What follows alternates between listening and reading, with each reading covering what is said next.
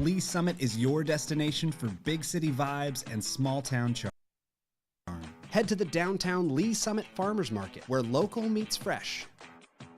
Then grab a cup of coffee and discover a variety of shops and boutiques just around the corner. Continue the fun in downtown Lee Summit at a retro arcade bar. Discover your new beer at one of our 6 locally owned breweries. Cool off with some handcrafted cocktails at happy hour. End the night with live music and good company.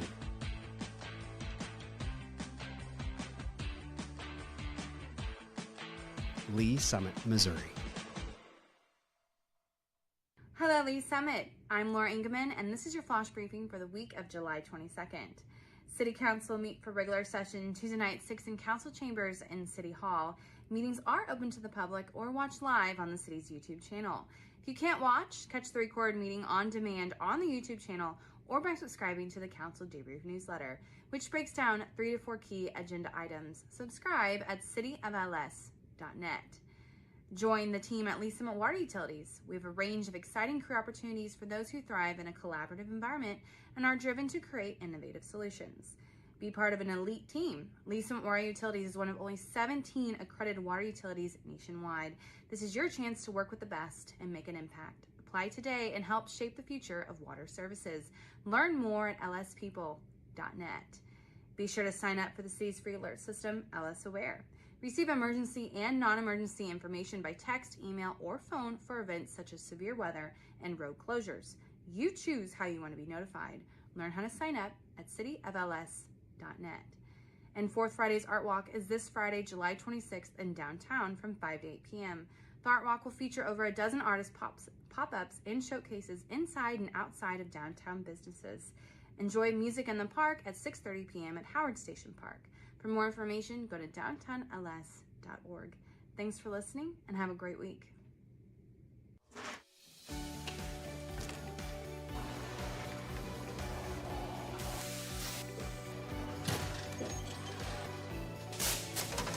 Welcome to the Lee Summit Sign Department. We are going to walk you through our process from start to finish. We make signs as needed here. It's not like we just go out into the field and place a speed limit sign here, or no parking here. Our traffic engineers, they go through and they'll do field studies. They'll send us down an engineering work order for us to go out, place new signs or remove signs as needed.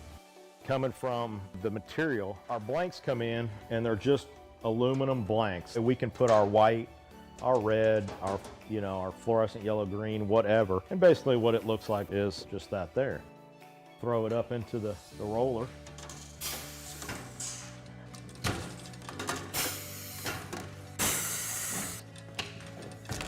And once we got it covered, take it to our work table here, and Tim will cut the corners, cut all the access off to where it's lined up right. As far as the plotter and the software that we use, there's a street name sign there, and he's gonna go ahead and print that out on the plotter so you can see the plotter and how it operates and runs. There's standards for the height, even just on letters on the sign blank. Basically what we have on the computer there is it's pretty much set up to those.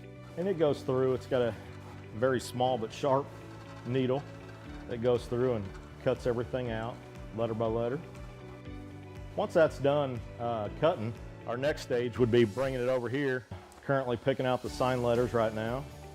We call it weeding or picking, or however you want to call it. Next, putting it on the transfer tape.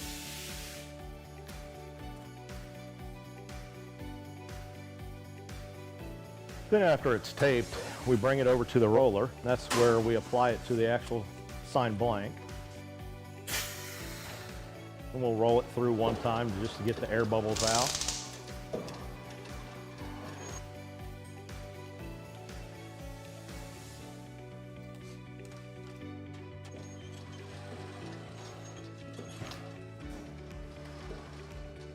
And the last stage is basically just taking the transfer tape off the front of it. And there's a finished product of the street name sign. We'll take you out to the field and show you our process that we go through. We're gonna go out and follow our sign guys and get something installed for you. This is where we check our underground utilities. Tim, you got AT&T? AT&T. For G, Google, so we should be good to go. We normally put all of our stuff together out in the field.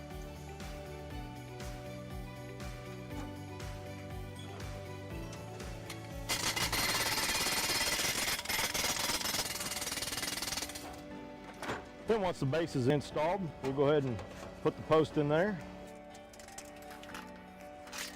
These come up too. Perfect. And that's how we do it. Simple, quick. Hello, I'm Colin McCage, and I'm here to show you how to test and adjust the water pressure in your home.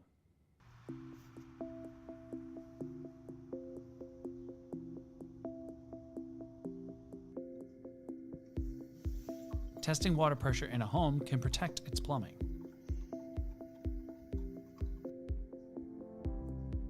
First, check the fixtures to see if they are leaking or if there is debris in the aerator or faucet. If no issues are found around the plumbing or fixtures, test the home's water pressure. Ensure there is no water use inside your home. Locate your front water spigot. Place a water pressure gauge on the spigot.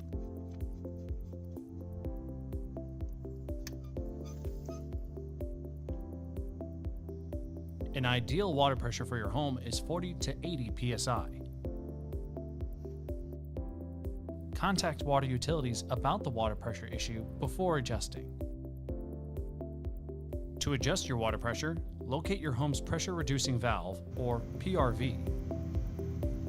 Loosen the lock nut on the PRV with a wrench.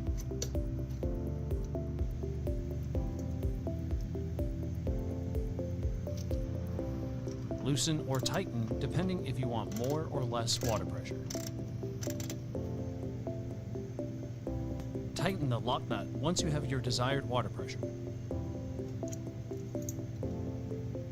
Thank you for watching. For more information and questions, go to lswater.net.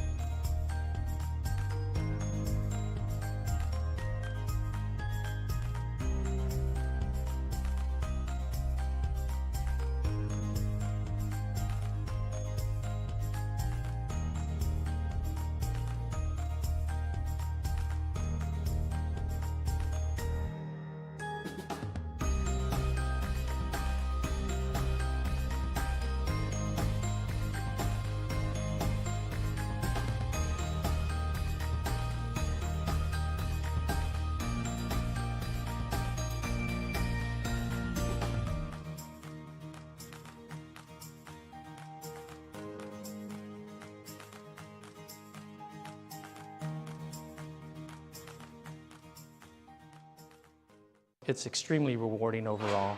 Just the fact of working with other council people and other volunteer commission members that are so involved and care so much about making this community better. It sort of kind of lifts your own spirits by being involved in that kind of environment with other people like that.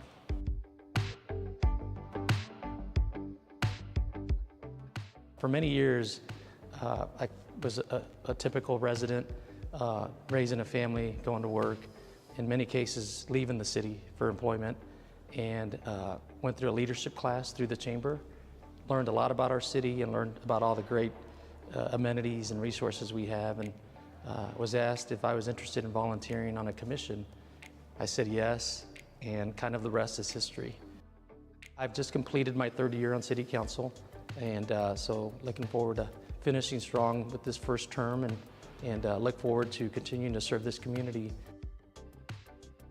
My thing is that there's so many talented people in this community that believe in so many different initiatives, and for me, one of the big reasons why I decided to run was that as a residential taxpayer, I felt that we can always increase the business tax base of our community, and that's kind of been a big part of my involvement on City Council, is to encourage and promote and make it easier for development to occur, commercial development to occur in our community, to increase that tax base and diversify that tax base. And so I think we've made significant strides the last few years. We've had a collective great group of council members and mayor where we've really truly accomplished a lot of things that there were somewhat kind of stumbling blocks for previous councils. Working new contracts with our union personnel, firefighters and police was a big accomplishment for us. The fact that we were able to push along some initiatives like the downtown renovation for a market, a farmer's market. It's been a great experience to be part of those meetings, to help nudge it, and to the point where we have a developer involved is just a great feeling to have been part of that. And others, I mean, I think our park system, we've continued to support our park system to add a new community center, for example, that we negotiated with the metropolitan community colleges. So I'm proud of all those things and just being able to help make a difference in many aspects. I love definitely spending time with my family. We have 3 daughters, and they're all fairly active, in some in sports and other extracurricular activities. But for me, I love being outdoors. I love the trails, I love riding my bike, and I love playing golf. And we have awesome amenities and options within our community to have that kind of a lifestyle. This June will be 25 years that my wife and I have lived in Lee Summit and have raised 3 daughters in this community. I know this city has incredible, talented residents that come from all different walks of life, very diverse group of families in our community, that it's so rewarding to be involved on a government level or some kind of civic commission or committee, that in many cases you get out of it more than you put in, and I truly live by that, and I believe that.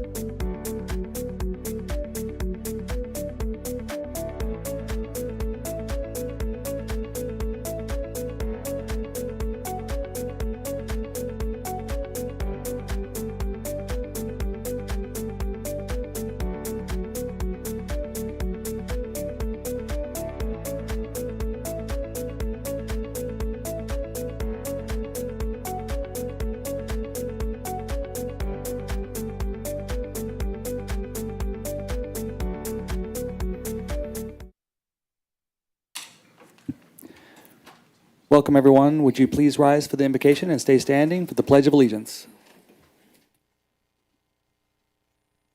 Heavenly Father, thank you for the blessings you bestow upon us and the opportunity to serve the people of our city. Give us strength as we make tough decisions. Let us make conclusions based upon wisdom and knowledge. Help us to act with character and conviction. Help us to listen with understanding and goodwill. Help us to speak with charity and restraint.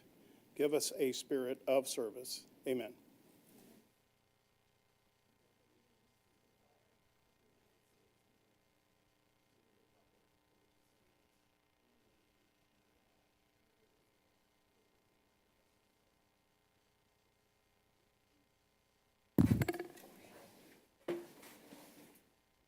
Again, welcome, everyone. I'm calling to order the City of Lee Summit regular session as amended, number 10.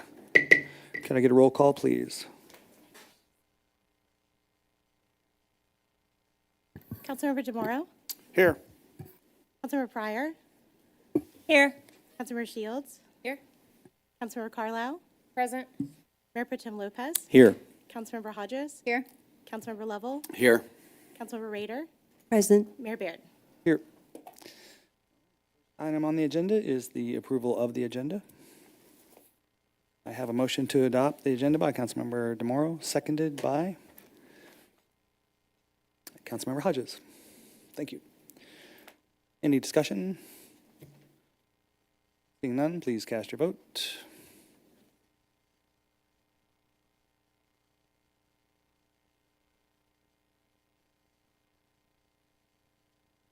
All votes are in. Please record the vote. It's unanimous. Thank you. Next is the approval of the consent agenda. I have a motion to adopt by Councilmember Shields, seconded by Mayor Pro Tem Lopez. Discussion? Seeing none, please cast your vote.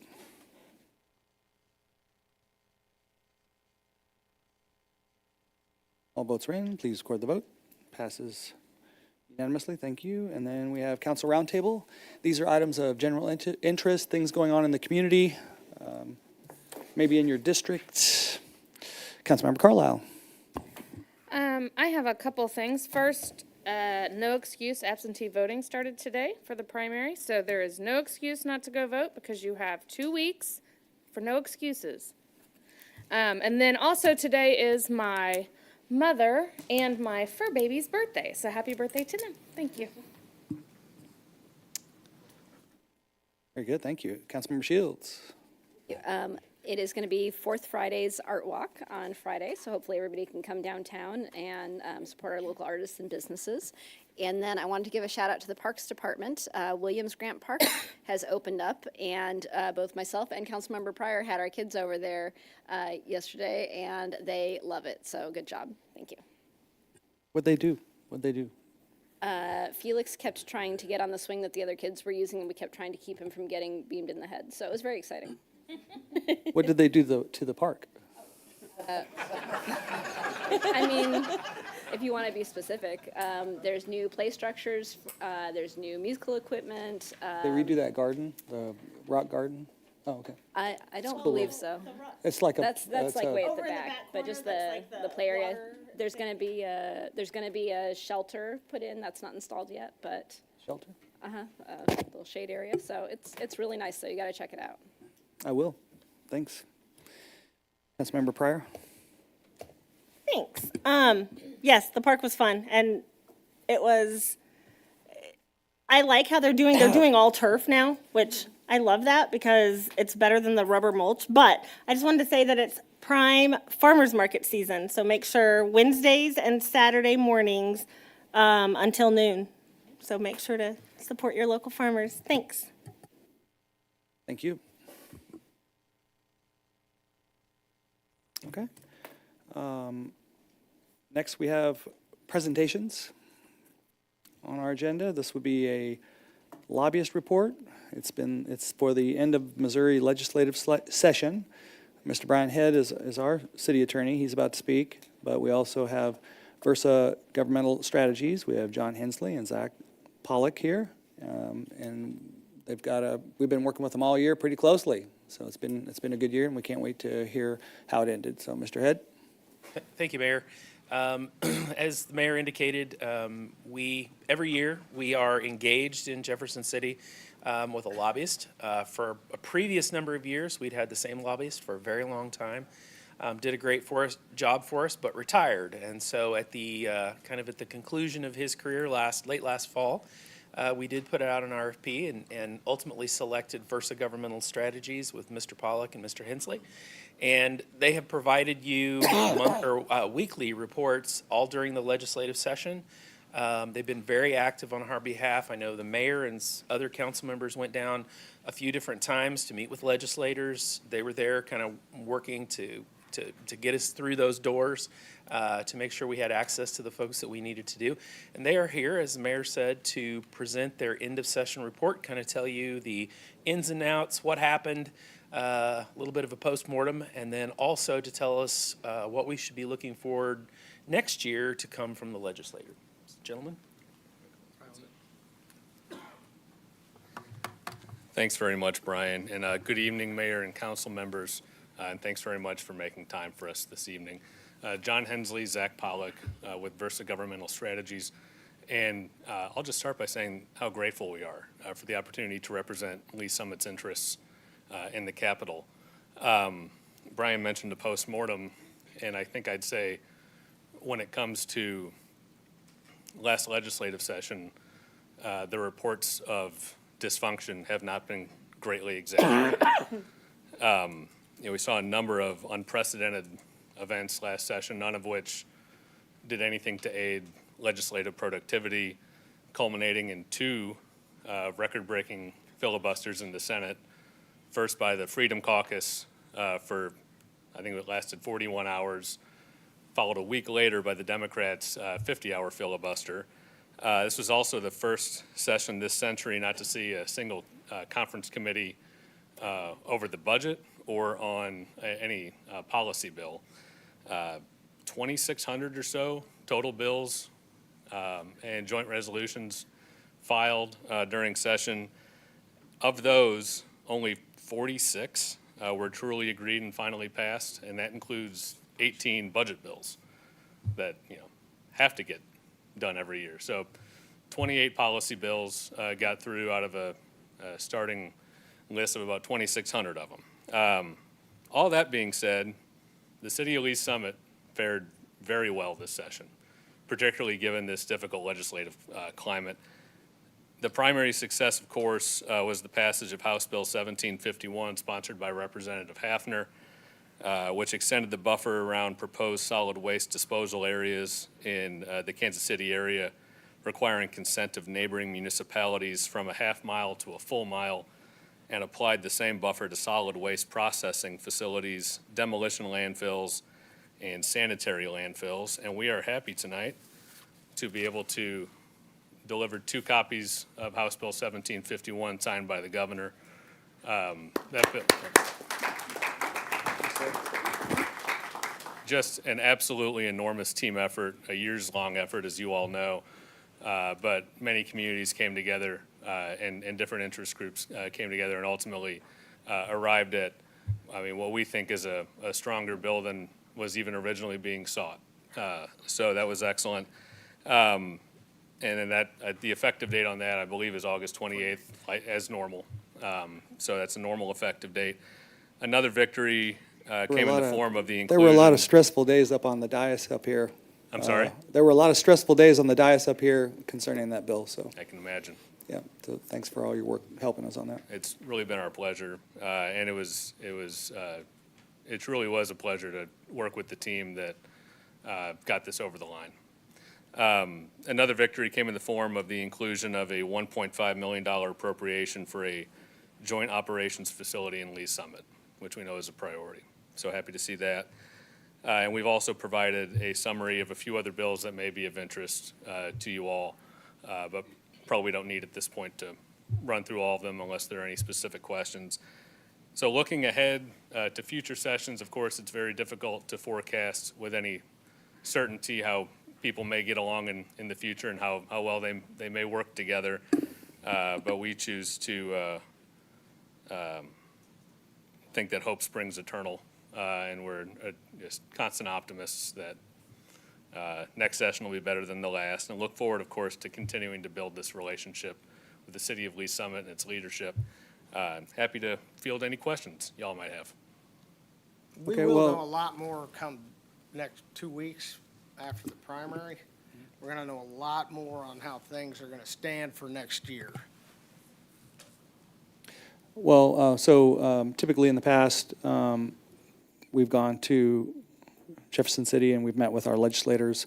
But this year with working with you, you got to go along with us, and we try to go build relationships. And I think you've made it a lot easier.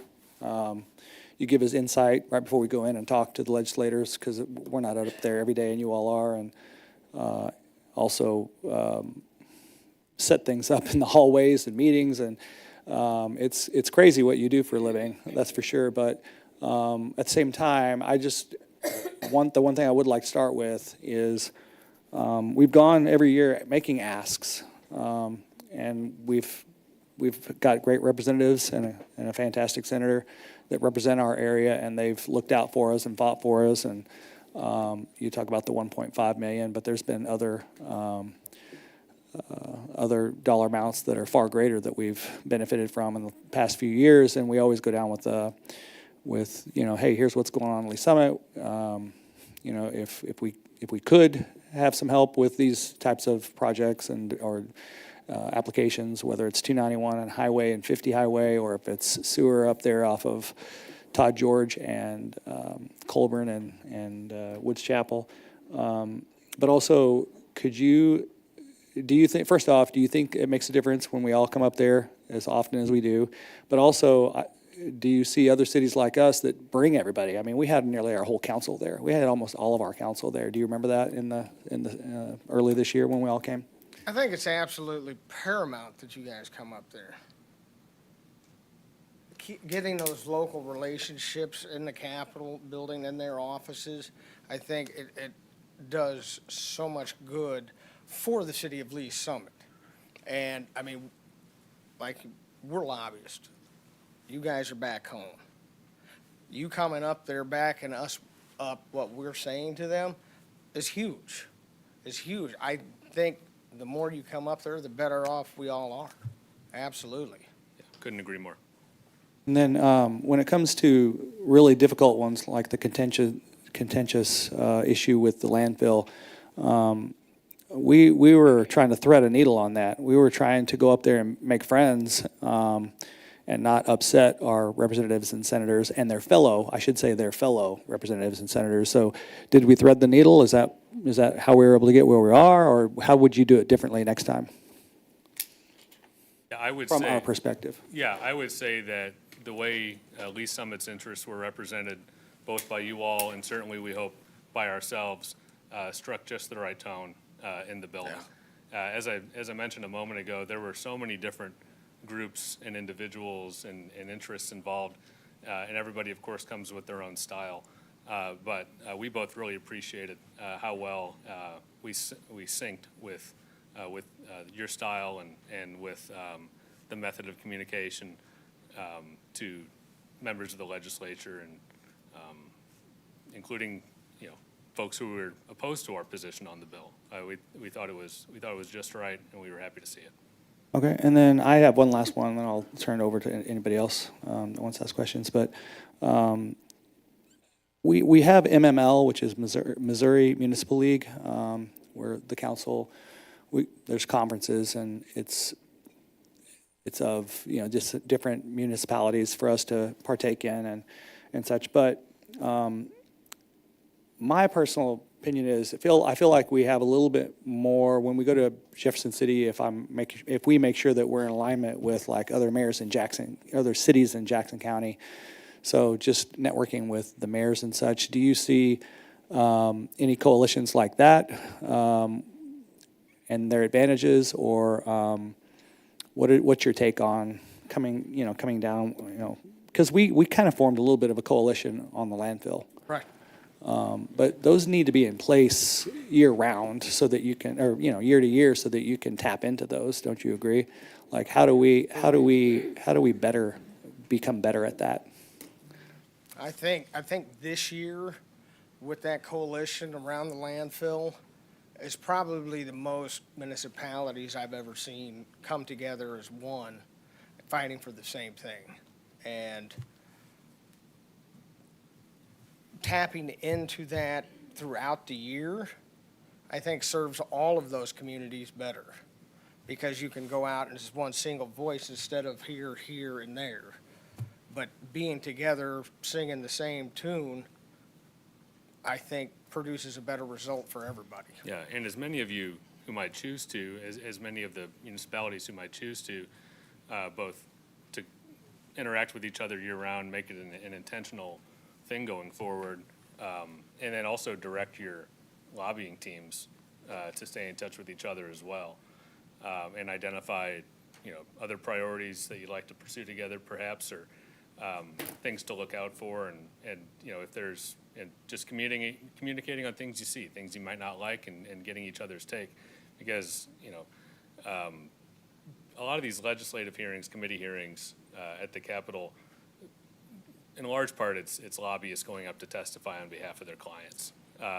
But when, as Zach was saying, when the people from back home show up and take a microphone at the Capitol, it's particularly effective. And if a block of communities were coming together and testifying as one, I think that would be even more so. I appreciate your help. You definitely made the conversations easier and opened doors for us, so thank you. Councilmember Pryor. Thank you, Mayor. I've really appreciated all of the reports we've gotten from you guys, and I'm on the legislative committee, and it's been nice getting to know you guys because your reports are very thorough. But I love going to Jefferson City, and I guess it was last year we went, and Representative John Patterson was telling us about how he keeps, written on his whiteboard. It was something like, "Grow Missouri like Lee Summit." Do you remember him saying that? Make America Lee Summit. No. Make Missouri Lee Summit, yeah. Make Missouri Lee Summit, yeah. Yeah. So it's fun getting to know our representatives better and getting to just be down there and see the different personalities down there. 2 years ago when we went, I got to talk to a representative from the Ozark area about, he has dyslexia. Our conversation was about school choice, but he has dyslexia, and we were telling each other our viewpoints on that whole subject. But it was fun getting to know him and hear his viewpoint and why he believes in it and why I don't. And it was fun. So, yeah, so thank you. Thank you. Councilmember DeMauro. Thank you, Mayor. Mr. Hensley, Mr. Pollack, thank you. I just want to say thank you again for all the reports. And of course, you know our priorities, and appreciate all the help that you have done, and of course, in the future, looking forward to a different legislative season. I know we're a little ways off, but yet,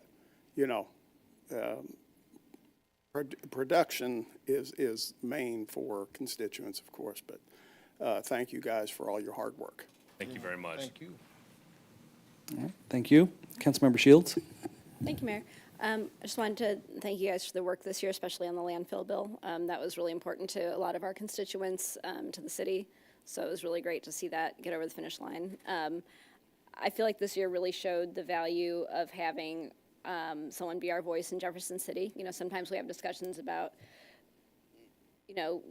what kind of representation we want to have, what kind of contract do we want to have, how much should we spend on this, and I think you see that having good, energetic representation, it really makes a difference for the city, for the outcomes that we're getting, and I think it was well worth the investment when we see what results we got back, so thank you. Thank you. Appreciate those comments very much.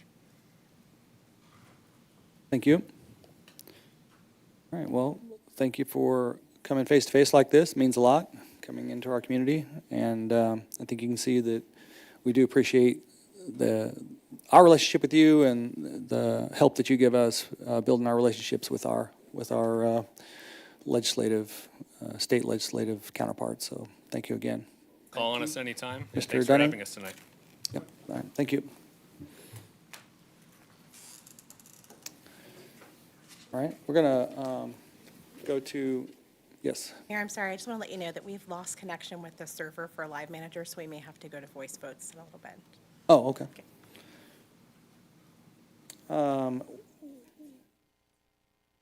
Next on the agenda tonight is public hearings. We have a couple.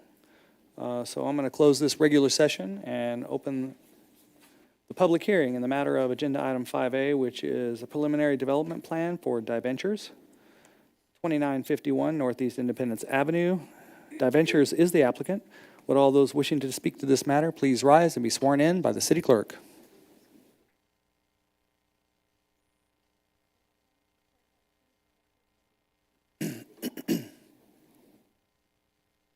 Okay, does the applicant have a presentation, or is city staff going to go first? Okay, thank you, sir. Good afternoon, everyone. My name is Brandon Smith. I'm a project manager with H Design Group. We're an architecture firm in Springfield, Missouri. That's 5039 South National Avenue, Springfield, Missouri, 65810.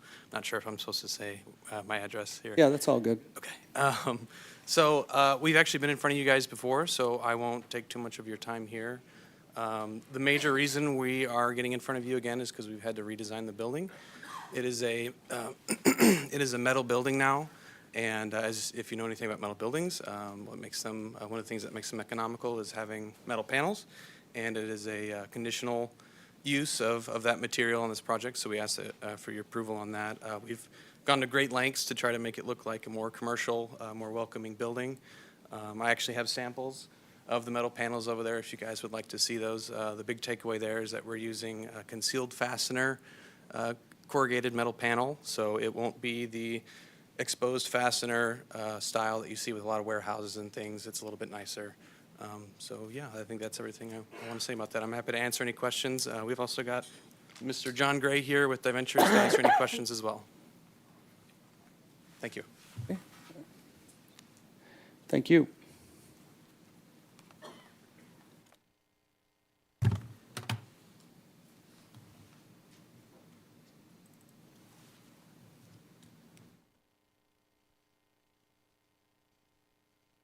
Shannon McGuire, Planning Manager.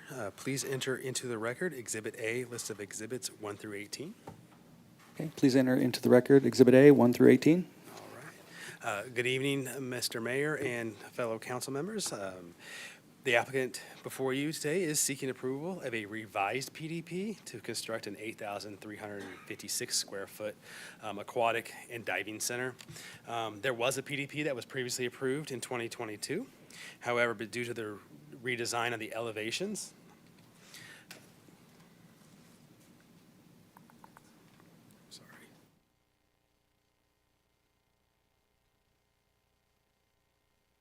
sorry about that. Due to the redesign of the elevations and the substantial changes to those elevations necessitated them to come back before you for approvals again. All right, so the subject site is located at the intersection of Independence Avenue and Strother Road in the Strother Crossing Commercial Subdivision. Just south of the property is a mix of CP2 zone properties with some undeveloped properties down there. There's a medical office in that vicinity, as well as the K1 indoor go-kart facility. North across Northeast Strother is an undeveloped vacant lot that is also zone CP2. West is zone CP2 as well, and it's the break time convenience store and gas station. And just to the east there is the I-470 highway. So as you can see in this chart here, it's just a comparison of the previously approved PDP and the proposed PDP here. The big takeaway from this chart is the reduction in the building size. They are reducing the overall building size slightly, about 1,500 square feet less. With that, though, we do get a reduction in the impervious of about 2.5%, so that means less stormwater running off as well. So that's good. Same parking, a little bit shorter building, same number of stories, same number of buildings. A neighborhood meeting was held in conjunction with the proposed project on May 22nd, and there were no members of the public that attended that meeting, nor has staff received any complaints or any comments from the public to this date. The applicant is requesting a couple approvals, modification to the parking lot setback, use of that conditional material that the applicant spoke about, the metal, as well as approval of signage package, and I'll get to further detail later in my presentation on those 3 points. So the proposed building materials to be utilized do include masonry units, concrete masonry units, as well as that corrugated concealed fastener metal panels and some glass storefront windows. The proposed building materials are compatible with the design and construction of other existing commercial industrial buildings in the area, as well as other surrounding developments. And it is similar to the same material type that was previously approved. So here you can see the north elevation and the south elevation. And this will be the east and the west elevations. Just a quick comparison of the previously approved PDP there on the top. That wood look is actually a metal siding, so that was the metal. And they had the masonry, and they were utilizing some other materials like fiber cement board as well.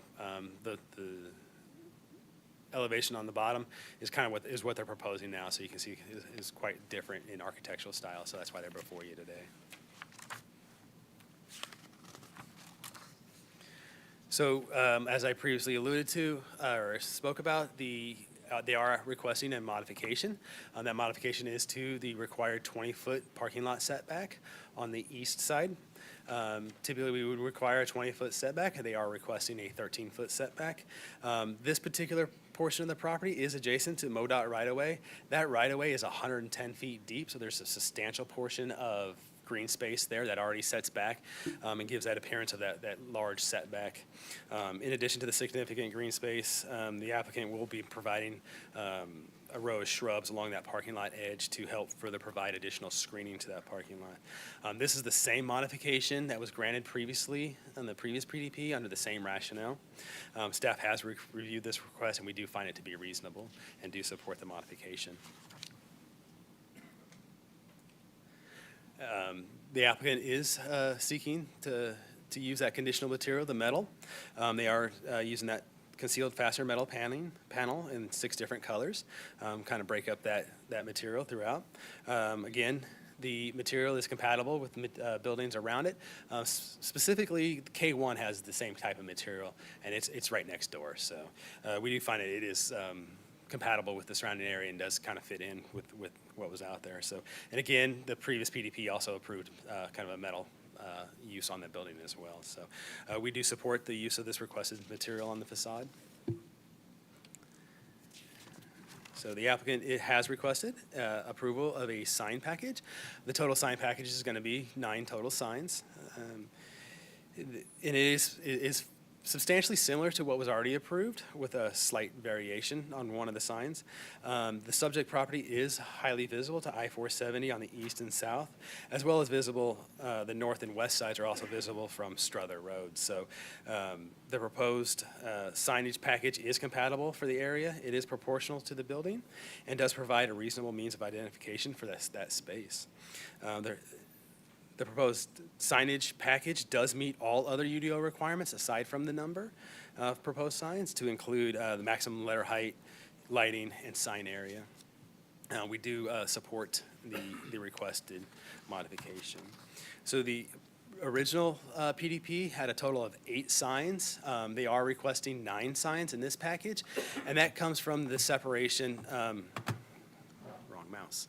The original PDP had this Diventures sign here. You can see it was right next to the dive flag, so that was considered 1 sign, but since they separated it, it becomes 2 signs. So the overall sign count grew, but the total number of actual signs that you're seeing doesn't really change. It's just kind of different placement of those signs. So each individual facade, UDO allows up to 10% signage. They're between that 3.9 and 5.3. So they're well under the total square footage allowed on each facade. Just kind of going over that number. So during the previous PDP conversation, the public hearings, there were concerns that were raised about the placement of the trash dumpster, and that's going to be right here. So to alleviate those concerns, there was a condition of approval placed on the ordinance requiring additional vegetative landscaping and screening around that trash enclosure. So keeping this in mind, when the applicant came back before us and proposed the new building and had to go through the new PDP process, they went ahead and incorporated that requirement and included that on the PDP submittals. So having met that requirement already, there is not a requirement in the ordinance because they're already meeting that.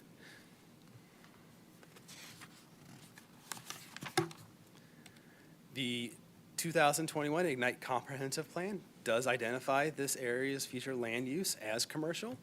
The proposed indoor aquatic and diving center is a land use that is allowed in that the existing CP2 zoning district. And one of the objectives in the comp plan is to create a community that celebrates, welcomes, and supports cultural, parks, and recreational amenities in our community. So with this application, they are meeting that by providing a recreational opportunity that we don't currently have in the city, nor is there one in the surrounding communities around us. So with the conditions of approval, as I have outlined here, and in the staff letter, the application does meet the goals of the Ignite Comprehensive Plan, the requirements of the UDO, and the Design and Construction Manual. And that concludes my presentation. I can yield for any questions you may have. Okay, thank you. Any questions for staff or the applicant?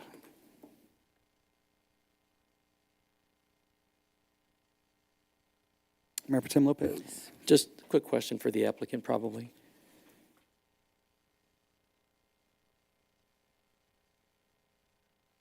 Just quickly, I guess, the size reduction, the material change, I'm assuming that's just a cost, trying to increase construction costs.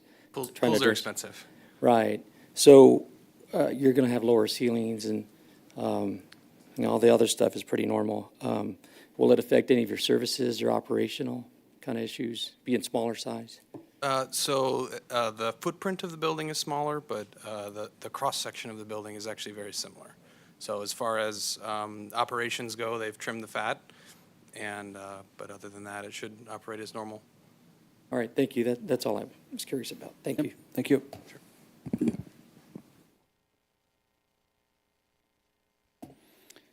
All right.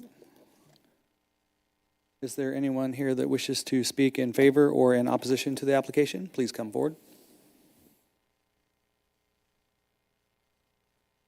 All right, any additional questions from council? Does the applicant care to make any further comment? Thank you. Hearing no further testimony, I'm closing the public hearing and reopening the regular session. Is there any council discussion on this application? Yes, Councilmember Shields. Thank you, Mayor. I think this is great. I think it'll be a great addition to our community, and I think the revised building looks nice. I love the multicolored paneling to make it kind of look like water. Full disclosure, before I even know this is going to be on our agenda, I signed up for one of their dive refresher courses that they do at Longview Pool right now. So I know they're operating in our community already, and I think this will be a great addition. So thank you. Thank you. Mayor Pro Tem Lopez. Yes, I would also agree with Councilmember Shields' comment. I think these kind of services are just great assets to have in our community.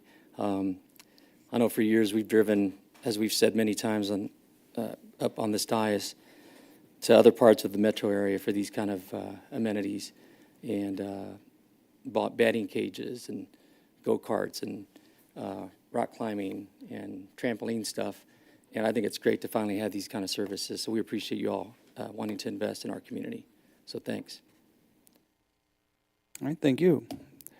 Councilmember Rader. Thank you, Mayor. Well, I've been driving down 470 and looking for you guys for 2 years because I was on the Planning Commission when you came through the first time. So, but really glad that you got this together. I love the way it looks. I like it better than it was before. So your improvements, I think, are spot on. And just glad that you're going to be here. Thank you so much. Thanks, Mayor. Thank you. Seeing no further questions or discussion, Councilmember Lovell, would you please read Bill number 24-130? I move to advance the second reading bill number 24-130, an ordinance approving a preliminary development plan for Diventures on land located at 2951 Northeast Independence Avenue, all in accordance with the provisions of Chapter 33 of the Unified Development Ordinance of the Code of Ordinances for the City of Lee Summit, Missouri. Thank you. We have a motion to move to second reading, bill number 24-130 by Councilmember Lovell, seconded by Councilmember Hodges. Discussion? Seeing none, please cast your vote.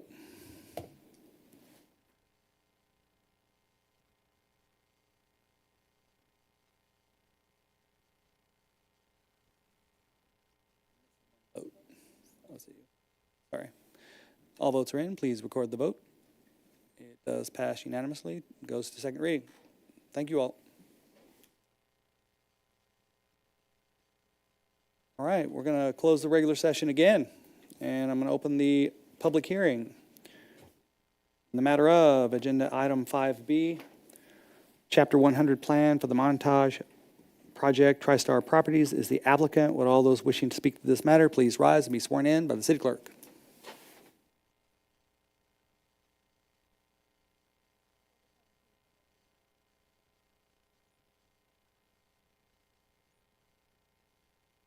Good evening, David Bushak, Chief Counsel of Economic Development and Planning. While I'm pulling this up, I will give a brief introduction. This is the public hearing for the first phase of the Lee Summit Crossing project. And the presentation tonight will focus on just this component of the project, but we'll be touching on the overall project too in both of our presentations, and we'll start with the developer's presentation first. Mayor and Council, good evening. Kirk Peterson here on behalf of the developer. This is part, as you can see on the screen, this is part of the Lee Summit Crossing Master Development. There have been multiple conceptual presentations about the master development and this specific component. Really, we're going on 2 years now. The last conceptual, the final conceptual we had several months ago ended in a very positive way. And now, as promised, we're here with the first component. The Chapter 100 for the Montage, also known as TriStar component of the master project. You'll hear tonight nothing that really is new that you've not heard before, but this is the formal final public hearing for the project. So I will touch on all the major elements in hopefully an efficient way. The developer, as you can see, and I intentionally used the master developer slides, many of them that you last saw, and went and zeroed in on which part of the project we're doing tonight. So that's why you see big circles like you do on the screen in front of you. TriStar, the developer for this component, is 25 years into its life. It's got about 15 million square feet of development, over $1 billion worth of development under its belt. And now they want to make this substantial investment in the city of Lee Summit. The property we're talking about, you can see on the screen, you see 150 running east-west at the bottom. You see 291 going north-south. The blue arrow is indicating where this specific part of the master development is. It's just east of 291, touching the road that runs along 291, and then it's immediately south of the Shamrock Hills Golf Course. Kind of zoom in, same thing, just seeing a closer look at it. And I never noticed. So the horse or dog that is the master development there outlined in red, we're talking about the head and the neck. That was spontaneous.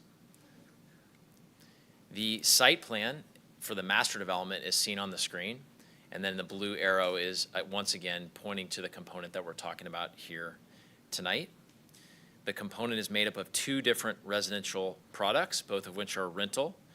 The first is 112 townhomes, which are 1,000 to 1,600 square feet, depending on the exact unit. There are 2 to 3 bedrooms. Some are ranch, some are 2-story. The target audience for these are young professionals, split family situations, and then also some families, but most of the time the cost for these kind of units deters people from getting this type of rental product, but it's a possibility. And in looking on the screen in front of you, I just zoomed in, and you can see the lighter gray are the townhomes. The other product, my favorite product, is the 114 courtyard villas. These are really pretty cutting edge, new urbanist type style that have those alley loaded units that are community focused. All of them have porches. All of them are single story, very importantly, because the target audience more than anything else is that 55 plus category, and they, market is showing, eat up this kind of product that are community-focused, single-story in nature. There's a rendering of that product. You kind of get a context. You've seen this slide in previous presentations. The overall budget for the master development, the estimated budget, is on the screen. I've circled the component that we're talking about tonight. For construction, you'll see it's just over about $51 million. That's construction only. By the time you add in land and soft cost, you get up north of $60 million for this particular component. We've talked over, again, the last 2 years on this specific component a lot about public infrastructure. The graphic you have on the screen and the coding there to the upper right shows you all of the public infrastructure involved, from sidewalks, sewers, water, sanitary, and streets. The image generally shows you the location, how they weave through the development. All these improvements are regional in nature in that they benefit and extend public infrastructure, as we talked about in the past, to the property to the north and to the south, and help spur development, particularly for the Shamrock Golf Course, which, as we all learned in the last number of months, is not part of this master development, but I'm pleased to tell you that pretty soon we'll be coming in and talking about that. This serves that development in a great way by extending all of this public infrastructure to the property line to be ultimately extended to the golf course. The estimated budget that you've seen before for all of this sort of, I'll use air quotes, regional public improvements is $3.6 million. The specific incentive component, and the only one before you tonight, as I said at the outset, is Chapter 100. It has two particular benefits for the project, both equally important. The first, which is the first circle on the screen, is fixing the real property taxes for 10 years, starting at $2,776 a unit and inflating biennially at 3%. The assessor's office has continued to prove just how important, I mean, amazingly important for a $60+ million project when we're getting our financing. Having some sort of predictability like this is, it's essential.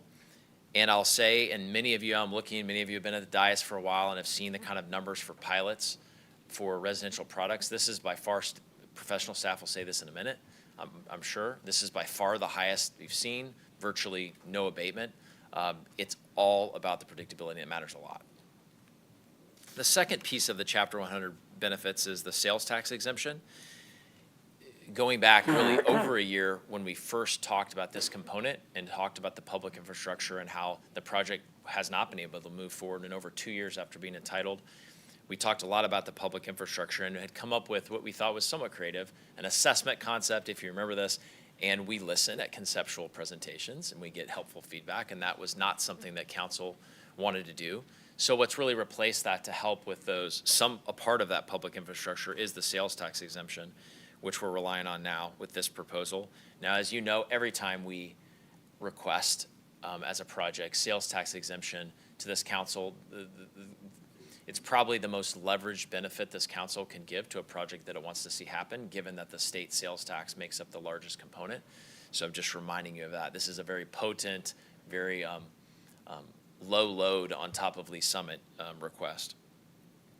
And then lastly, like usual, I'd like to, at the end, go to the very important list of what we hope you'll consider to be value propositions supporting pieces of this Chapter 100 that'll really help bring this project to life.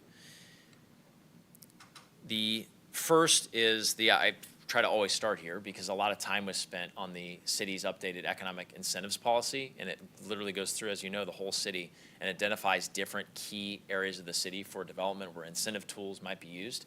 And I just wanted to remind you that this particular area is covered by the incentive policy South Missouri 291 targeted planning area, which specifically calls out, among other things, that it's really hard to develop in this area given the lack of infrastructure, public infrastructure, as you can see highlighted on the screen. Well, and that's exactly what both this component and this master development's incentives are meant to assist with. The second, and arguably the most important always, is the financial benefit to the city. For this particular project, you have a large piece of land that generates annual real property taxes of $324. During the 10-year Chapter 100 period, given the significant level of proposed pilot that exists, we're talking about between really about $500,000 $500,000 in real property taxes, not to mention the excise taxes that will be paid to the city. And then after that, after the 10-year period, will continue to go up and up. So right away, a very significant infusion of tax revenues, not only to the city, but to the school district and other taxing jurisdictions. A couple more value proposition components. One is, as I mentioned before, certainly this master development is all about opening up that whole corridor, which has really been blocked from significant development given the lack of public infrastructure. I don't need to convince you of that because we've talked about it many a times and pretty much gotten nods from everyone. But just reminding you here, it is really key bringing that infrastructure in from 291 and particularly feeding eventually the Shamrock Golf Course. So that's another value proposition. The last two, this provides an additional high-quality residential product that's different, pretty different than almost anything that's been developed in Lee Summit, particularly the community-focused courtyard villas that I talked about that focus on that 55-plus population. It's just different, and I think you'll see that it will be built and occupied in a nanosecond, and probably others will want to provide more of that in the city. And then lastly, all of this, going to the value proposition aspect, all of this is provided at a relatively small public incentives request. And usually in this city, how we measure that, just to be apples to apples across all the projects that are proposed, is incentives to total cost of the project. And as I believe professional staff, Mr. Bushek, will present in a minute, this is the smallest one I've ever seen. It's hovering around 2%. And yet, it's absolutely imperative for the financing for this component of the project to move forward. So thank you for the many months, several years, many months that you all have put time into this, and that includes professional staff. There's been a lot of energy that's gone to this. This has morphed a lot and come around to where council has really directed. And we would ask respectfully for your support tonight so this can finally move forward. Thank you, Mayor. I'm available for questions after Mr. Bushek speaks. Okay, one question before Mr. Bushek, though, or not question, maybe just clarification. You're showing this butting up to the property along 150 and 291. So I just need to go on the record and say I don't represent any applicants in this situation. I don't represent the Montage, TriStar. This just happens to butt up to all the land that I do have representation where I represent farmland owners. So I just want to make sure that I get that on the record there. Mr. Bushek?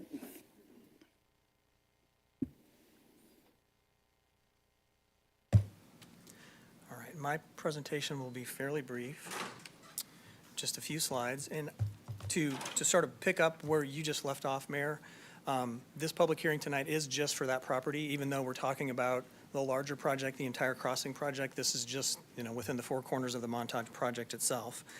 And then I am starting my first slide the same way that Mr. Peterson did. This is the slide that you saw when I made the conceptual presentation in the middle of May. And so I'm starting with the exact same snapshot so you have a sense of the entire project. And then this red box shows what we're talking about tonight. And actually, it's a smaller component of this. The multifamily phase one, so just the number one here, is really the only thing we're talking about. In the future, there will be another master Chapter 100 commercial plan that will cover the commercial components and very likely the other phase of multifamily. So tonight is just this number one, the multifamily Chapter 100 project. And a couple things I'll point out here. At the conceptual, we had projected that there would be this level of abatement in the two phases, and I'll talk about that in a moment, but I left it on here just as a point of comparison. And then down here, we had projected that the sales tax exemption benefit for this first phase only was about 1.24 million. So then going to the next slide, this is very similar to a page that was actually in your conceptual packet. We never got to it because we didn't get beyond the first few slides. We never got down to this sort of granular level of detail. And to walk through this then, the pilots that they're proposing and that are in this Chapter 100 plan are $2,776, which increases 3% every year during construction, every other year during construction and then beyond during the implementation phase.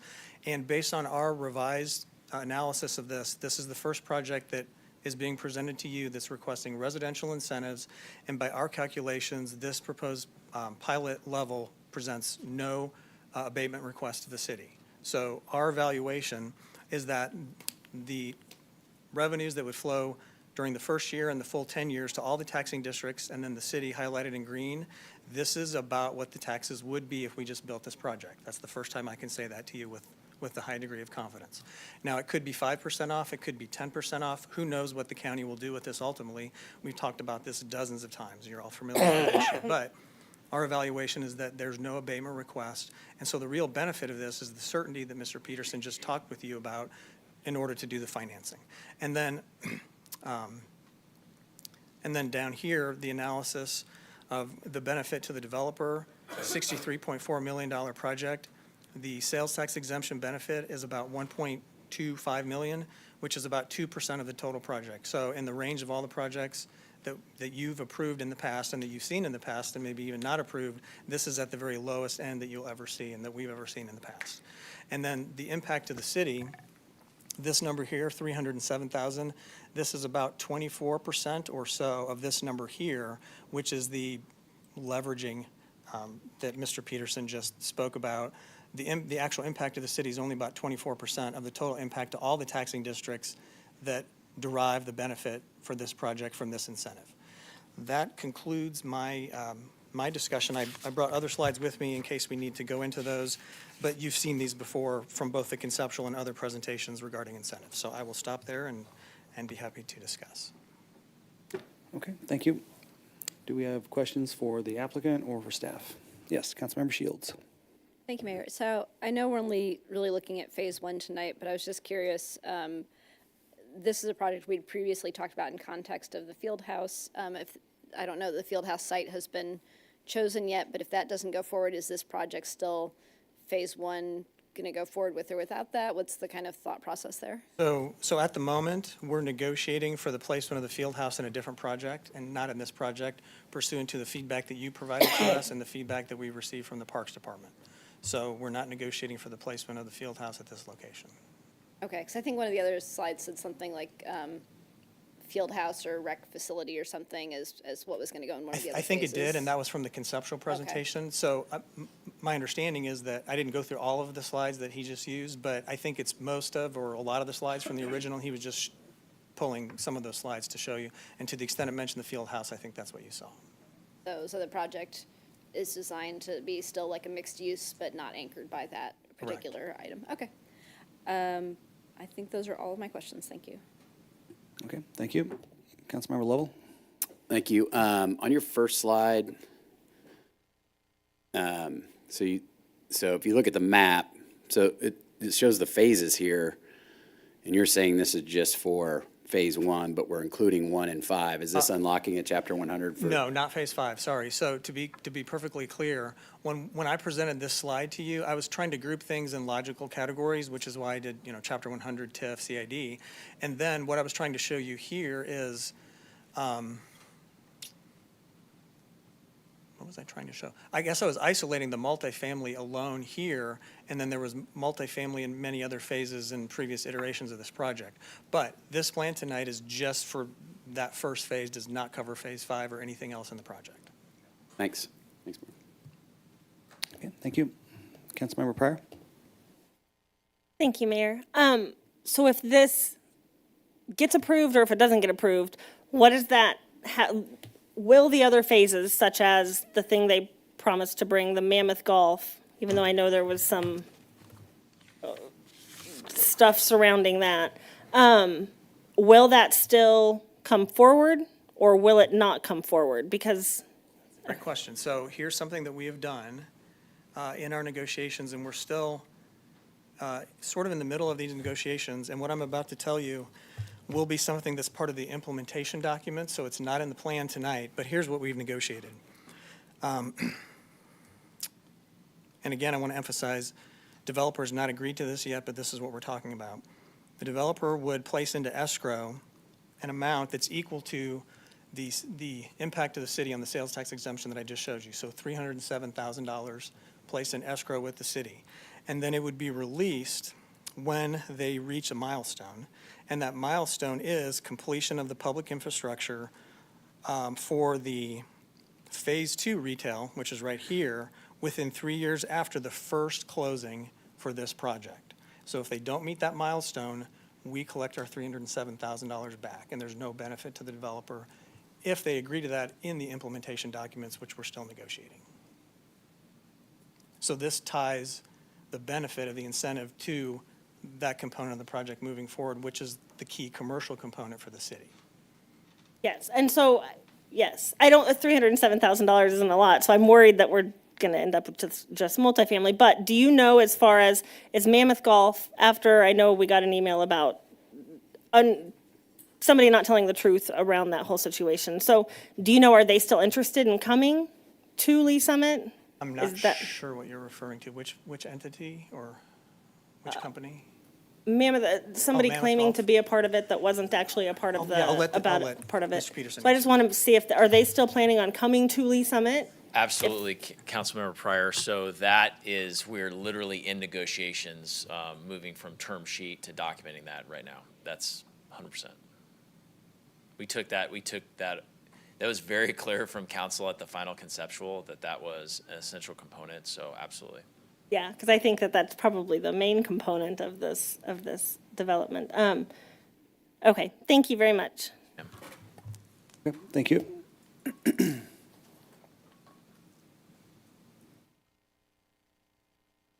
Do you have any exhibits? I'd like to enter into the record exhibits 1 through 4 that are in your meeting packet. Please enter into the record exhibits 1 through 4. Are there any additional questions for staff or applicant? Is there anyone who wishes to speak in favor or in opposition to the application? Please come forward. Are there any additional questions from the council? Does the applicant care to? Councilmember Pryor. Sorry, thank you. So I just wanted to be clear. You said you're in negotiations, so they're not 100% coming, you're just 100% in negotiations, correct? Because that makes a difference to me. Yeah, it's like it was before. We have a Mammoth is, you want to say 100% committed, but until it's documented, I mean, we have to, it's a huge investment, so it's not fully papered, but. They haven't signed anything saying they're coming? No, just like any other, the commercial and the retail. But we're working on all that right now. And what we said originally was we tied Mammoth to, if you remember, to that other up to 300 units of multifamily for Chapter 100, and that would not be possible unless Mammoth came. And so, I mean, we're treating it as absolutely essential. And then working out with staff, David's being respectful to say that we have not agreed, because technically, kind of like what you're saying, we haven't signed the dotted line on giving back the city's portion of the sales tax, but that was meant to absolutely put the money where the mouth is, and it actually is. I mean, in a project that is, I mean, that's the money off the top, right? So that was our way of trying to say, look, we were very disappointed to lose the field house, but this was our way to say, okay, let's try to come up with something contractual that can put our money where our mouth is. Okay, thank you. You're welcome. Thank you.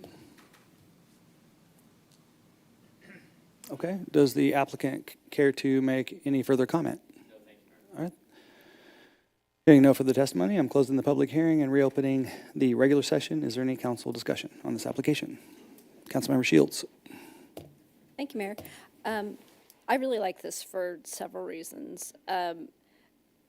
The clearest one to me is just the financial benefit to the city, that getting that public infrastructure installed and the additional tax revenue, I think it just makes it a real win-win for us, especially when the property tax, the fixed pilots, is not even really an abatement request, which we basically never see.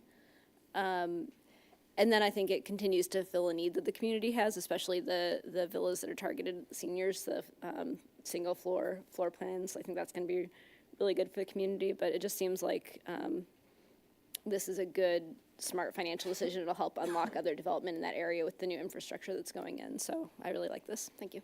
All right, thank you. Councilmember Rader. Thank you, Mayor. Well, I am not in support of this project. And the reason is because frankly, because of the rental component of the project. I think that we continue to incentivize rentals, and we are, continue to fall short of building properties that can be owner-occupied. People can live here in Lee Summit, own here in Lee Summit, and I certainly understand the financial benefits here and there, but I still think that it's really important that we keep in mind that we want to build a community of home ownership as well. And then the second thing is, as I was looking at the units, and I believe 2 or 3 years ago, we had a presentation that showed us that by 2032, we wanted to have about 8,500 or 8,700 units of rental properties. That was kind of what we projected. It looks like we're getting well beyond that number when we have a grand total of 9,435, which I understand not all of those are some may not come to fruition, but our subtotal right now is about 8,207. So that's really all I have to say. Thank you, Mayor. Thank you. Councilmember Pryor? Thank you, Mayor.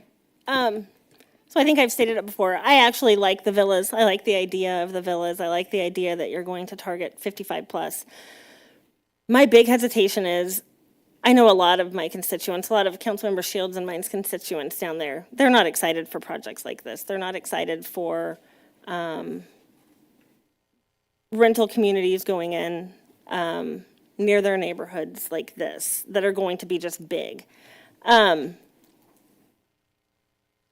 I'm having a hard time actually trusting that this is going to amount to much more than just a rental community, just based on what we've been told in the past and events of the past. So I'm having a hard time on whether or not I'm in support of this or I'm not in support of this, but I'm kind of leaning towards no. But I guess I'll decide when I vote, but, so thank you. Okay, thank you. Councilmember Lovell? Thank you. I don't know, I guess I'm just a little bit confused. I remember when this first came to us, it was approved, and we just had a discussion about this, I think last week, when something is presented to us without incentives, then comes back down the road asking for incentives. We have seen this project multiple times before us. Then it got put in with this other project, which I've got some serious questions about, and some of the representations made by the developer and their qualifications. And now it's back over here in just this project.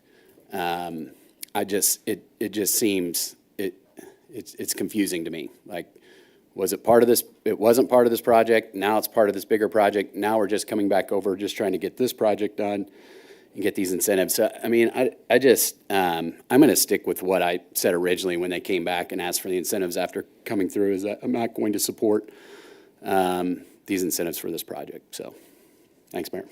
Thank you. Councilmember DeMauro? Thank you, Mayor. How soon, in your estimation, can we see the rest of the project come to fruition, if at all? I mean, are we looking at a rental community, townhomes, villas, and then possibly nothing else happening for a while? I know that's a hard question, but in my mind, I think it was said, is this just going to be a rental community and you're going to target 55 and older, but without anything else in there, that's going to be a hard choice for people. So what's the plan? So one, just for the record, I acknowledge that everyone up here works really hard to get to the place where they are and represents constituents. That's your role, period. And you have to make the best decision you can make for them every time you sit there, period, full stop. Last time I was here, which was just a few months ago, with total clarity, I said the next thing you will see, I ended my presentation because I anticipated, I wanted to hear feedback. I anticipated this is a shovel-ready project other than. Mr. Peterson, Yes, council is wondering if we need to reopen the public hearing. Oh, sorry about that. Go ahead. Mr. Bouchette? Okay, I'm going to close the regular session and reopen the public hearing in the matter of the Chapter 100 plan for the Montage project. TriStar Properties is the applicant. Thank you. Kurt Go ahead, sir. Peterson here on behalf of the applicant. Thank you. Addressing Councilman DeMoro's question, and really questions on this side. And all I'm trying to wrap up first here is to say that trying to be extremely earnest and extremely clear, finished our last conceptual presentation by saying we presented all of this and we'd like feedback on all of these components, but the very first thing you'll see is a project that's been shovel ready, other than that couldn't get financed for 2 full years. And Councilman Lovell's right. We have sort of, I say litigated, meaning discussed, right? That issue that you brought up, which, gosh, this was a little out of order, and led with that, never hit it from the very beginning 2 years ago when we talked about it. And that doesn't mean Councilmember Lovell has to support it at all. But it certainly is not something that's coming up for the first time tonight. It's been front and center. We want to make this, if we do, if there's a majority, want to make this project happen. It can't get done without the fixed pilots and the sales tax exemption. That's why it's been sitting there, permit ready, and couldn't go. Okay, that's the first part, meaning none of the sequence and that I'm here tonight asking for this first and that we're working on the TIF, the TDD, the CID, and all of the retail, like all of that, there's a flurry of activity in the traffic studies and everything that's going on for this large commercial development is happening right now. But it's slower, it's not shovel ready. So to your last point about, is this all you're gonna see? And really that's what I'm gonna, I think, putting words in your mouth a little bit, Councilmember Pryor, you're saying the same thing, like, is this it? Is this all we're gonna see?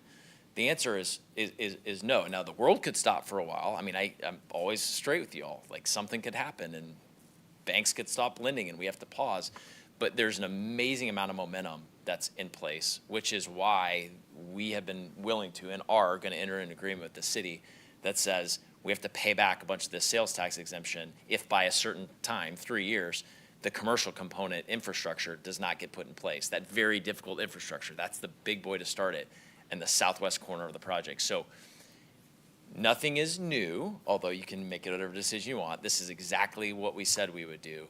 And we are earnestly pouring tons of money into implementing everything else right now. This just happens to be shovel ready, and we really want to get these homes going and target the 55 plus, which is the feedback we've been getting in the market. It'll be like hotcakes, Councilman Member DeMoro. I mean, the 1-story and the porches and the alley loaded and the community, how they face each other. We're just really, really bullish on it. It's not something that we have, and you are very consistent, which I respect, in saying that you really want to focus Council Member Rader on for sale, right, and not rental. And we'll be back. There's some of that will be in this project, and hopefully we will get your support as that component comes through. But to be fair, you've said that from the beginning that you're wanting to focus on for sale. So anyway, hopefully that. There's a lot of entities involved, and you know, I look at this and say, are they talking to each other? Because something definitely has changed. When TriStar originally came through, there were no incentives attached. Now there are, and that a couple weeks ago that gave heartburn to a lot of us that we don't want to start a trend. I think, or personally, I do not want to start a trend. I don't know what the consensus is. But evidently, in my mind, the different entities are not, they're not sure what's going to happen. And that makes me feel like. Can you repeat that? Because this seems like a key point. Well, there's on the list of the projects, there's different entities. Am I correct? I mean, TriStar our is retail separate. partner and TriStar. Rayleigh and all those. Yeah, right. Yeah. Which we tried to just bring the whole team last time, so you had a visual to everybody that was involved, for sure. Basically, what has changed, that there wasn't incentives first, now there is. Is it construction, is it loaning, is it, the interest on a loan, or just the ability to borrow money? What has changed that incentives are a part of the package now? So before, when it was first approved just over 2 years ago for the land use approvals, they literally couldn't get financing. And as we talked to the lender, we said, look, what do we need to do? And we came back with that assessment concept to try to lower the burden of what's a lot of public infrastructure that serves the area. And then also they frankly we're questioning the taxes, because there's not a lot of product just like this. There's not a lot of comps that you can have confidence about what the taxes are going to be. And so we came in and tried to solve that and said, we know we're kind of out of order, but this project isn't going to happen. It's not going to happen without solving for that, which Chapter 100 does. And so we came forward with that. Council gave feedback on the assessments, if you remember, and said that's not something we're interested in. And it became the form we're in now, other than, and I don't know, staff may or may not want to speak to this part, but you're right. At the very beginning, TriStar was on its own. They hadn't been brought together with the master development. But as we looked at traffic studies and we looked at the interrelated nature of all these public improvements and the fact that they were asking for similar, some similar incentives, we worked with professional staff. We married these two totally separate developers up, and they cut their own agreements amongst each other to where they can share cost and make the public infrastructure work. And we thought it was a really great outcome. So if there's any sense of mystery or behind the curtain going on here, I hope this helps to dissuade it. It literally was problem solving for a dead project that I think most everybody wanted. We found a creative way to solve that. We then married it with a master development that had similar infrastructure problems and kind of brought that through until a couple months ago to that last conceptual. That we were just doing the best we could at every step of the way to not be confusing, to bring all our partners up on the front row so you can meet them. And that's where we're at, and we're here with that first step that we said we'd take. Well, I thank you for that response. It seems to me, too, that this is, TriStar is the sacrificial point.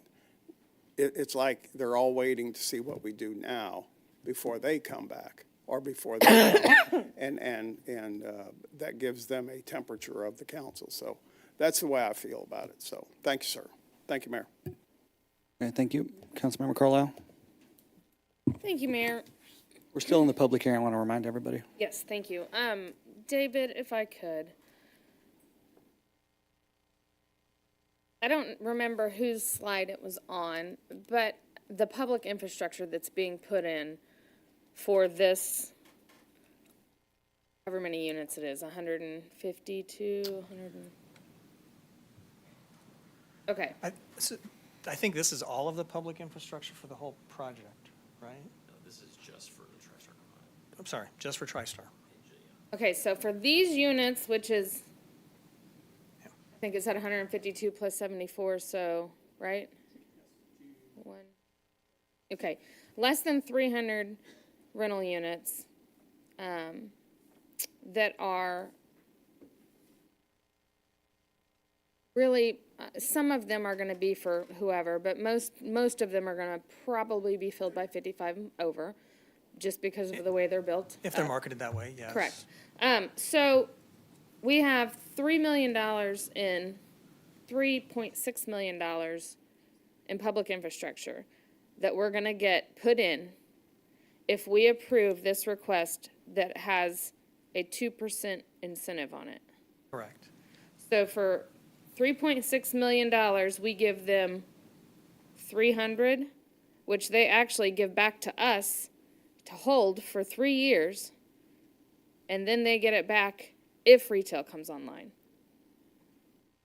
Everything you said is accurate. The last point was they get it back if they build a public infrastructure for that commercial phase. It's not tied to C of Os or building permits. It's just building the infrastructure, which is okay, how we're just the structuring. infrastructure for that phase. Correct. But we will still get this infrastructure, which Yes. will also help with development all around this area. I think it's probably fair to say, and I've had discussions with other staff, that this public infrastructure serves primarily this project, but it does have the ancillary benefits you're thinking of, such as providing connections, and it starts to build the road network that you've talked, that the That can further developers build talked- out this area. Correct, right. Into whatever may come, even if the rest of what we've seen in this fails. Correct. I think that's one of the factors to think about, which is, evaluating the risk. And so, and I'll mention this, the topic that we're now discussing and that Councilmember DeMoro just asked about is something that we, as staff, have discussed with the developer team extensively, including back when this project merged into one. So it was multiple projects that merged into one, and the a very significant point of discussion was exactly what you're talking about tonight, which is there will come a point where you're advancing your TriStar incentive, and it's one incentive of a huge package of incentives that we talked about. And as I mentioned in my presentation, I didn't even get to that slide. We didn't really talk about the montage at the conceptual. We were at a very high level. But everything that Mr. Peterson said about disclosure is, I also agree, it's accurate. But we're still faced with the question, what happens if only this project happens and nothing else happens? Well, we know the answer on the financing side. We will keep the $307,000 that's in escrow. This project will be built. There will be some infrastructure. And if this project that they're advancing, the remainder of this project doesn't happen as they're talking today, it's highly likely that something will happen there. And the question is, are you comfortable enough allowing this to go forward with these incentives, given those variables and unknowns? Thank you. So I think $300,000 that we are giving them to incentivize this $3.6 million infrastructure work that we're actually going to keep. Right. It's permanent. Quite possibly they get zero incentive for it. I think that's a pretty good investment. Just from the way I look at it, I understand that the whole project has changed multiple times, but if we're just looking at this project today that's going forward, that could have zero incentive, that will actually get that part started and get the development going in that area, I think that's worth the time. So that's just my opinions. Thank you. Thank you. Mr. Bushek, just so she's really good at trying to get to the point of the matter, which is we're trying to talk about the Chapter 100. So because we've got off track with other things, which you can vote however they can vote however they want. But in the past, we've done pilots. Typically, it hasn't been full boat or the full amount of the taxes. So we're technically freezing the taxes, payment in lieu of taxes, at the amount that they would be assessed. Right. Is that That's accurate? correct. Yes. Okay.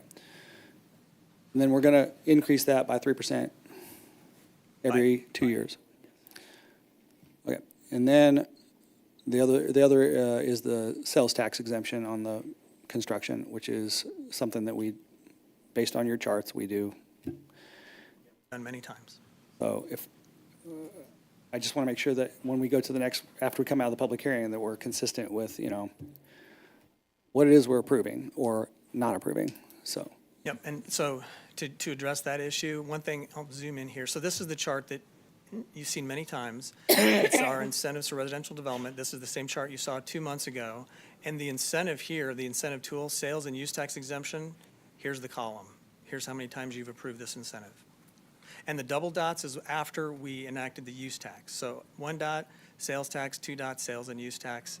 And every project except Discovery Park had that recently that has a residential component. Hey, Mayor, I rarely do this, but given that this is obviously a poignant moment after 2 years right here, just to draw attention one more time for council's consideration to this slide, because I intentionally try to go fast to be efficient, so you don't ask me to speed it up. But if people didn't care, there's all sorts of policy perspectives that are all valid, right, and constituent perspectives. But I venture to say almost every constituent and every council member cares about the financial bottom line for the city, because I've watched a lot of city council meetings. And when you talk about annual property taxes, the moment that this project's unlocked, approval tonight unlocks a project that either starts in Q4 or starts construction depending on the winter, right when we start next year, and unlocks this kind of taxes for the city and for the other taxing jurisdictions with almost no incentives. And then you say, well, how do I know that's true? Because they've been shovel ready, which means they spent all the money to get to the place where they are right now. We're talking 7 figures, right, to be ready to go. And they haven't. And the only reason is because they couldn't. And I know that from working with the lender. So one kind of more impassioned plea. There's a lot of angles to take here, and there's been a lot of comments. But just to make this happen financially or not is a Chapter 100 with a 2% incentives to cost ratio. I'd hope everybody consider that carefully. Thank you for the additional time. Okay. Councilmember Shields? Mayor. So this area, was this always intended for residential use? Like, is that, it seems like we're really just focused on whether or not to do the incentive, like this area was already, would be okay to build this kind of project, or no?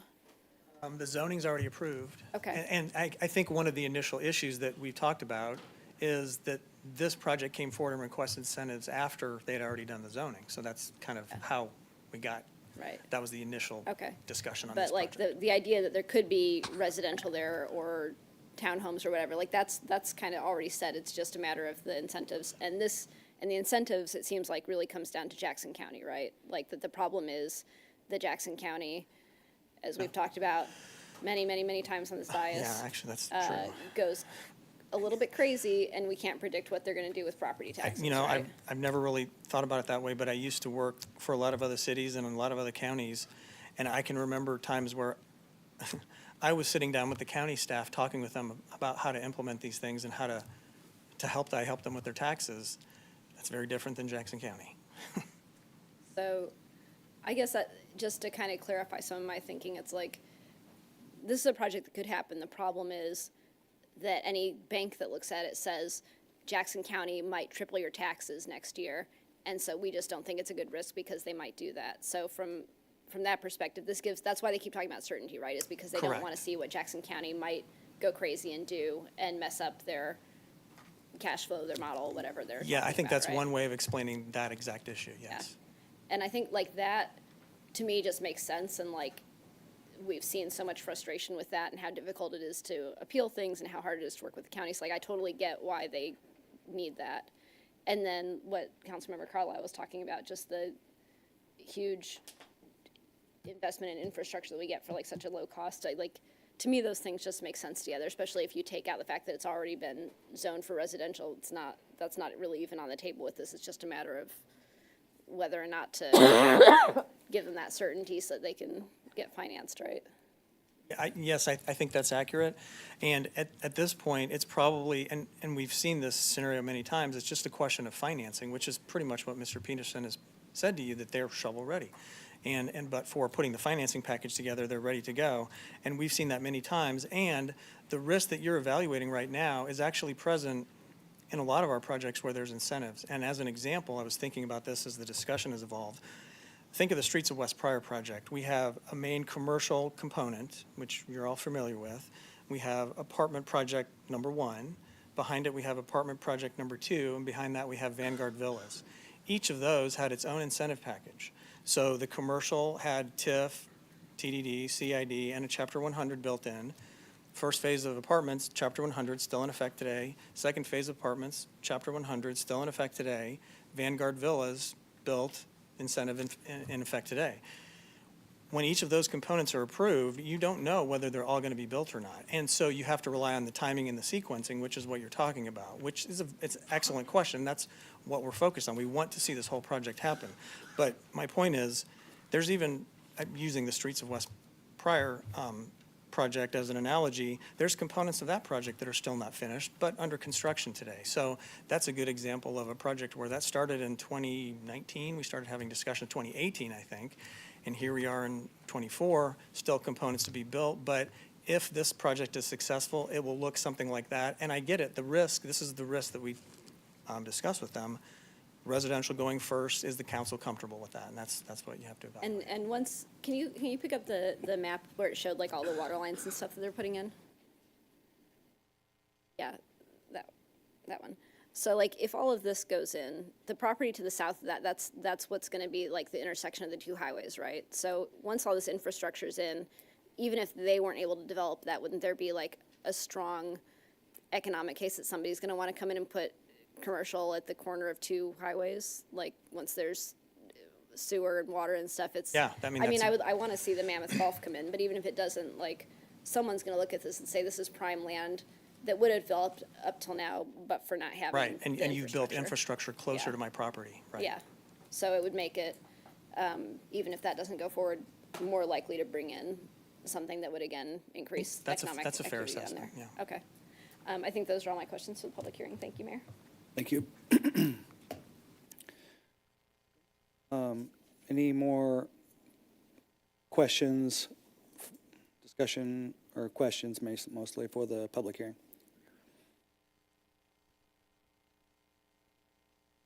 I'll give you one more chance. Does the applicant care to make any further comment? No, Mayor, I appreciate the additional time. Thank you. All right. Hearing no further testimony, I'm closing the public hearing and reopening the regular session. Is there any council discussion on this application? Yes, Councilmember Lovell. Thank you. So I'm just going to kind of reiterate what I said earlier. I do recall this project coming before us 2-something years ago. I was okay approving it reluctantly, but that was because there were no incentives tied to it. We're 2 years down the road. I think there's a big question in this community, in this city, about the number of rental properties that we're adding and continue to add through multifamily. I want to be real careful about using taxes generated from a project as like our motivation for doing something, because money is not our master. And this city has a great tax base, and we do a lot of great things with that money.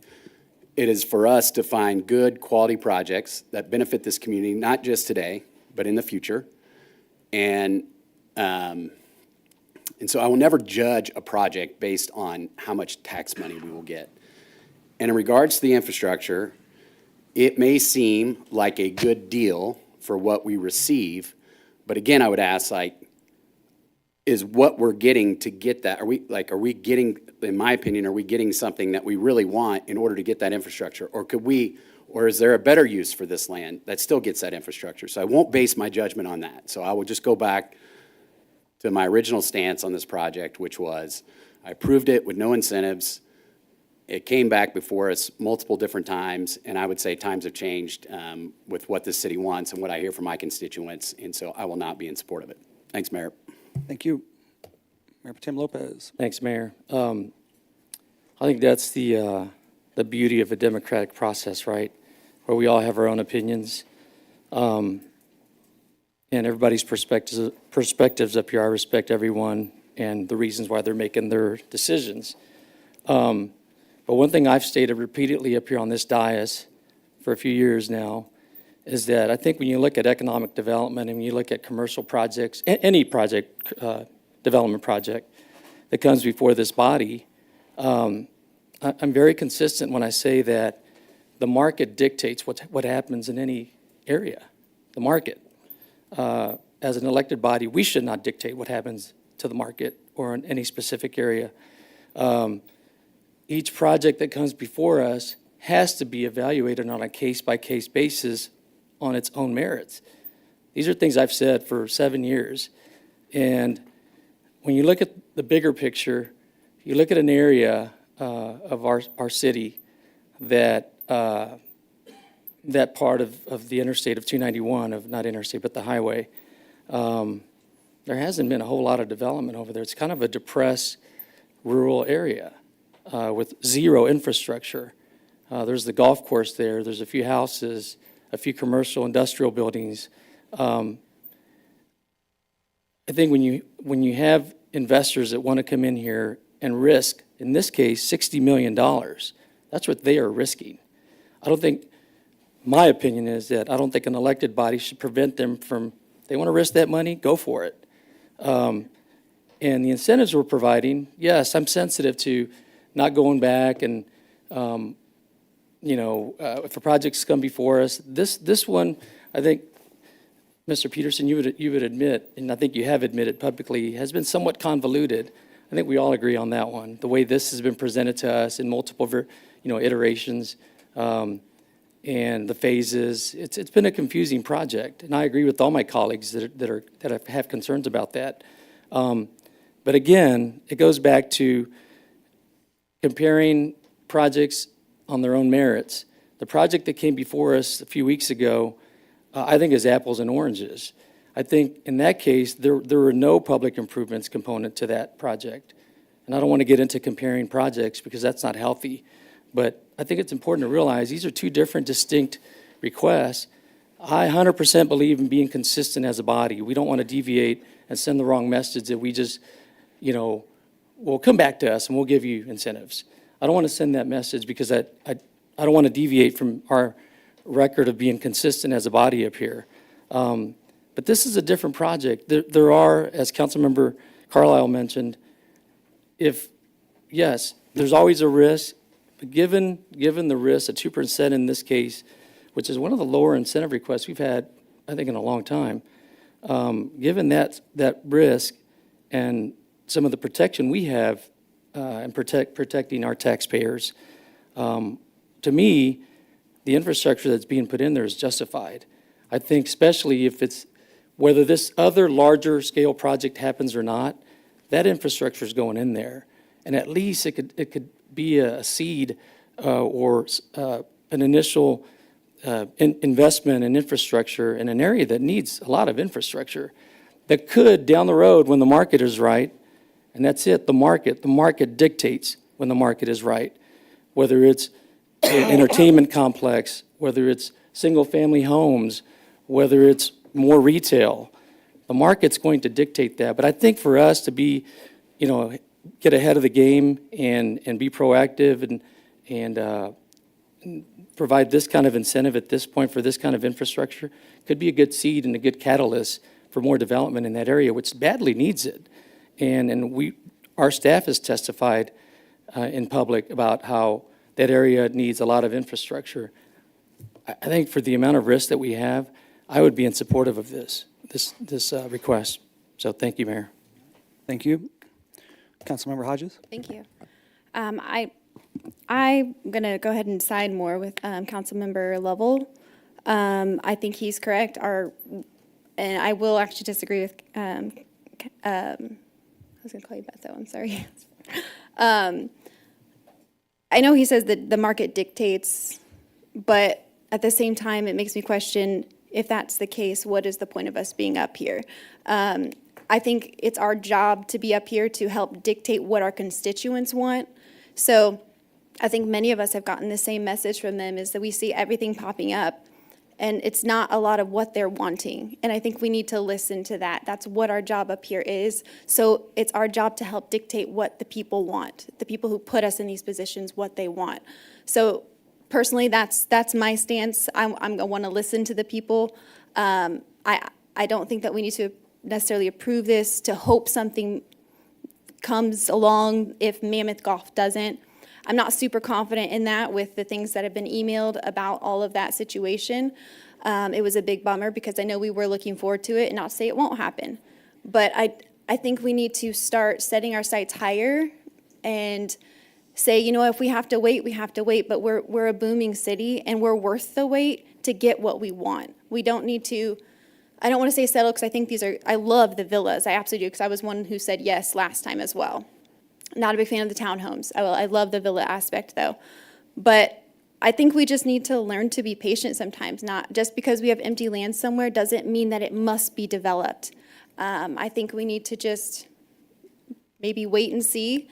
And I have been very consistent in the fact, I know I've talked to you as well about, I don't like to incentivize multifamily. I've been very, very consistent up here with that.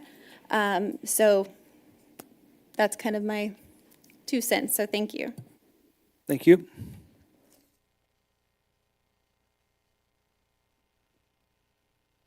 Okay.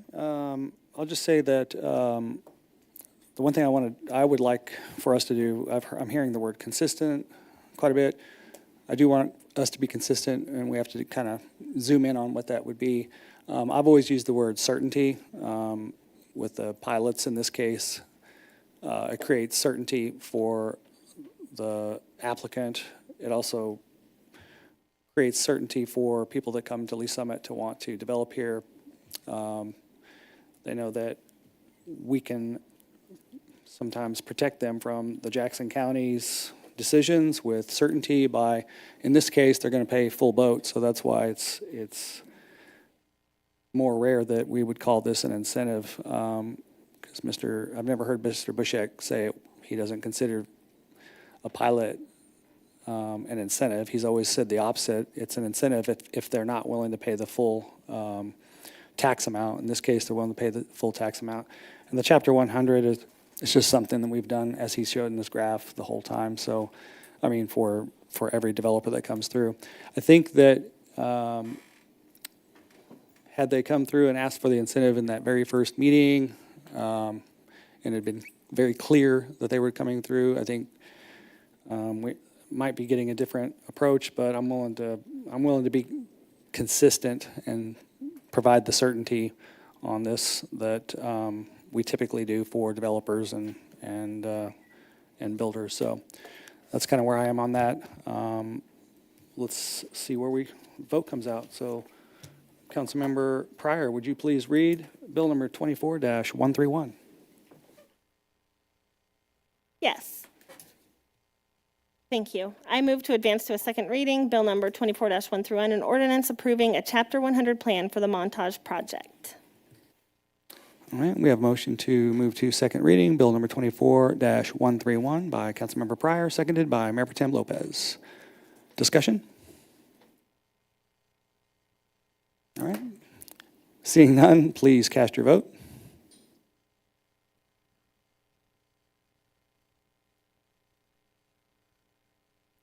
And all votes are in. Please record the vote. And it fails 5-4. All right. We're going to, before we take a break, we'll do public comments.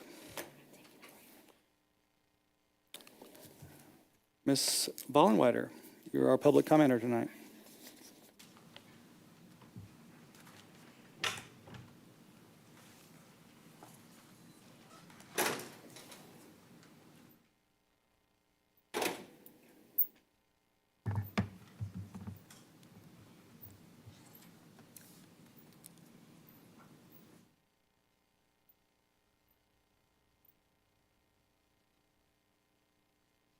Teresa Vollenweider, 5201 Northeast Maybrook Road.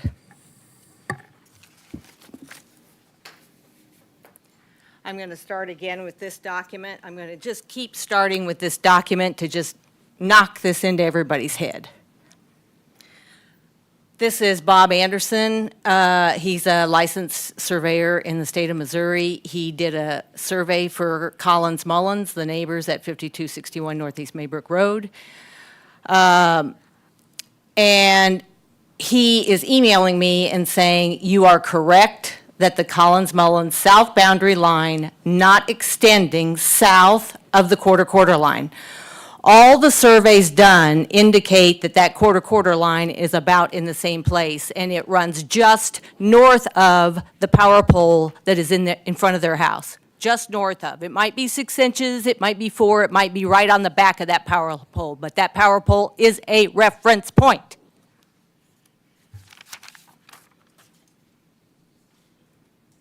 Here is that deed and this, or that plat, minor plat of 5261. This is the deed that got recorded at the county on 12/13/2021. Quarter line I've marked for you. The red is what I own. The yellow is what nobody owns, or, you know, there will be a question about who owns that, because in the deed, starting in 1973, was except that part in Maybrook Road.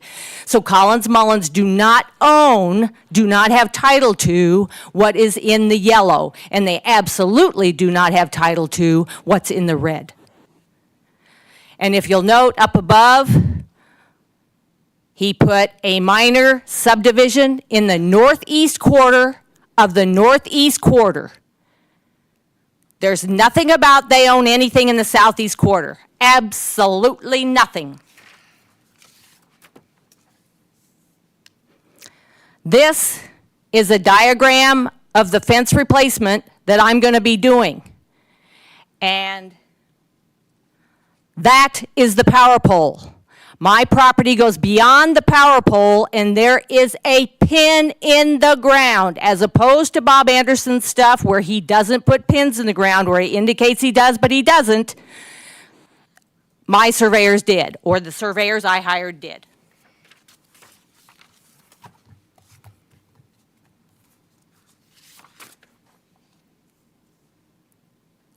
Northeast quarter on the other side of this fence, southeast quarter here. I own what is south of that fence, all the way to the center line of the road. This fencing indicates where the easement line is. 30-foot wide road.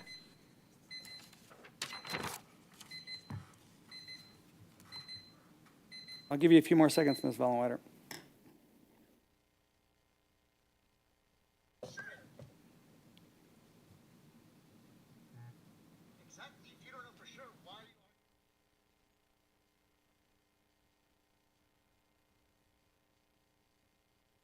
Okay, Ms. Vollenweider. I meant to try. Yeah, that's just not acceptable. We're gonna She's adjourn for a absolutely recess. We'll be certifiable back crazy. She's in referring 15 to minutes. me.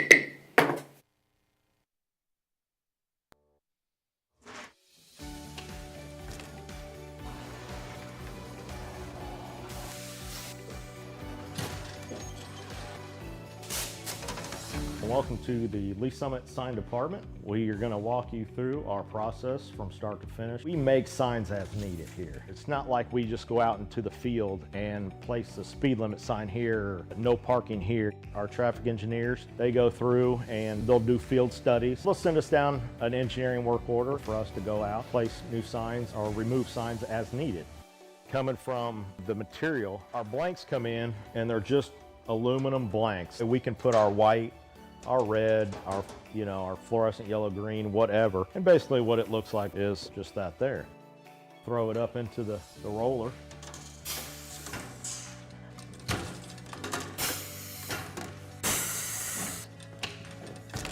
And once we got it covered, take it to our work table here, and Tim will cut the corners, cut all the access off to where it's lined up right. As far as the plotter and the software that we use, there's a street name sign there, and he's gonna go ahead and print that out on the plotter so you can see the plotter and how it operates and runs. There's standards for the height, even just on letters on the sign blank. Basically what we have on the computer there is it's pretty much set up to those. And it goes through, it's got a very small but sharp needle that goes through and cuts everything out, letter by letter. Once that's done cutting, our next stage would be bringing it over here. Currently picking out the sign letters right now. We call it weeding or picking or however you want to call it. Next, putting it on the transfer tape.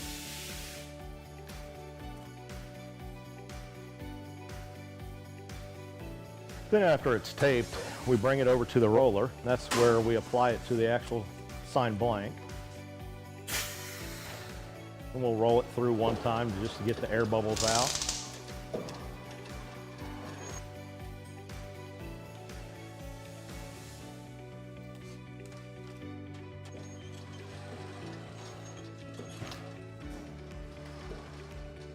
And the last stage is basically just taking the transfer tape off the front of it.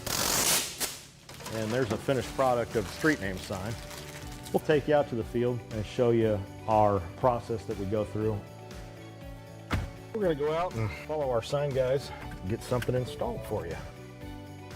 This is where we check our underground utilities. Tim, you got AT&T? AT&T's back here. Evergy, Google, so we should be good to go. We normally put all of our stuff together out in the field.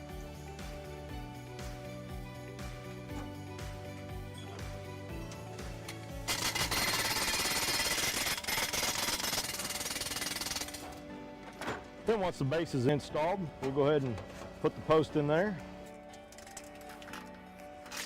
These come up too. Perfect. And that's how we do it. Simple. Quick.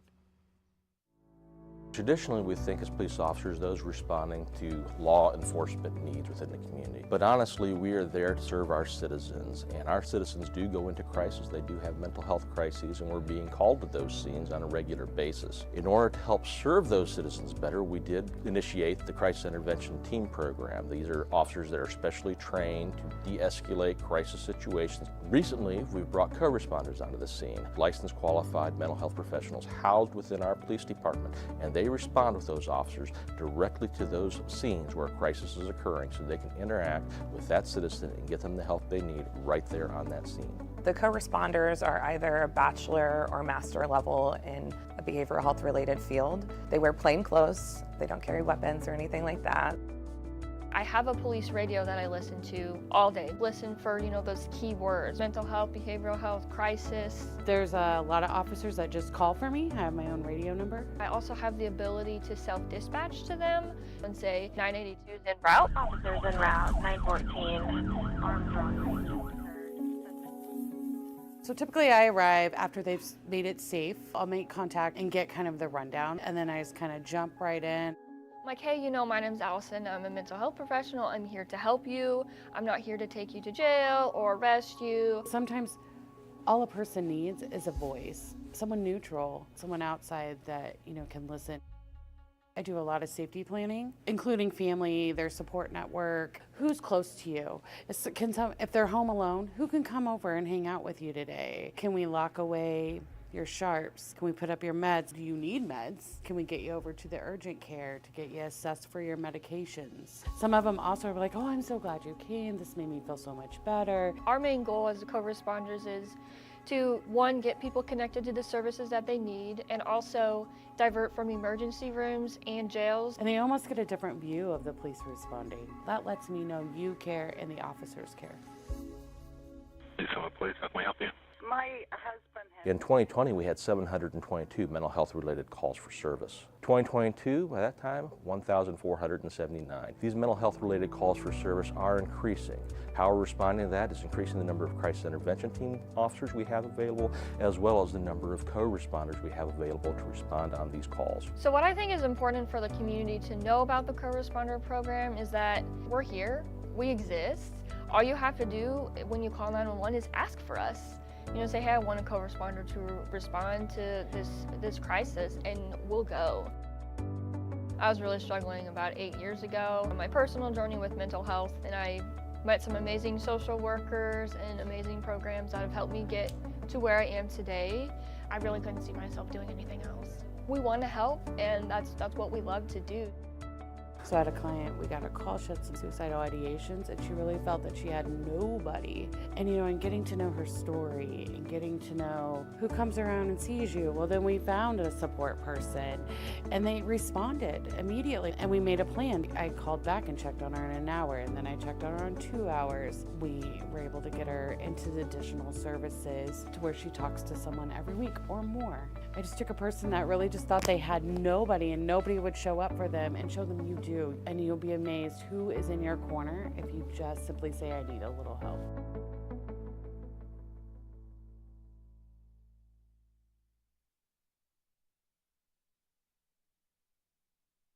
When the person called on the phone, she said that there's a dinosaur walking down her road.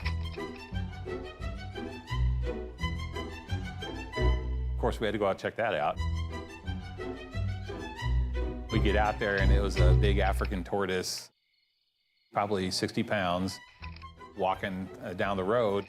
When they walk, they really stand up tall, so I could see why she thought it was a dinosaur. I'm Rodney Wagner. I'm the manager of Lee Summit Animal Control. So as you can see, we get all sorts of animals here. You got some guinea pigs off to the side. All the windows up here are animals that are adoptable right now. Every one of these dogs is ready to go and ready for adoption.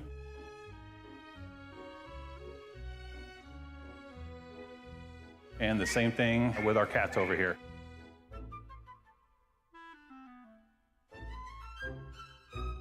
A lot of cool cats in here now, so this is our 3-acre lot we have out back. This is where we do all the walking of dogs, exercise. We also have a side yard off to the side over there, so we can let them run loose. They can run together, and then we have what's called play groups. Kind of like having a bunch of kids. Here's our vet room. We have a vet that comes out twice a week. This is our Sally Port where we bring the animals into. This is one of our animal control trucks, and we can hold up to 6 animals. We have a lift on the other side to put big animals in. We actually have temperature gauges in here and in the truck to tell us how hot it is. Once it gets to a certain temperature, we bring all the animals back here immediately. So this actually has traps in it, but we do a lot of wildlife trapping. I mean, a lot. So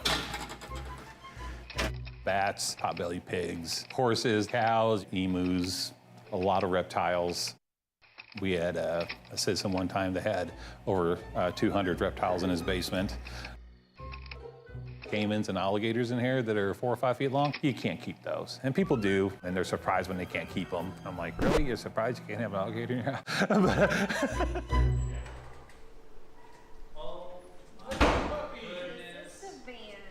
Our main goal here is public safety and also the safety of the animals. And we have very dedicated people back there, and they definitely stay here for the love of the animals, which also includes getting them adopted out.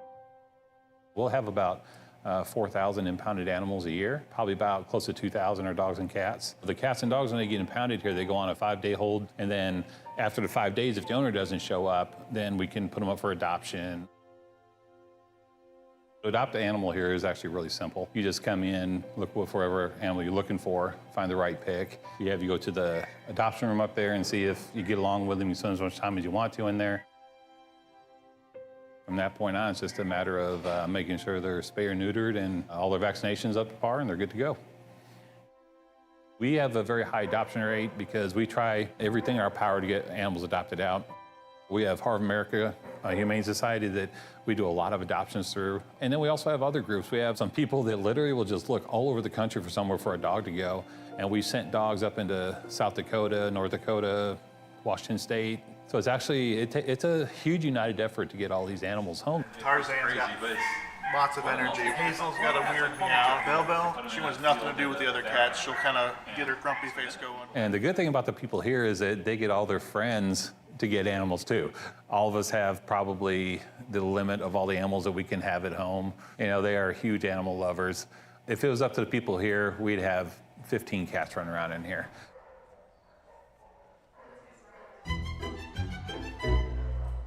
We had a citizen one time out there and he was bathing his 2 9-foot-long boa constrictors in the front yard. Apparently I was garnering some attention, and so we went out there and had to have a talk with him about that. Why do I do this job? Oh, dude, I love this job. I grew up on a farm, and taking care of that many animals, you can't help but like animals. This is just like fancy farming. You know, you're just bringing animals in here, taking care of them, and find them homes, and yeah, absolutely animal lover.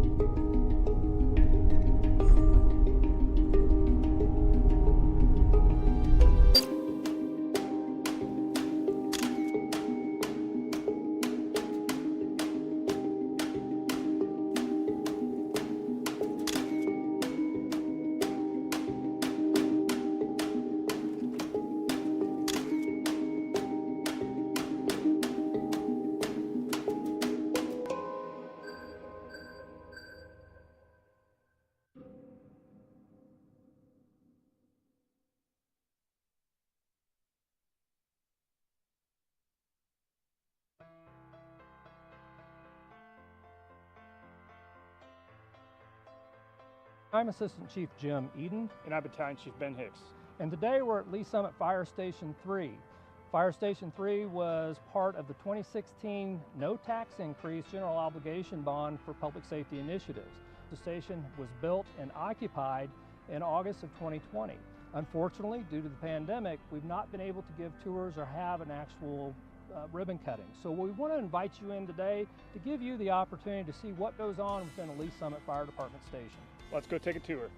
This is our admin side of the facility. We use this side mainly for offices. We have a lot of work during the day, whether it's training or doing reports or just generally taking care of the shift that we need to do. At this particular station, Station 3, we do have an assistant chief that works out of here. That person has their own office where they need to manage what's going on throughout the day with the shift and staffing, and as well as running calls out of here. The captain has their own office as well. What the captain does is at this specific station is in charge of both the fire truck that's here as well as the ambulance. And so with all those personnel responsibilities as well as running calls and reports, that's where they work out of. And generally for the rest of the crew, which is somewhere around 5 to 6 individuals, we have rooms to write reports and we have additional training rooms and other rooms where people can work Walking into our living area, I think it's important to recognize that we work 48-hour shifts. So in the evenings, after 5 o'clock, after work is done, we may have the opportunity to catch a game or something else as long as we're not running calls. And this gives us the opportunity to do that. When we go into our kitchen, I think this gives you a great reason to know why we go to the grocery store. When you see fire trucks at the grocery store, what we're doing. Well, so for 2 days working for 48 hours, we buy all our meals at the grocery store, and then we come in here and cook, just like you guys do at home. So everybody has their own fridge on each shift, as well as their own pantry, and then we cook those meals here. Going into the sleeping side of things, we've got a couple different things that are significant. We have our own laundry room, which again is important when we're here for 48 hours. The opportunity to wash and clean our clothes and bedding is very important for hygiene. And walking into where our beds are, we keep the kind of sleeping quarters over on one side of the building. It gives us both easy access out to where our fire apparatus are, as well as kind of keeping it a little bit quieter for those people that have been up all night running calls. We have 11 bedrooms here at this station. And the reason we built it with so many bedrooms is we want to give ourselves as a city the opportunity to expand. So if we need to put another apparatus here or numerous other people working at this station, that's already in place as far as infrastructure goes, and we don't need to go back and try to make it bigger or better. And that's really important for us, especially because the old station was so small. Back out on the apparatus floor, we had doors facilitated as many places as possible, so that way when we're sleeping at night and a call comes out, we can make our way out fairly quickly to get out onto the truck if we need to and run a call. On the other side of the station, we kind of have other stuff that we may want to keep separated if we want to. Physical fitness is very important to us as firefighters. So in order to better ourselves and make sure we're as healthy as we can to do this job, we have our own gym facility here that we kind of go throughout the day when we can and get an opportunity to come in and work out. Our goal when we run calls, when we get back to the station after calls, our goal is to get ready to go back as soon as we can to run another call. So we have the opportunity or capability here to fill up our air tanks. You can see firefighters wear the big air tanks on their backs, and they use those in a fire. We can come back and fill those up and make sure that we're ready to go again when we're wanting to go.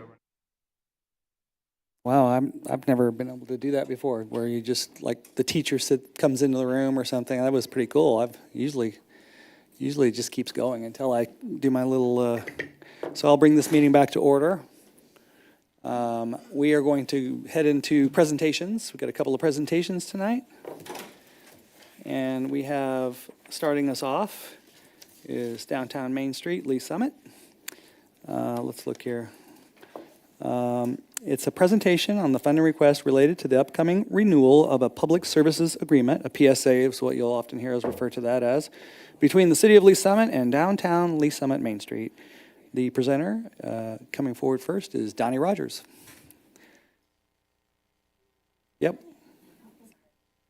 Thank you, Council, for having me tonight.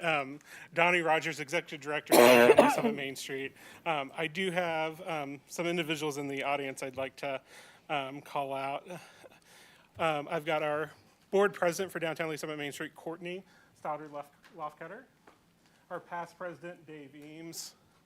Board members, Ben Wine, Hillary Graves, Barb Keller, Corey Norris.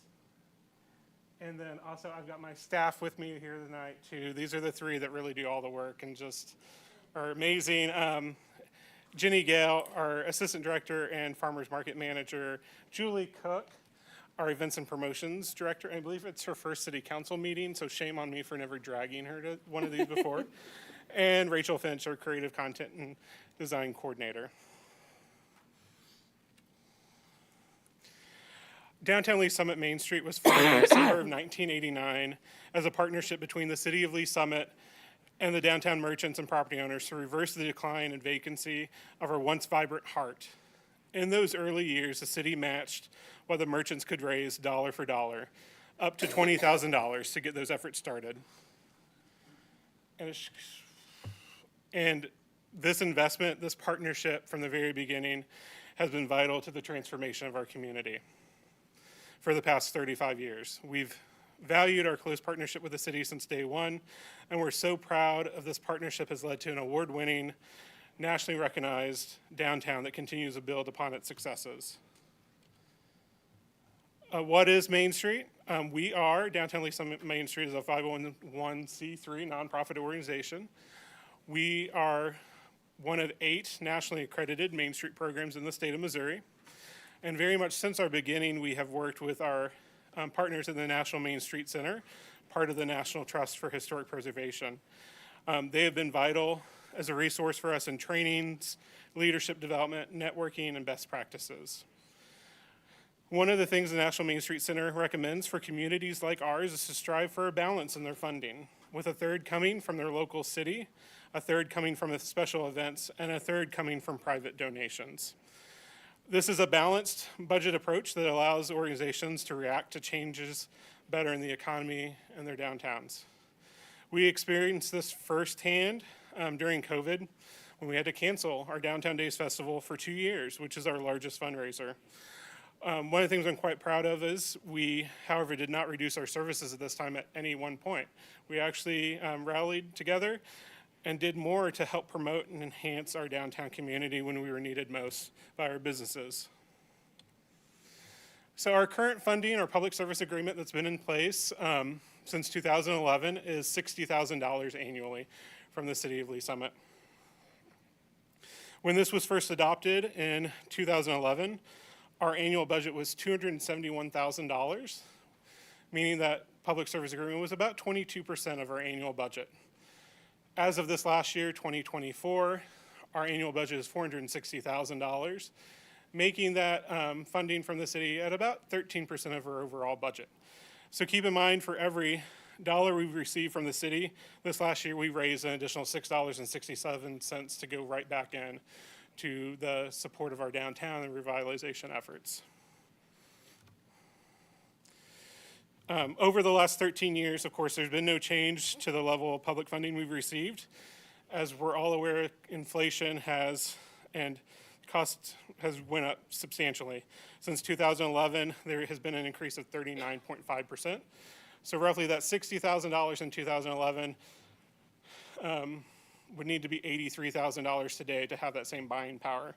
That's just looking at inflation though. Unfortunately, our event costs have risen even greater.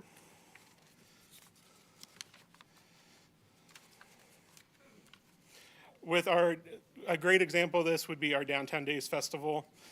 Expenses pre-COVID were $54,000 to put on that festival. Post-COVID, this last year we spent $80,000 to put on that festival. That's an increase of 48%. That's not anything additional we're doing. That's the cost of all the things we need to spend money on to make that event a safe and inviting community event for all. And this is a pie chart of our current funding for the 2024 fiscal year. As you can see, special events make up about 55% of our overall budget. There's an agreement with the City of Lee Summit for 13% for our public service agreement. We also rely on sponsorships at 14%, investors at 9%, and we do receive a fee from the CID to provide management services for their bookkeeping and meeting minutes and that coordination. I do want to point out, as a nonprofit 501c3, we do not have memberships. We work with all of our businesses downtown to build upon our success. The majority of our events are free for downtown businesses to participate in, such as Small Business Saturday, Fourth Friday Art Walk, Ladies Night Out. We want to help each business be as successful as possible, even if they're unable to at that time to support us financially. Looking at our best practices from some of our fellow accredited communities in the metro, Historic Downtown Liberty currently receives $125,000 in support from their city, which is about 28.9% of their annual budget of $433,000. The Independence Square also receives $100,000 from their city, which is uniquely enough 28.9% of their annual budget at $346,000. We bring forward tonight a request for an increase to our public service agreement over the next 3 years. The largest increase of that being in the year one, taking us from $60,000 what is currently to $120,000. Year two, $140,000, and year 3, $180,000, looking at getting us closer to that 30%. This increase would help us continue to be one of the best downtown organizations in the nation.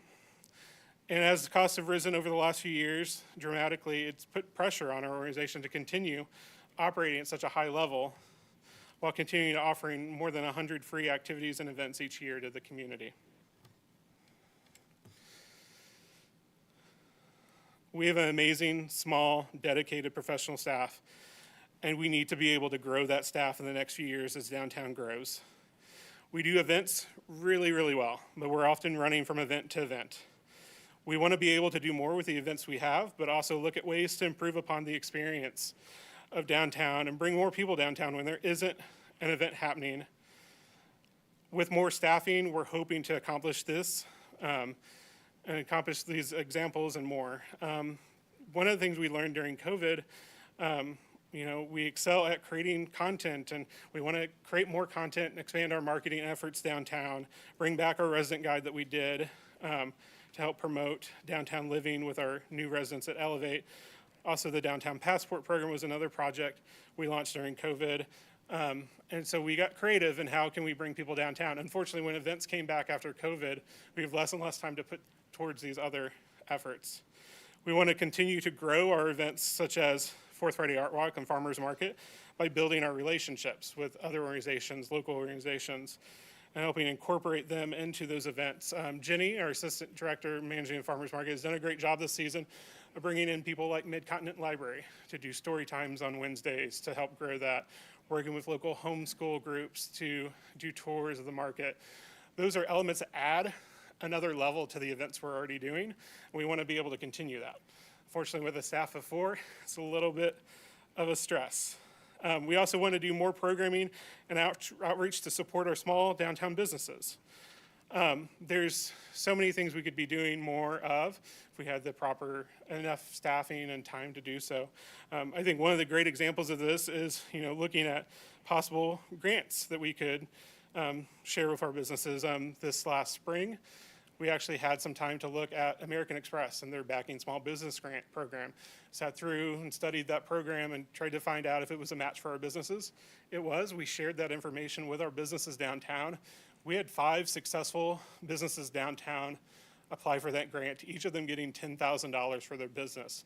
That's a $50,000 impact to our small businesses downtown. And it just is one of those things where 5 businesses being selected is more than some states in the country had. And we had 5 here in downtown Lee Summit. We're quite proud of that. And then lastly, one of the things we already been working on, is preparations for the World Cup. We've partnered with the Chamber and the city to help get our community ready. And this is one of the areas we need more staff time to be able to work towards putting a plan together before there's ever an event. And so we're 2 years out for that. And that's a lot of staffing, planning, pulling the community together to make those efforts possible. And then lastly, as I mentioned, staffing, we've done a lot with a little, and we're constantly looking to grow our activities. And as the event costs have grown substantially over the years, we need to be more competitive on our salaries and benefits for our staff existing. One of the things I'm quite proud of is our low turnover rate. We currently have, as 4 of us have, a combined 28 years of downtown Lee Summit Main Street. That's an average of 7 years on staff. The national average for a Main Street community is 3 years. So we do a lot and we burn out quick. But thankfully, my small team is like family. They're very mission driven, very focused, and dedicated and love our community. Some of the successes I'd like to point out in the last 15 years. We always look at 2009 as kind of that benchmark because we all remember what happened in 2008. The world kind of went a little upside down. Since 2009, we've had over 56,000 volunteer hours. That's with a donated time equivalent of $1.8 million. We've welcomed 109 net new businesses downtown since 2009. We've welcomed over 826 net new jobs downtown. And we've seen over $73 million in private investment in our buildings down here, making way for new businesses, new residents.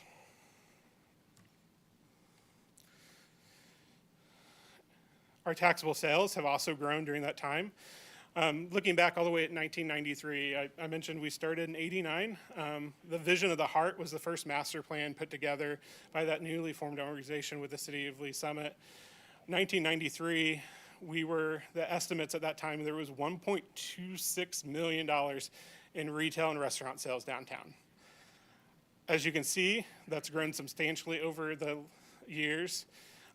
With a start, kind of, when we first started collecting data, FY 2016, there was 28.7 million. In FY 2023, that was up to 61 million. So just 113% growth in taxable sales downtown since 2016. So supporting downtown makes economic sense for the city. And lastly, we are creating the place people want to be. People today are choosing where they want to live first and then figuring out where they want to work next. I don't think you can look at a single real estate listing in the center of our city without seeing some mention of how far they are from downtown. People want to live in Lee Summit because of the quality of life we offer. And this, of course, then helps draw major employers to where the talent is. So with that, I will say, my friends, I serve on the DMO. One of the things we'll be talking about later, the number one attraction outlined in our work has been downtown. That's what makes us special. That's what sets us apart. And that'll be one of the focuses moving forward. So with that, I open to any questions you might have. Okay. Before I open it up, you went through a whole presentation. Did you say heart? Did you use the word heart? I may have actually not. And that's really weird because I don't think I can post Bet a you're social always media running post around. without saying heart. Exactly. Maybe Okay. it's because my heart is beating rapidly and I'm trying to ignore it. No, it was an excellent presentation. So let's open it up for questions because you are asking for money, so we got to do our due diligence. But let's start off with Councilmember Pryor. Thank you, Mayor. I love downtown. My family spends countless hours downtown. I live downtown. I was just wondering, and I think this is probably a question, well, I don't know who it's for, but so this money comes out of the hotels, is it called the Hotel and? Business and Industry Fund. Business and Industry, okay. How much is in that fund currently? Mr. Dunning? Annually, we budget just over $600,000 for that fund. How much is in it right now? Just How because much I is- know that, yeah. Yes, about, well, I've got it in front of me here. About we'll say 1.1 million.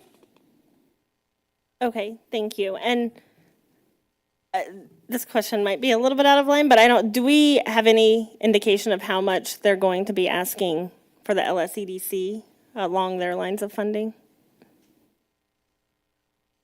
I can only talk about what we've referenced, which is what we've paid in the last few years, 200,000. Yes, Councilmember Shields?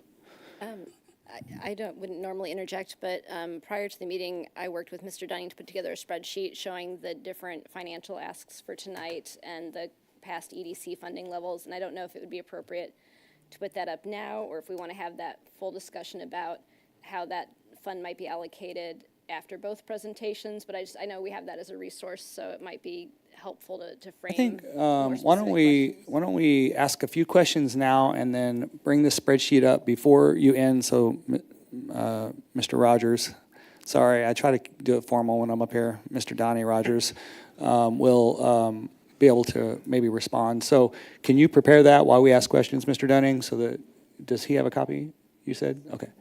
Okay, we'll put it up here in a moment. Let me give time to go around maybe one time, and then we'll talk numbers on the specifics. Mayor, if I may, I'd like to correct my 1.1 million, it's 1.2 million. Okay. Perfect. So we'll thank see a spreadsheet in a moment. Okay. How about some other questions? Nope, that was my main question and the fact that I love downtown. But, oh, well, I guess I and I don't know if you have specifics on what this money would be allocated for, but would any of it go towards more security for like, oh, sorry, go ahead. You Yeah, started to say. I'm guessing for downtown days. Yes. specifically. Yes, like I'd like to put more money towards. I know it's expensive. We hired private security for this first time this last year, and from all the feedback we got from the police department, it was highly beneficial. Okay. I was out of town. It's the first one I've missed in forever, but yes. Oh yeah, I wondered. I haven't seen you there. I didn't volunteer or anything because we were in Florida, yeah. Yeah, so we do definitely want to look at that. Downtown Days is one of those events where it is our largest fundraiser, but it's also our largest community gathering, and we want to make sure that's safe as possible for the community. So we'll be looking at that event, and waiting for the meet with the police to kind of get that end of event report and kind of get an idea for what they see, what we see, and kind of how we can plan that event accordingly. But that is one thing that I've looked at this next year after the experience with hiring additional security guards and getting the positive feedback from police. We do definitely want to do that and increase that next year. Okay, that's helpful. Thank you very much. Okay, thank you. Are you guys okay if I do general questions, or do you want to dive right into the numbers, Mr. Downing? Fine either way, Mayor. Okay, so let's do general questions, and then I'll pull Mr. Dunning up to dive into the dollars that are in the business and industry fund. I just don't want anybody to think we're not going to talk about it. We will in a moment. Just, Councilmember Hodges? Thank you. So I guess I'm not super familiar with how downtown Main Street works. So, but I think I want to say you guys do a wonderful job. I think the events you put on are fantastic. So thank you for all the hard work you guys do. So I am curious, the money that you guys currently have now, I know that you use it for salaries and to do the events that you do put on, but what else do you utilize that money for now? So with that, a lot of that goes towards events, I would say. Downtown Days, Mayor's Tree Lighting, 4th Friday Art Walk, all of those event expenses that go with that. The farmer's market is one of the things we coordinate. I would love to say that the booth fees cover our staff time, but they don't. You know, it's something we're going to be growing and looking towards that. Marketing, promotion, you know, we do social media, blast, postcards to residents during the holiday season. We're looking to expand some of that. But yeah, I mean, I would say about half our costs, though, too, is staffing. I mean, we have a small staff of 4. It's the relationships we have and the staff we have to coordinate the volunteers, the thousands of hours of volunteers each year to make kind of everything work on that. And with the additional funding, my hope is over the next 3 years to add additional 2 staff members onto staff to help, you know, make more of that work. So we do have 4 main committees that we work with. Our promotions committee is kind of our main facing one. Everyone sees the events. That's an easy thing to kind of see. You know, we just had the sidewalk sale this last weekend and Mother Nature worked out. So I'm glad of that. It was an amazing event. We've got our design committee that works with the city looking at, you know, helping establish our design standards down here, our historic standards. You know, looking at banners, other improvements. We're really focused right now on alley enhancements. Our economic enhancement committee is our one working on business recruitment retention. We can expand those activities. Proud to say 3 of our newest businesses down here were ones we've been working with to try to bring down here that were existing small businesses that moved into downtown and have added a great presence in our community. And then our 4th committee is our organization committee, and that's the one that we work with to help pull together all these donations, events, and everything to make all of those activities we do throughout the year possible. Okay, thank you for that. Yeah. So I'm curious, with the ask or the increase, where did that number necessarily come from? I know you said the percentage, but why not just ask for the full amount now? What makes you say 120, then 140? Conservative since we had been at 60,000 for 11 years on that, and so we were trying to look at, well, I'm not going to hire 2 staff members tomorrow. I mean, we're going to hire hopefully 1 and then add an additional part or full-time person down the line. And so it was trying to be respectful of the funds and trying to, you know, be good stewards of that, you know, this is how we want to grow. And looking at the overall, we felt that that was good to, you know, take it to that level. I mean, if council wants to fund us at the full level for all 3 years, we will gladly find a way to support downtown in that. Like I said, for every dollar this year we've received from the city, we've raised an additional $6.67. So I'd like to think we're good stewards with that. Everything goes back into supporting our businesses down here and supporting downtown as all. So you had Liberty and Independence listed as your references. Do you know the breakdown for theirs like you did with ours as far as what percentage they get from private funding versus other sources? Is it the same kind of breakdown we have? I didn't ask that question. Okay, So because I was just asked- curious if we're comparing that, if maybe they don't get as much from other entities, so the city has to bump in a little more to make it offset? That's a good question. I do not know that. I do know that Independence's money that they receive from their city is also from their hotel tax. So I did have confirmation on that, but I didn't ask for their full budgets with that. And Liberty and Independence are both also nationally accredited programs through Missouri Main Street, and so it was the best comparison I could find here in Kansas City. Okay. So just so I'm understanding right, sorry, my questions are getting a little out of order here, but so for the main request for the money, you would say would basically be just to cover salaries for new hires and current ones to increase? Yes, to an extent. Some of that would also be supporting the events. I mean, we do a lot with relationships and, and we've got vendors we've worked with and things like that. So like, yeah, so I mean, it is kind of one of those things where we'll be looking to grow our overall budget in addition to city funding as well, and looking at other resources and possible avenues to help support our marketing efforts. Okay.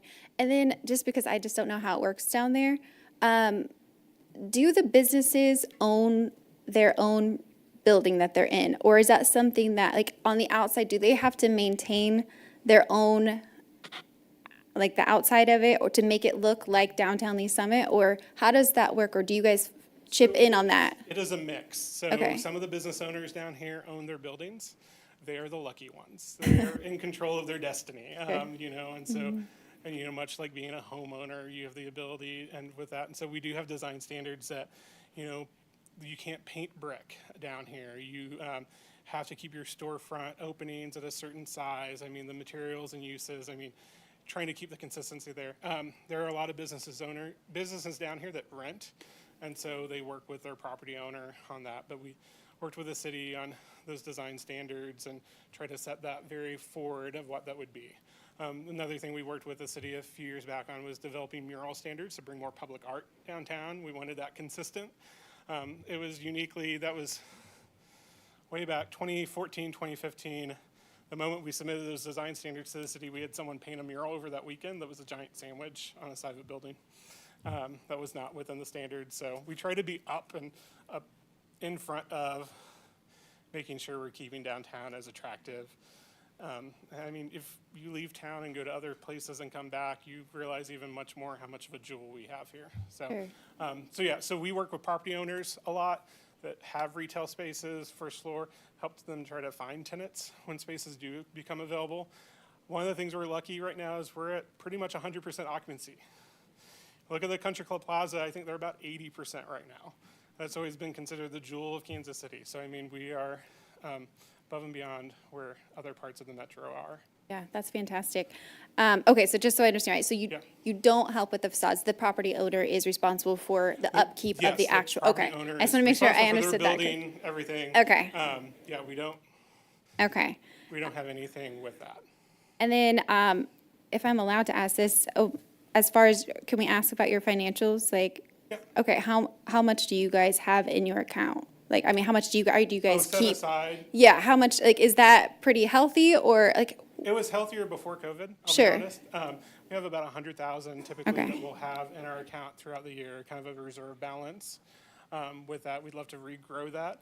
One of the unique things we were privileged to do before, in May of 2020, we purchased the building we're in. So we are property owners downtown ourselves, and so that does help with, keeping costs lower. We're not worried about fluctuation of rent increases and things like that. So we do have a major investment downtown with a piece of property our offices are in. So.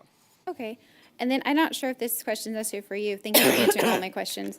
But I was curious on how, and I know we haven't gotten to the DMO yet, but just thinking how these two could overlap in some ways? Like, have you guys thought, I know you're on both, so, like how those can overlap, and are we making sure that what one does well, we let them handle that, and what the other one maybe doesn't do, then the other one can handle it? Yeah, one of the great things, the reason we wanted a DMO, and I serve on that board, I'm very supportive of the efforts for establishing a DMO, is they're gonna take efforts to market the entire community as a whole. Whereas my mission is downtown. And so it gets kind of hard for me sometimes to promote outside of downtown when I'm focused in this 11 block area. And so we'll be creating the activity, the events. We'll be doing some of our own marketing promotion, but the DMO will be able to market the community as a whole. And I'm sure there'll be also marketing activities we're doing, but marketing activities the chamber is doing, the Arts Council, all of those. So I don't see a lot of, I guess, repetitiveness. I see a lot more synergy between the two.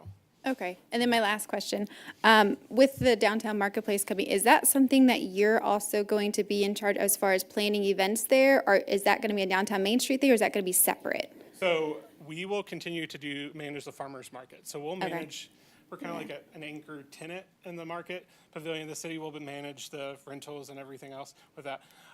Our plan is for our events that we currently do, that we'll find ways to incorporate this amazing new facility in them. One of the biggest challenges we have in planning an event is closing a street down. Suddenly we have an amazing area to do an event that we don't have to close the street down. So we'll be looking at how we incorporate the mayor's tree lighting, Fourth Friday Art Walk, all of those activities, and utilize this great public space. But for the day-to-day operations, that'll be someone else. Okay, perfect. Thank you so much. Okay, thank you. It is amazing how, even though you bring these events, but the moment you close the street down, it creates so many other issues for, the downtown owners. So, Councilmember DeMoro. Thank you, Mayor. Donnie, thank you for your presentation and all the hard work from everybody that's in attendance. It's much appreciated.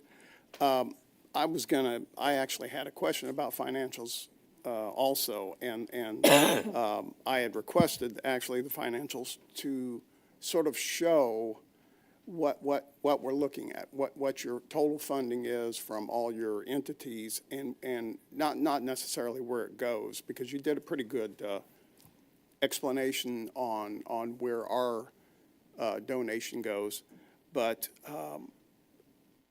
can you speak to what the current 60,000, and you did touch on it, what the current 60,000 goes for, what your balance, and you use, I guess, our monies for the balance of your reserve balance, correct? What's that? You use our contribution for your reserve balance, correct? No. I mean, in addition to everything else you've got on the chart here. We have about 100,000 left in our account annually. We budget, this last year was $460,000 in revenue and about $459,000 in expenses. I mean, we don't carry a lot forward in way we plan. Like now, if we have a successful downtown days and I budgeted that income to be $175,000 for the year, and it comes in at 180, there's an additional $5,000 there that then we kind of set to the side for future projects and other things that might come forward. But our current funding, like our sponsorships as our special event sponsorships, that is about $65,000 annually. Our investors, those are our downtown supporters, that is about $40,000 annually. So that is, a lot of businesses give me $200 and $250 at a time to get to that $40,000 that we put into over everything. We do get $36,000 annually from the CID, like I said, to manage their minutes, their meetings, and their financials.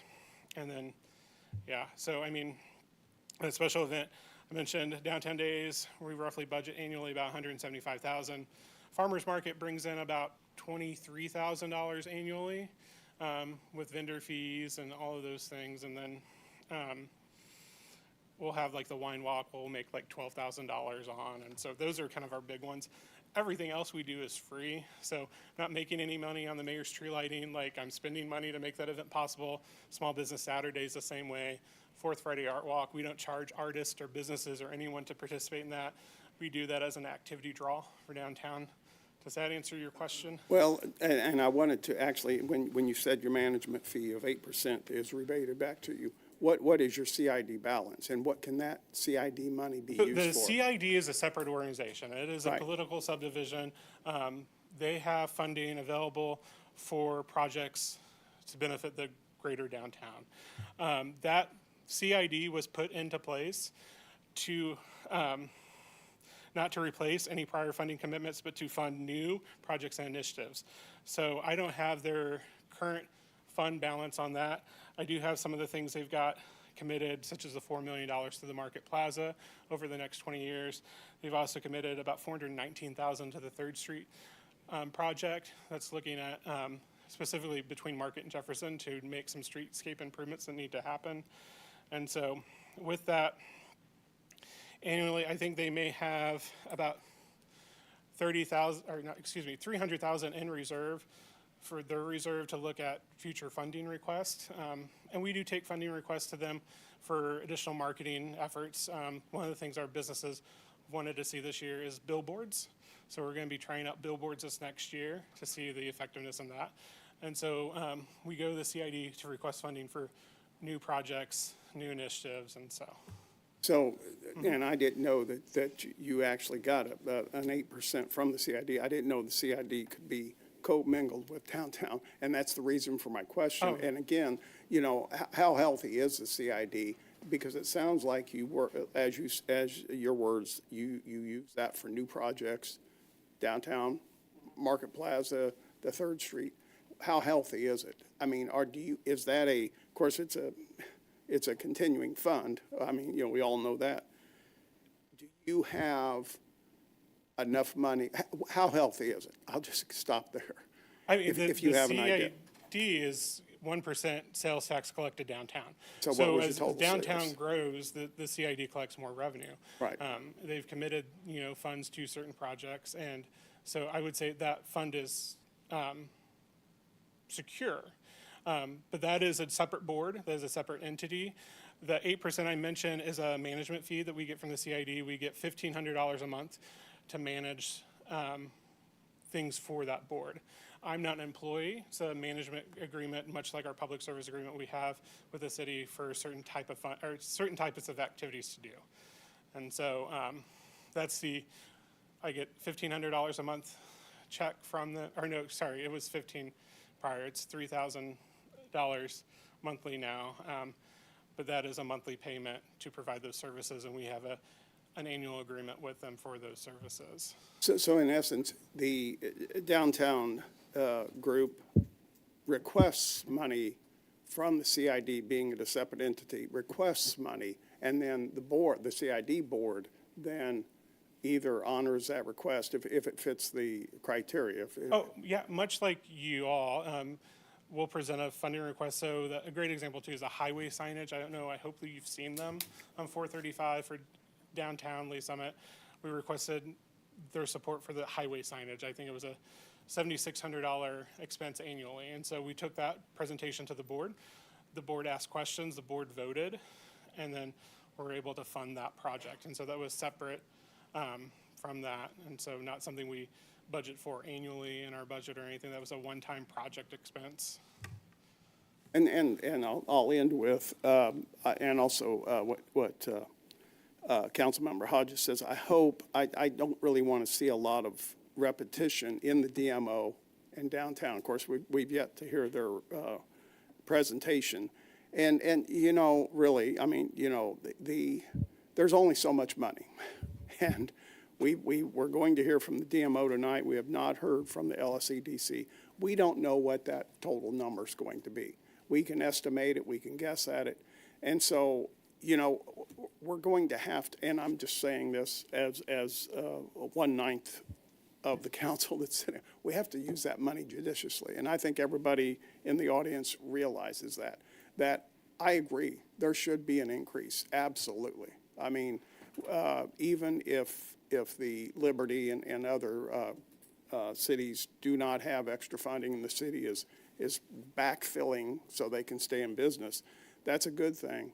But yeah, we're faced we're going to be faced with a fund that we're going to have to divide up judiciously based on the needs. And like I said, we've yet to hear the needs, and LSEDC, we assume, will not assume. They're going to ask for money too. So I will end it there. We're going to be very judicious. Thank you. Thank you, Mayor.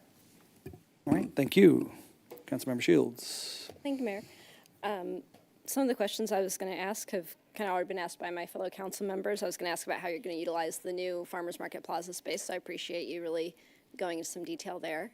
A lot of excitement and planning already. I'm already envisioning how we utilize that for events, and we're still a year out. So there'll be a lot of work reinventing a lot of the things we currently do and making sure the events we're doing there, we're still doing other things throughout downtown, like at Howard Station Park, to still make sure that we have great foot traffic and activity and energy throughout downtown.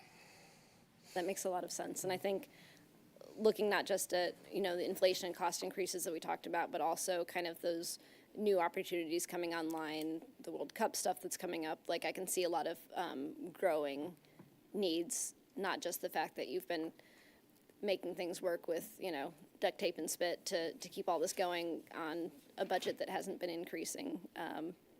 So I appreciate that. A couple other things. I know you've talked about staff costs. Some of that are things that you don't really control, like health insurance, right? That's been an increasing cost every year that you're trying to keep being able to provide that kind of thing. Yes. I assume. Yeah. Health insurance cost. I was pleasantly surprised. Our insurance costs went up 7% this year, and I was told by our health insurance provider that will never happen again. Like, it's always been double-digit percentage growth, and so, Right. and that's always hard to try to keep ahead, with that. So it's not just about even being able to keep up with salaries, but just things like that can be challenging, right?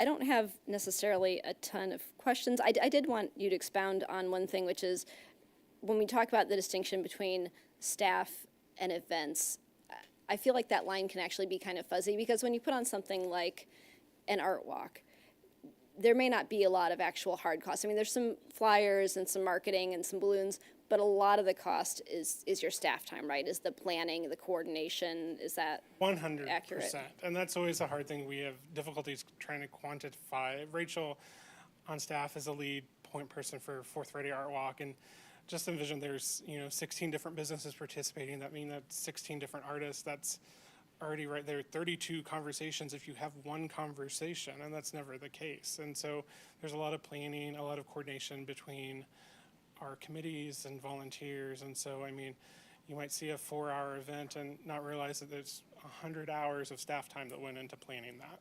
And so, yeah, I wish we did a better job of I don't know how to quantify unless we're like stopwatch and like tracking the time each day. And that's I not know what I'm that's something looking in the for, corporate just- world they do, the billable hours. And I like to keep our work environment positive and collaborative. Well, I guess what I'm getting at is when you talk about being able to add more staff, that is almost the same thing as being able to add more events, that staff time equals events that you can put on. Well, it equals events, but also programming other, that you can do, services you can provide. Doing other promotions and activities to bring people downtown when there is an event going on. So looking at, like I mentioned, the resident guide was one of the things we had done when Elevate first opened, and we want to expand on that this next year. And it was a great guide for our businesses to be highlighted, and we made those available to each one of the units at Elevate. We've made that available to some new home purchasers as well. We want to do more of that, like that advertising very focused on downtown. Like I mentioned, the grant program, like being able to actively seek out and spend time researching other programs that might benefit some of our businesses down here. We're in a unique community where a lot of times we don't qualify for a lot of grants because we don't have a low income census tract. We're not rural. We're not a lot of different things that a lot of times grant programs look for. And so it makes it harder to find what we qualify for a lot of times. So really it's trying to support some of those programs and initiatives that we don't get a lot of time to focus on when we're going from downtown days to ladies night out to Fourth Friday Art Walk. It's almost like sometimes you don't catch your breath between those. And we kind of learned during COVID, there's a lot of other things we could tackle and get people down here. And so being able to focus on some of those activities as well as the events would be one of the things I'd like to delegate some more staff time to. That makes a lot of sense. And I think when you talk about these things, I think it's really clear what an investment this is, that it's not just an expense, but when you get these funds and you can do something like look for grants, well, you brought $50,000 into the community when you were able to spend a little bit of time on that. And you talked about the increased tax revenues and just the quality of life. I mean, we talk on this dais a lot about how we wish there were more family-friendly activities to do, but I take my son to the farmer's market twice a week. We take him to story time there. We go to the art walk with him. Like, it's something great for families in the community to have those opportunities. So I think that you can put a dollar and cent on all the economic activity that you're generating, but there's also a lot that you can't put a price tag on. That's just a really important thing to make this a community and to give all of our families things to do that are family friendly and benefiting the community. Yeah, I wanted, that jogs my memory on a story that happened a few weeks back. We got a Instagram message, someone slid into her DMs, but in the great happy way of, it was a mom, she messaged us and said, she asked her 14-year-old daughter what she wanted to do, and she wanted a day downtown. They came to Main Slice, they poured candles at Embers, they got coffee at Whistle Stop, like that was her friend's activity. And I shared that with staff, and I think we were all just overwhelmed, because a lot of times we don't hear that. We hear the, social media is terrible sometimes for your mental health. And so it's creating those opportunities. That was something that 14-year-old, the thing she wanted to do most in the world was be here. And I think that's really great. So. I can't possibly top that, so I'll be done with my questions for now. Thank you, Mayor.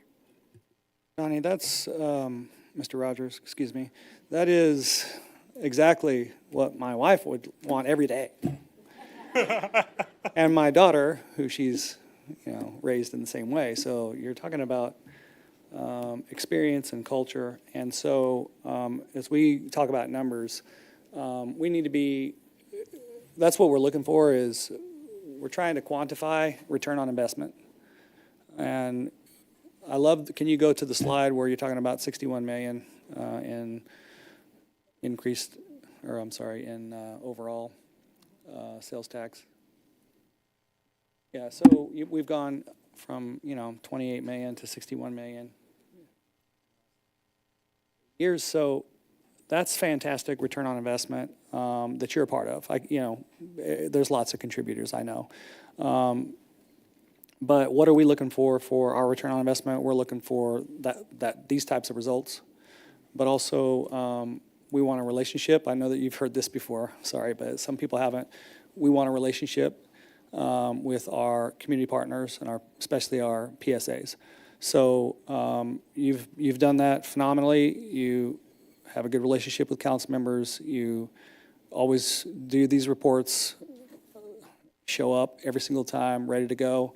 And you also, you're able to keep a staff like that in place all these years. I mean, these are fantastic ROI. But what we want to do is protect the culture and experience of the downtown. We want it to be that mindful moment. We're investing in it. And if you can help us with that, with regard to continuing, and this is just my opinion, but your inclusive ways. It's not just downtown businesses that are your investors, but there are a lot of, you got some nice donors that are not in downtown. They see the value of the downtown. They're proud of the downtown. If you can keep building on that culture, those are the types of things we want to see in our agreement. And I think you've been delivering on that for quite some time. So I'd like to pull these numbers up and talk about the fact that, as you've been delivering, we haven't been giving you an increase in contribution, even though we're seeing results. So, Mr. Dunning, I think that's a segue into dollars and cents. I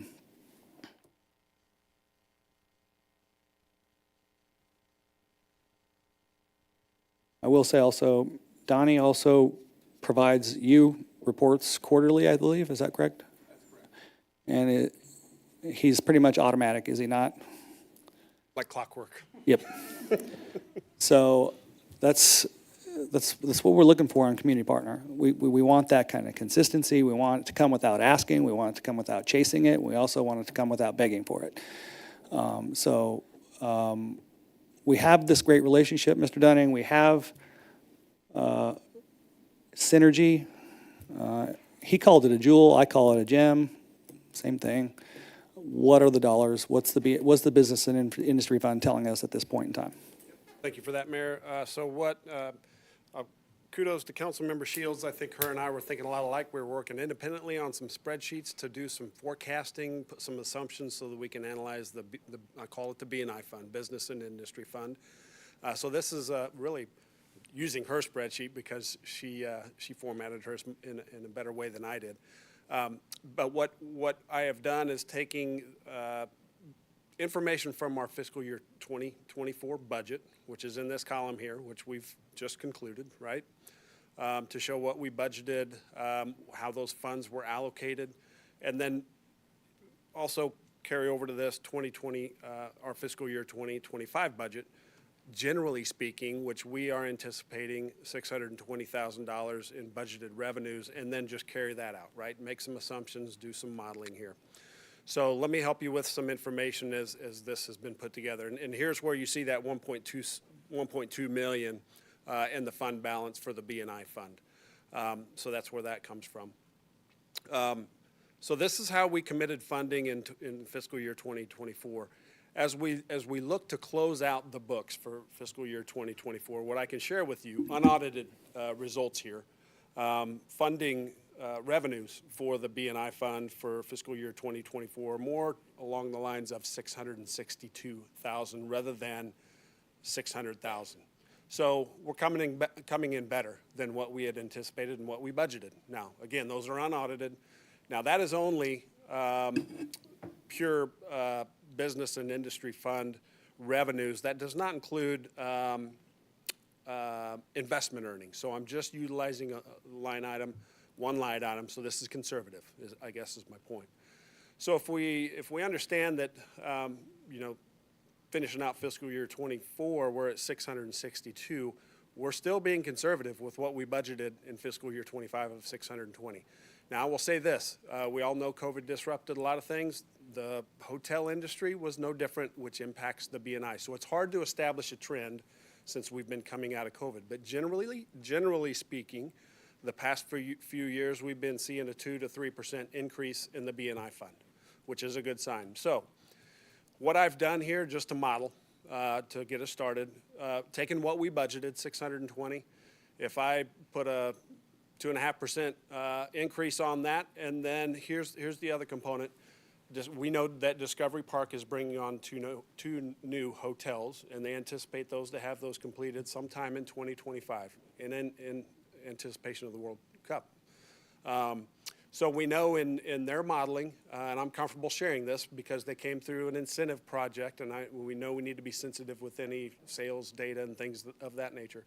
But what they anticipated is in year 4 of their project, so this is 4 years after the hotels are up and stabilized, I'll say, they anticipated hotel tax gross receipts of $364,000 a year. Now, what I would cautious us on is that I don't believe considers in any cannibalization that may occur from other hotels. So that's just looking at that project, if you will. Another report that, did you have something, Mayor? Nope. Okay. Nope. Another point of information that I'm aware of is a recent hotel study that would indicate that, generally speaking, plan on about $68 in revenues per room, per night, per year. Recognizing there's vacancies, things of that nature, so generally speaking, $68. So I can take that and say, well, okay, 220 new hotel rooms, run the math out, that comes out to about $273,000 a year. Again, not considering cannibalization of other hotels. So somewhere in there is those are data points that I'm using here. So thinking that, I'm using conservative numbers, we'll say 278,000 a year. In year 4, I back that up, I say 70,000 a year just to ramp up. And that's where I get it, generally speaking, to 700,000 in fiscal year 2026, and then throw another 70,000 in the following year. I think these are very conservative. I will say that, and I will also caveat this, that this is not my role. This is not my day job, so I'm just using some data points to pull some assumptions together. So that's what this looks like, and then what we've plugged in here too is the DMO request, which you'll be hearing, downtown Main Street requests, and then for the EDC, what was plugged in here was the higher level of funding, 275,000, which we were a level that we were at, but had been decreasing that over a period of time, and COVID certainly had a disruption in that funding level as well. So these are just assumptions, forecasting, and hopefully that helps you understand how the spreadsheet works. And then you can see as the fund balance, recognizing that requests are higher than budgeted revenues, what that would do to the fund balance. And I'm a firm believer that if we do this right, and the DMO comes forward, and they're doing their thing, and you've heard the term synergy. We're creating synergies between our community partners. You create that economic engine that solves for these deficits, and we see the increase in the B&I fund just continue to go up. So with that, I'll pause, Mayor. Happy to go deeper, or Councilmember Shields. Well, if you had some. you kind of went probably deeper than, that's okay, though. Let's, I need to simplify this, okay? So, so we can, get through the night and have another presentation. So you've already done a conceptual, is what this is. This is a pro forma or a projection. Back of the napkin pro forma. Okay.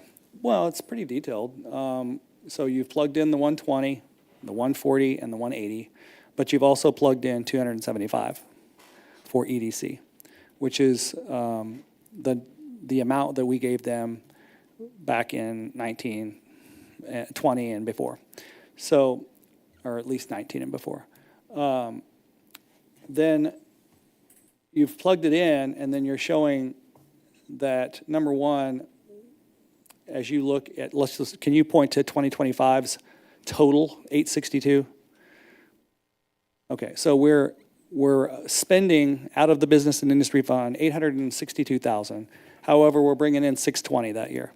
However, that's a deficit of 242, but we have built up quite a balance, correct? Correct.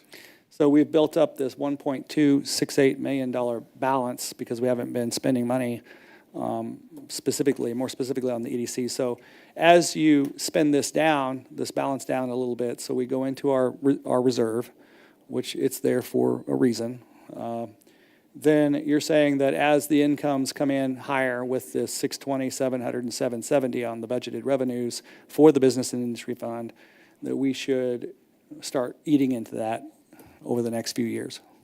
That's what this is showing, correct. And then we eventually close the gap between the requests and the revenue, and it becomes balanced. Okay. Especially with bringing on more hotels. Okay. So with that in mind, you can see the approach that we can take, everyone, and that helps start the conversation. So with that, I will start off with Councilmember Shields. Thank you, Mayor. And I think Mr. Dunning and you both did a very good summary. Mr. Dunning and I talked together about putting this together just because I wanted something to help frame the discussion, that this isn't by any means set in stone, but what I wanted to say and why I did it for myself is I want to say, well, if we gave everybody exactly what they asked for, what would that actually look like in terms of finances?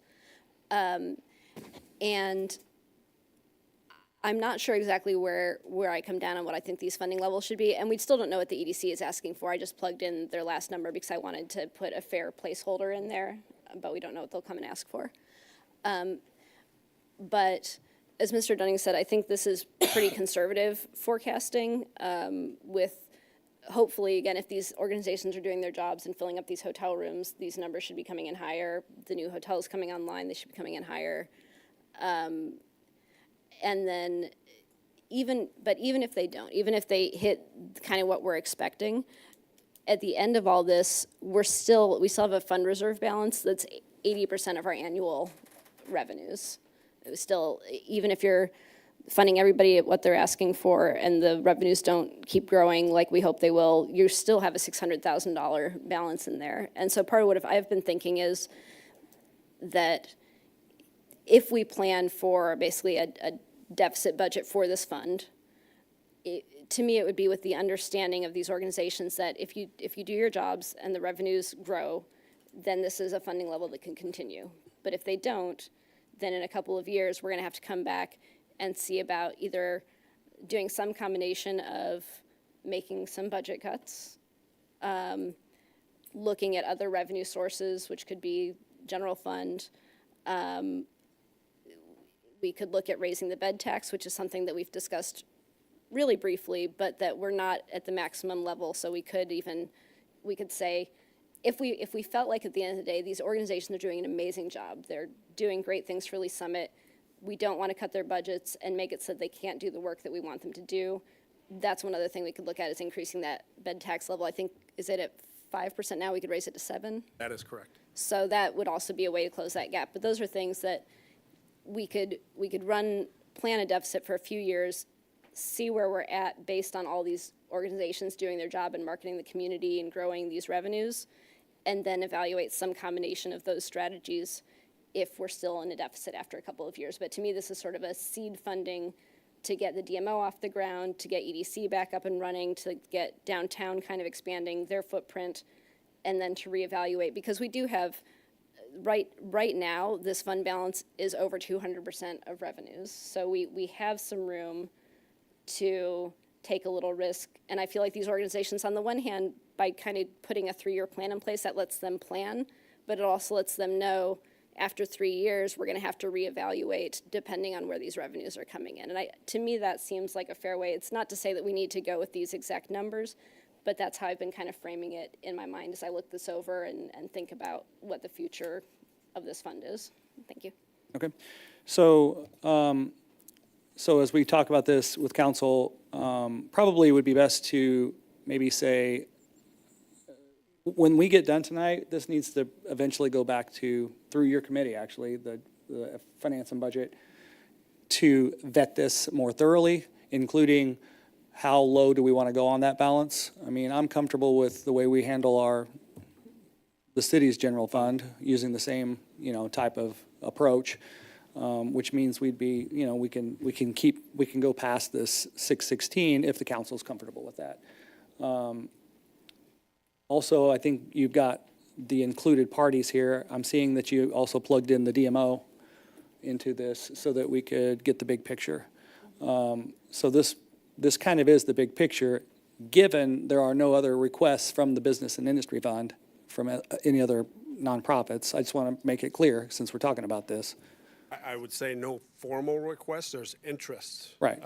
But I'll be honest, I have responded to those requests saying we have other priorities that we need to figure out before we can consider additional. Right. I think it's time we start figuring out these other priorities, because we've got the DMO before us, downtown Main Street before us, DMO's coming next. We've got LSEDC that we finally have gotten to an agreement point with, and we're moving forward there. So we need to set this budget, Mr. Dunning. We need to get this to finance and budget, and this group our council needs to decide what the big plan is and how much we're willing to spend down the balance on this fund, and how we want it allocated. I appreciate that you put this together. I would like to have seen it ahead of time, like in detail, so I could have been more prepared, but that's all right. I love you guys. Me, Mayor, I drafted this over my lunch hour yesterday, so And I sorry. didn't get to it until probably 11 last night. It was already in my head because I'd already asked about the Business and Industry Fund numerous times, but at the same time, this is really nice to have. And I hope that council, go ahead, Councilmember Carlisle, I hope they appreciate having it. Thank you, Mayor. So I would just say, I also appreciate Councilmember for putting this together. I need a drink. But with what we're talking about right now, it's downtown Main Street. And downtown Main Street's already been through budget. So I would feel like, and I'm not the chair of budget, but budget sent this up to council already once. but council wanted this tonight. So I would feel comfortable with going forward with downtown's funding and, you know, asking for an ordinance to be brought back next time. I understand completely that we haven't seen anything from anybody else, so that probably needs to go back through budget, but I don't feel like downtown should have to go back and then come back again. Makes sense. That makes sense to me, but I want to hear from other council members. Yep. Councilmember DeMoro. I understand what Councilmember Carlisle said completely, but I'm still under the impression that I mean, this is a great spreadsheet. I mean, it spells it out. You know, it's a hopeful spreadsheet is what it is. I mean, we hope that funding continues, or that BNI tax continues, and every mark on this chart is reached. But what happens if it's not? And then then we're going to have to start adjusting other PSAs before we've actually heard what they've asked for. Now, I mean, I can read, I know the DMO, I know what they're asking for. I mean, but it's a hard pill to swallow. I completely am in favor of increasing downtown's budget, or our contribution to downtown, not their budget. I don't want your whole budget, Donnie, but I would rather take a wait and see attitude is what I'm trying to say, and see what others are going to request, what we can take on, and I think sending it back to finance and budget is a good move. Maybe we can refine some of these numbers. Maybe we can get closer to reality. You know, I assume we haven't had an update from Discovery Park on when actually they're going to start construction. I mean, that's actually a part of this discussion, because we're expecting 2 hotels to start, you know, contributing to the BNI fund pretty regular. I mean, they're in a great spot. I'm sure they're going to have a lot of business. So anyway, I'll let Mr. Dunning speak. Yeah, what I can tell, I checked their website. They say delivered in 2025. I don't know what quarter, but I can tell you that both permit applications for those 2 hotels are in the review process, and probably approaching a point to where, you know, permit issuance would be in a position to be approved. Now, they've got infrastructure to get in place too, so it's all of that working at the same time to bring those to fruition. So everything's looking like they will deliver on those 2 hotels in time for the World Cup. And while you're up there, refresh my memory. We have funded interim funding July, August, and September to downtown Main Street, correct? It's September is the last month that we did our 3-month thing, right? Yes, we extended that for a quarter. Okay, Yep. yeah. But it starts July 1st in September 30th. That's correct. July, August, September. Well, that's a little bit, I mean, that hopefully can be straight. But anyway, that's my 2 cents. Thank you. All right, thank you. Mayor Pro Tem Lopez. Thanks, Mayor. Yeah, I'm fine with proceeding with Councilmember Carlisle's recommendation. This is the second time that those of us on Finance and Budget have listened to Mr. Rogers' presentation. And he's very thorough the first time, and I think he did a great job again tonight, so appreciate that again. There's a lot of thought put into the information, the slides that he presented then and tonight. To me, I think, and I'm anxious to listen to the next presentation tonight also. We've got quite a lineup, I think. But I think the data, the information that Mr. Rogers presented then and tonight again, the comparisons to other like-kind communities, I think are spot on. And I'll say it publicly, I'll compare our downtown to either of those 2 other communities. I think we have a lot more going for ourselves than those other 2 communities. And I don't think that was luck. I think there's been a lot of sweat and effort put into why we're here today. And I think it's time for us to at least be at the level of where these other cities are in. So I'd be in favor of proceeding. And the committee, our committee did not, correct me, Ms. Madam Chair. We did not make a recommendation with these numbers, but it was a consensus that we felt comfortable with the requests. I think I'm up next anyway. Mayor, do you want me to? So that's all I have, Mayor. Thank you. And thank you. Thank you, Councilmember Shields. Thank you. So we didn't have this full amount of information when we discussed this at Finance and Budget, but we did have some rough estimates. We did have the current business and industry fund amounts. I think we were talking about, we were expecting a DMO funding of 350 to 400. So this is more or less in line with that, and we knew what the EDC used to get. So our discussion there had been that we felt like the fund was healthy enough to support this request, and that the organization was doing good work that would be benefited, and the city would be benefited by continuing to invest in it and increasing that investment. So I feel like we've vetted that pretty thoroughly, and that with how healthy the fund balance is in this fund, that we really do have the room to, I don't want to say take big risks. I don't think this is a big risk. I think that there's a lot of reason to believe that these revenues will continue to grow, but I think we have the cushion to be a little bit bolder than we might otherwise, just given the fact that we have a reserve balance that's 200% of our annual revenues. So I would agree with Councilmember Carlisle and Mayor Pro Tem Lopez that I think I'd be comfortable proceeding with downtown Main Street tonight, and then doing maybe, we'll see how, after we watch the DMO's presentation, but maybe taking that back to the committee and also working on establishing a fund balance policy for this, just like we did for the general fund. Thank you. Thank you. Councilmember Lovell. Yeah, I would be, I'd like to see it go back, just because I'd like, just like Councilmember Shields said, is, you know, how are we going to measure success with all of these PSAs, right? And, you know, if we go 3 years and we're still running at a massive deficit and we have to relook at these, I'd like to have a little more clarity as to what that looks like, whether that's in, you know, just looking through the downtown Main Street PSA. You know, how do we measure these things? I mean, I think it's easy to throw around numbers, and I would just like to see more detail to say, like, okay, we've got these other ones that we've got to do, and we're going to go a deficit, but it's like, what happens when we get to year 3 and we're still in a deficit?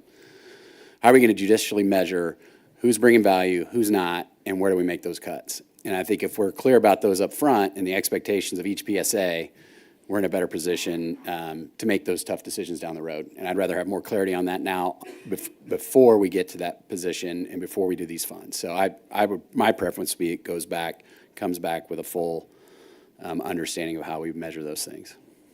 But I'll do whatever the council decides. Thanks. Okay, thank you. I will go back just a little bit here, because there's only a couple of us. Well, you came back on, so you were here when we had to decrease, well, when this fund was decimated by COVID. So we did have to make those tough calls. That's why I think having a fund balance for it policy is a good thing. Although that wouldn't have protected us, we still would have to make these tough calls. So I'm prepared to make those tough calls. I've always said that if something happens, we will adjust, and the council will make the decisions, and we will prioritize or reprioritize. And so I'm totally fine with moving forward with an ordinance, but I don't really want to do it if we don't have a strong consensus. So I really need kind of a couple of these other council members to chime in to let me know, are you comfortable with an ordinance coming? No, with an ordinance coming for, listen, please. With an ordinance coming forward at a future date with regard to the downtown Main Street with these numbers plugged in. It could always be amended during that meeting, but not deciding tonight. But what we're deciding, what I would like to know is, can we bring that forward and try to approve something, or do you want to take this back through finance and budget and get all this decided at one time? Councilmember Hodges. I just had a question. So if we did an ordinance tonight, would it be for approving the 120, 140, and the 180, or is it just for the first increase? So if we send this back to Mr. Dunning with staff, they would bring forward an ordinance, with those numbers plugged in? Or would you all prefer that we send all this back to Finance and Budget and try to get all this worked out with a proposal like the spreadsheet there before we Okay, approve? but you're an saying that we ordinance? would approve 3 years in one vote, Correct. one ordinance. The PSAs, Mr. Dunning, are usually 3 years? Yes, just to clarify that, so we used to do them annually, right? But for those organizations to plan and strategic plan and achieve certain initiatives, there's some benefit in knowing what a 3-year funding level looks like. So we morphed from doing these annually to doing 3-year PSAs so that those organizations could put into motion initiatives. So what happens, and not necessarily talking about downtown Main Street, but just in general, if they're not performing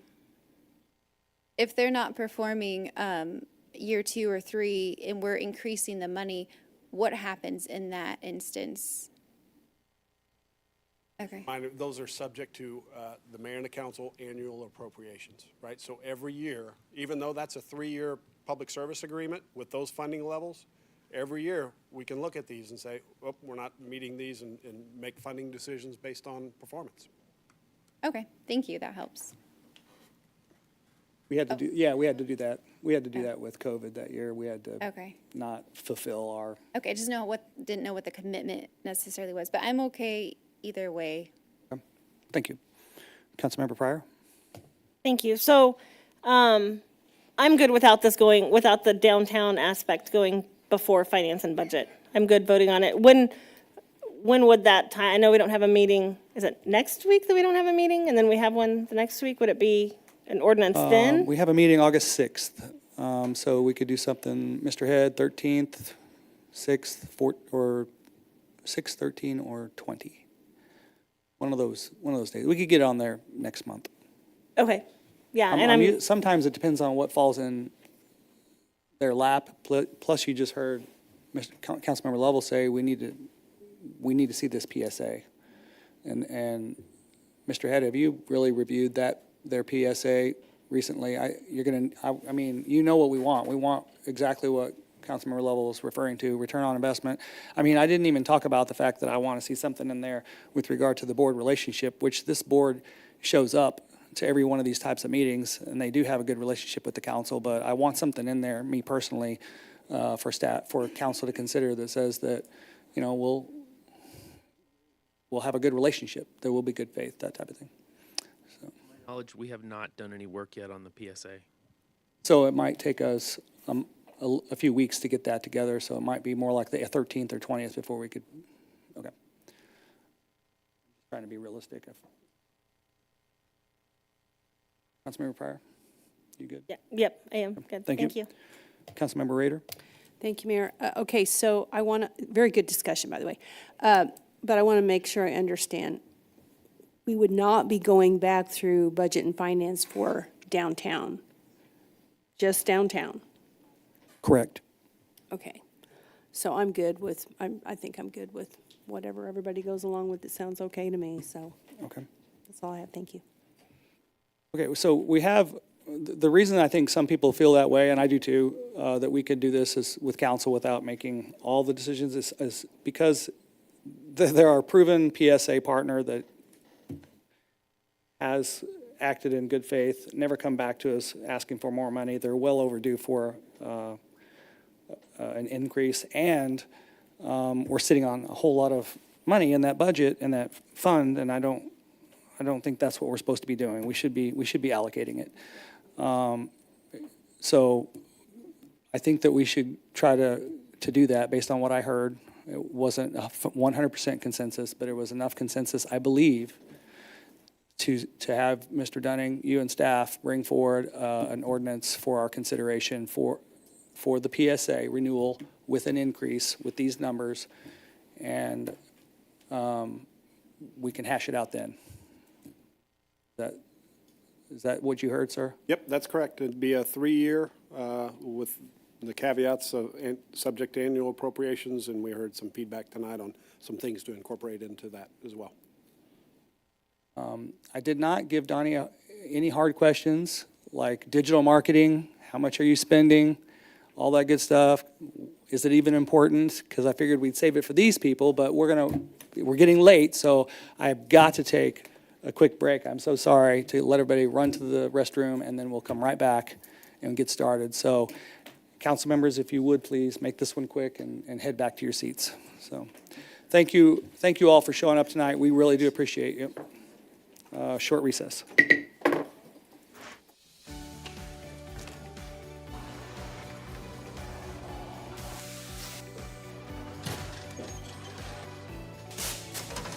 Welcome to the Lee Summit Sign Department. We are going to walk you through our process from start to finish. We make signs as needed here. It's not like we just go out into the field and place a speed limit sign here, or no parking here. Our traffic engineers, they go through and they'll do field studies. They'll send us down an engineering work order for us to go out, place new signs or remove signs as needed. Coming from the material, our blanks come in and they're just aluminum blanks. We can put our white, our red, our fluorescent yellow, green, whatever. And basically what it looks like is just that there. Throw it up into the roller.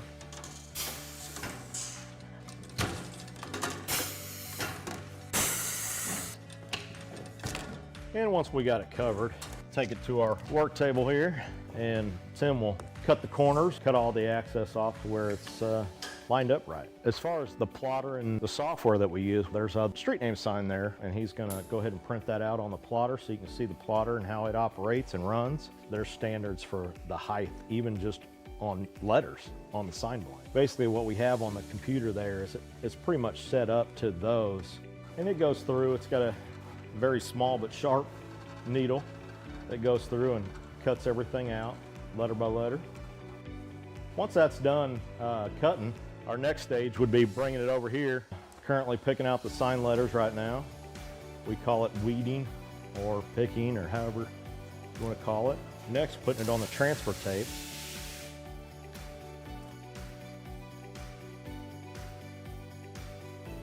Then after it's taped, we bring it over to the roller. That's where we apply it to the actual sign blank. And we'll roll it through one time just to get the air bubbles out.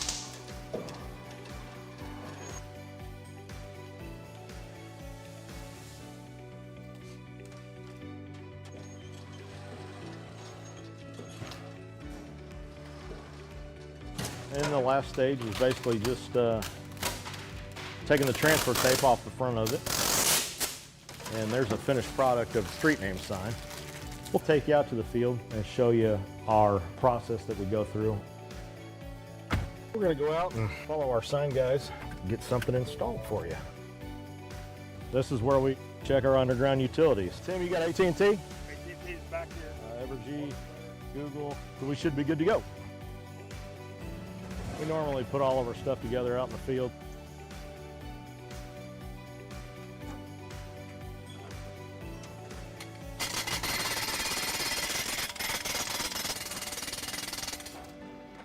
Then once the base is installed, we'll go ahead and put the post in there. We've come up to perfect. And that's how we do it. Simple. Quick. Traditionally, we think as police officers, those responding to law enforcement needs within the community. But honestly, we are there to serve our citizens, and our citizens do go into crisis. They do have mental health crises, and we're being called to those scenes on a regular basis. In order to help serve those citizens better, we did initiate the Crisis Intervention Team Program. These are officers that are specially trained to de-escalate crisis situations. Recently, we've brought co-responders onto the scene, licensed qualified mental health professionals housed within our police department, and they respond with those officers directly to those scenes where a crisis is occurring so they can interact with that citizen and get them the help they need right there on that scene. The co-responders are either a bachelor or master level in a behavioral health related field. They wear plain clothes, they don't carry weapons or anything like that. I have a police radio that I listen to all day. Listen for, those key words: mental health, behavioral health, crisis. There's a lot of officers that just call for me. I have my own radio number. I also have the ability to self-dispatch to them and say 982 is en route. Officers en route, 914. So typically I arrive after they've made it safe. I'll make contact and get kind of the rundown, and then I just kind of jump right in. Like, hey, my name's Allison. I'm a mental health professional. I'm here to help you. I'm not here to take you to jail or arrest you. Sometimes all a person needs is a voice, someone neutral, someone outside that, can listen. I do a lot of safety planning, including family, their support network, who's close to you. If they're home alone, who can come over and hang out with you today? Can we lock away your sharps? Can we put up your meds? Do you need meds? Can we get you over to the urgent care to get you assessed for your medications? Some of them also are like, oh, I'm so glad you came. This made me feel so much better. Our main goal as the co-responders is to, one, get people connected to the services that they need, and also divert from emergency rooms and jails. And they almost get a different view of the police responding. That lets me know you care and the officers care. Please, how can we help you? My husband has... In 2020, we had 722 mental health related calls for service. 2022, by that time, 1,479. These mental health related calls for service are increasing.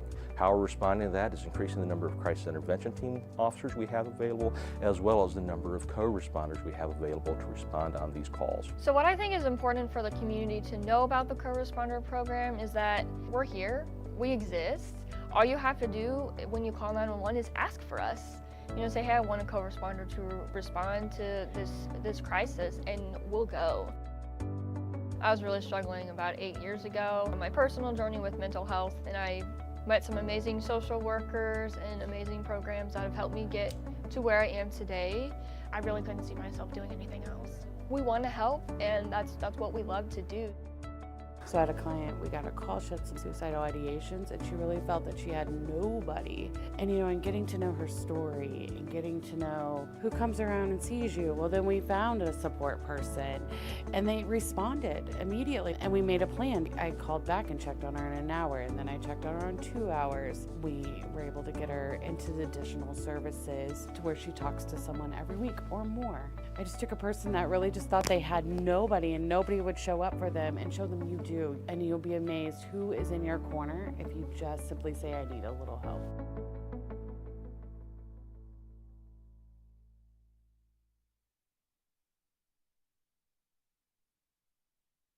When the person called on the phone, she said that there was a dinosaur walking down her road.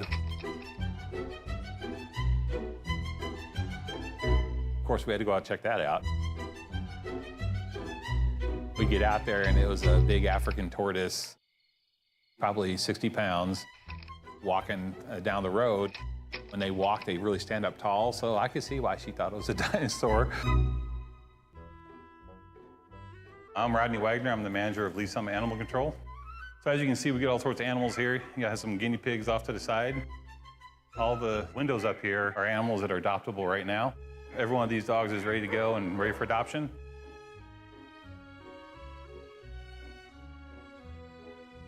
And the same thing with our cats over here.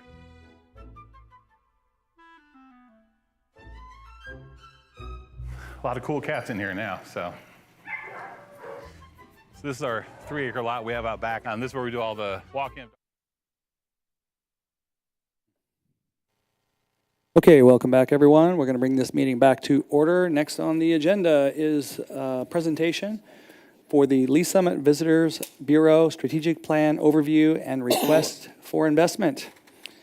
We have numerous presenters here tonight. I'll let them introduce themselves. Mr. Dunning, looks like you're going to start us off, but I do want to ask real quick, when did we first have this big presentation on this? It's been a little while now. I mean, it was a great presentation, by the way, sir. Phenomenal. One of the best presentations I've seen to this council. But it was more than 2 years ago, so therefore, half these council members were not here. Yeah. Yeah, it was. You'll remember. Okay. Yep. All right, Mr. Dunning. Yeah, thank you, Mayor. I'll briefly introduce the Lee Summit Visitors Bureau Board, and some of those will be presenting tonight. So, unfortunately, Janine Thill, who is the chair of the, I'm going to refer to as the DMO, just to abbreviate here. She is the chair. She was going to be here and be part of this presentation. Unfortunately, a family commitment took her away. But she is the chair. She's had numerous years of experience. Actually, she's served in the executive director role for downtown Main Street for a period of years, and she works in that community development space. She's the Cultural Commission representative on the Visitors Bureau. We also have Tina Rockhold, who's the vice chair. She is the Economic Development Council rep, serving in that capacity. She's the director of development for St. Luke's. She's certified fundraising executive, so it's great to have her experience on this board. Crystal Riemann is the secretary. She's fills that role as for the attractions representative on the board, and she's with Paragon Star in previous career in downtown Main Street and other communities. You'll recognize this gentleman, Bob Johnson. He's the treasurer for this entity. He's the citizen rep. He's a retired public official, and as we know, decades of involvement in all things government and also recreational sports leagues brings that angle to the team. Also, Christina Hockers serves in a hospitality sector position for the board. She's a professional educator and connects the education system with workforce development, hospitality, restaurant, tourism, and those aspects. Brandy French is also serving in a hospitality rep position. She's general manager for Unity Village Hotel and Conference Center. She is also a Lee Summit resident. Rachel Dyer, who I know many of you, if not all of you know, she's the chamber representative to the board. She's in promotional products and a design professional in that space. We heard from Donnie Rogers earlier. He serves on this as the downtown Lee Summit Main Street representative. T.D. Price with Parks and Rec brings that angle to the efforts. Cheryl Nash, who you all know, Creative Services Director, and then our very own Crystal Weber supporting as well as Assistant City Manager. So that's the team that brings forward the Lee Summit Visitors Bureau. And then, as you all may remember, John Wisenant, you take that? Decades of tourism experience, DMO experience, former director of tourism for Tennessee Hospitality and Tourism Association. And I think it probably still holds true, John, that if we know that if you could get your kids to move here, you'd be here right behind them. Is that still a factual statement? Okay. So with that, Mayor, I'll turn it over to, I think, John is going to kick this off, and then we'll have numerous presenters coming up filling part of the presentation. Thank you, sir. Appreciate it, Mark. I'm sorry, Mr. Dunning. Excuse me. I'm sorry. And I apologize for the cane. I had some knee surgery, so I'm not really all that old, but I'm getting there. So very good to see many of you back again. And for those of you who I've not had a chance to meet, I'm John Wisnant. I'm with North Star Destination Strategies. And we have been working with you guys for almost 2.5 years. And I'm just going to give a little introduction. The team is going to actually bring you the strategic plan and the investment request. I'll just tell you a little bit about how we got here. The city very wisely, about 2.5, almost 3 years ago, started a project or initiated a project to decide whether or not you needed a DMO for Lee Summit. So we went through a long process, and that was my first exposure to Lee Summit. And we had a lot of stakeholder meetings. We did a lot of work over the course of about 4 or 5 months.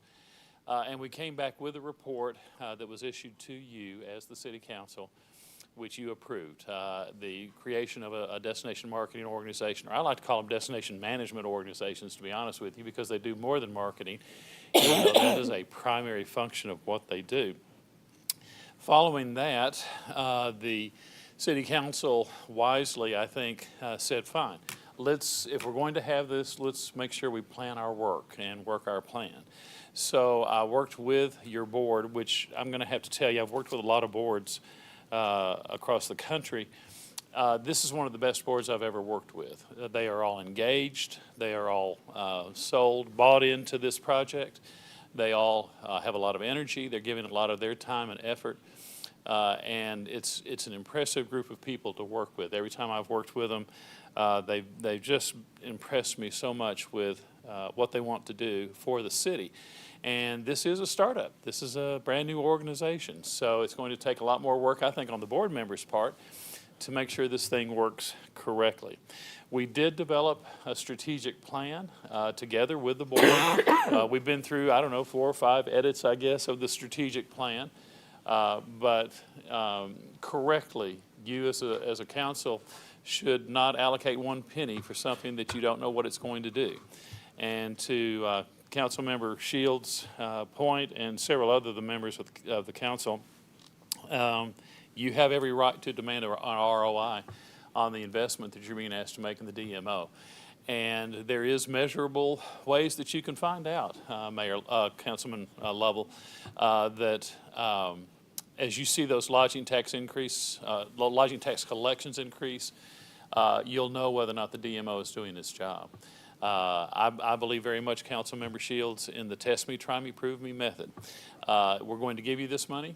We're going to invest this money, but we expect this ROI in 3 years. We'll look at it then and see where you are. And so I think it's a very valid thing for you to do. Everything that we're recommending in the strategic plan is research driven. We know the data. We know to a certain extent, we know who's coming here and who you want to have come here. It's very much built on best practices. I do have to say a word of appreciation to your city staff, especially to Mark and Crystal and Cheryl. They've been the liaisons through this whole process, and the mayor have been very involved in helping us make sure this is a joint effort that works. We have engaged a lot of public engagement through this whole process. This needs to be a community's DMO. And at the same time, the board, through the strategic plan and through the allocation of the funds that we hope you will invest, we're very concerned about maintaining the quality of life, which I think has been mentioned a couple of times as well. That obviously you want more visitation here because that means more economic impact. But at the same time, you want to protect the quality of life that you have here in Lee Summit that makes old guys from Nashville want to move here. So we're very conscious of that in the strategic plan. The team is going to come up now. Some of the officers of the board are actually going to address some of the points of the strategic plan and the investment that goes with that. The strategic plan informs and directs every penny that's being asked of the fund, so that you'll see how it's going to be allocated. So at this point, I'm going to be available for questions throughout the whole thing. I told the mayor earlier, I said I may have to answer them from a seated position, but that's not because I don't respect you. It's just easier to sit. I think Crystal is going to actually come up. Crystal serves as the secretary of the DMO.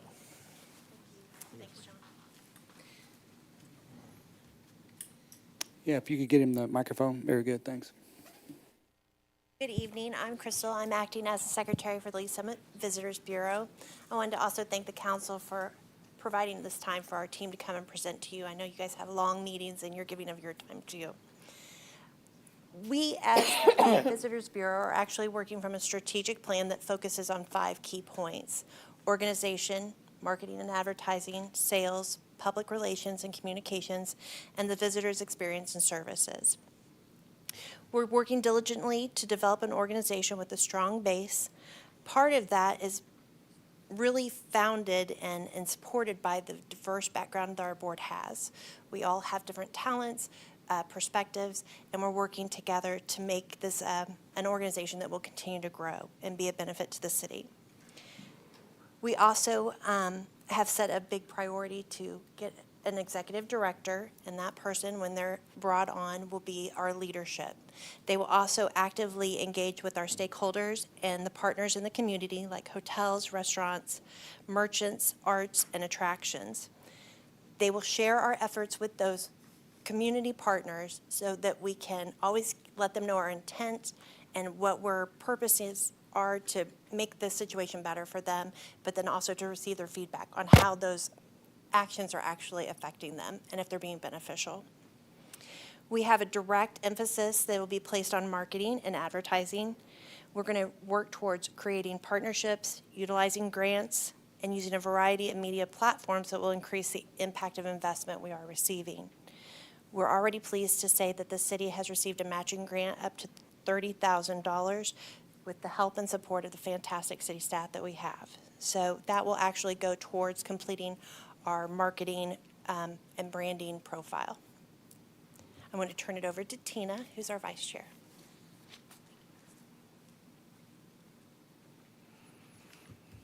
Good evening. Thank you for having me. I will cover details regarding the 3 remaining key points within our strategic plan, which are sales, public relations and communications, and the visitor experience and services.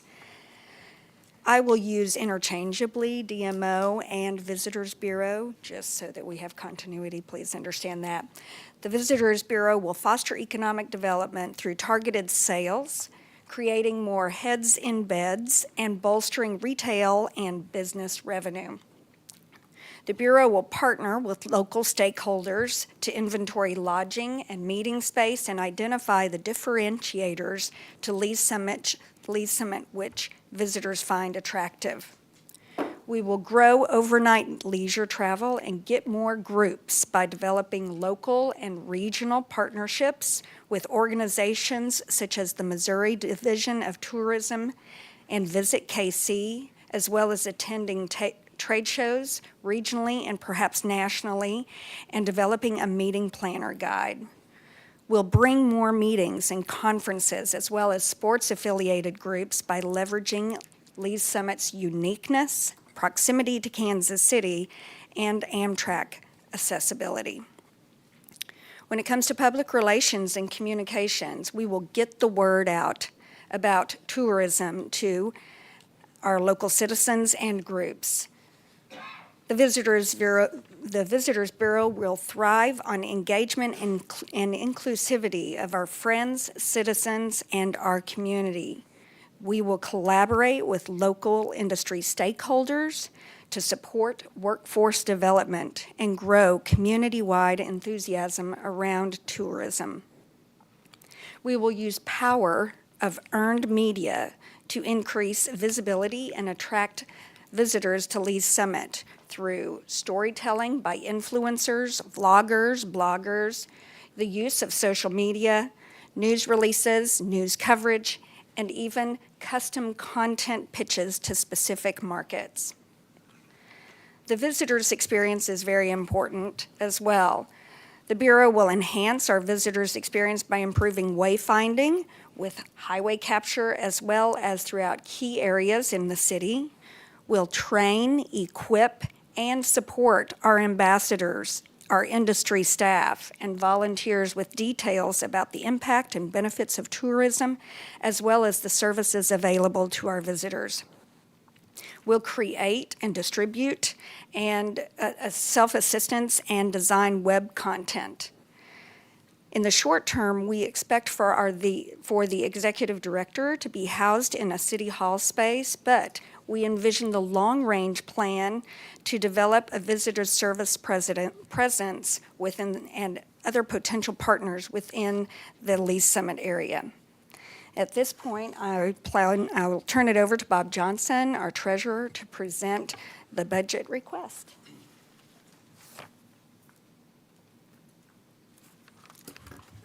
Thank you. My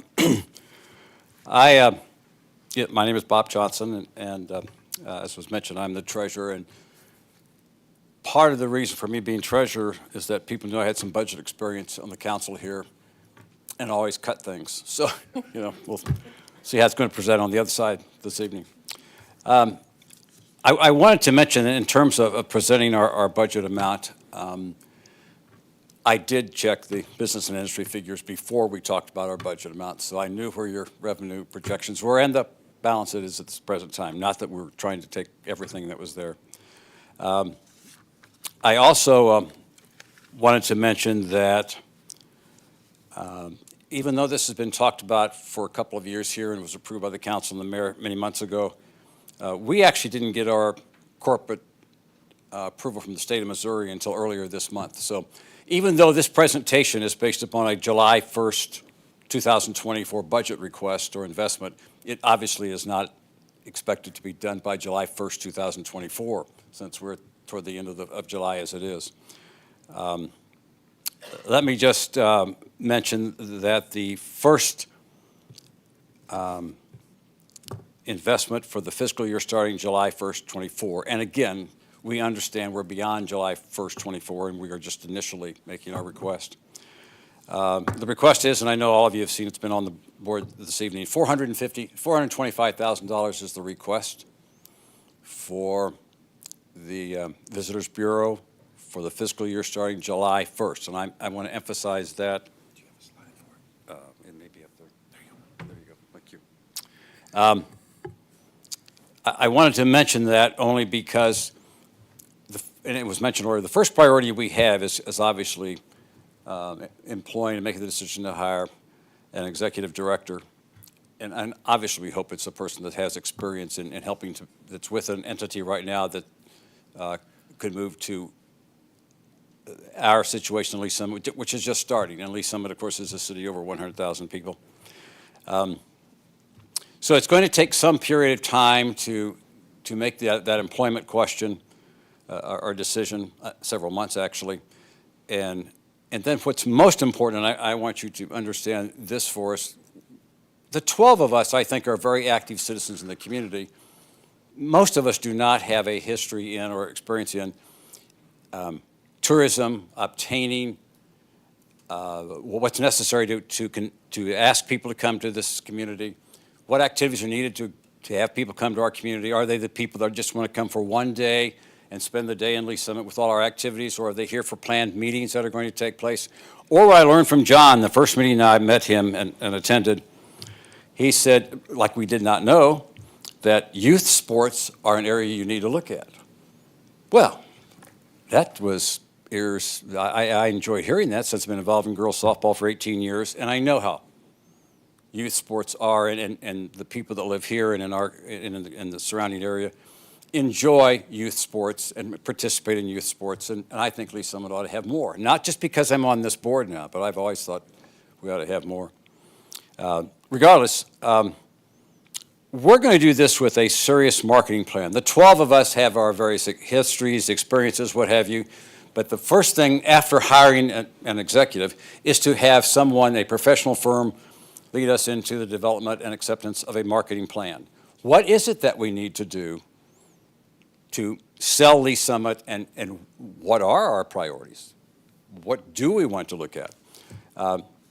So therefore, and that's going to take some time. My point is, even though this request, again, is for this fiscal year, obviously for the first several months, probably 5 months, 7 months, there's not going to be a lot of expenditures from whatever is approved in the appropriation process with the council. So with that said, as I mentioned, for the first year is $425,000, and then if you're talking about a 3-year plan, the second year would increase by $50,000 to $450,000, and then in fiscal year 2027, $475,000.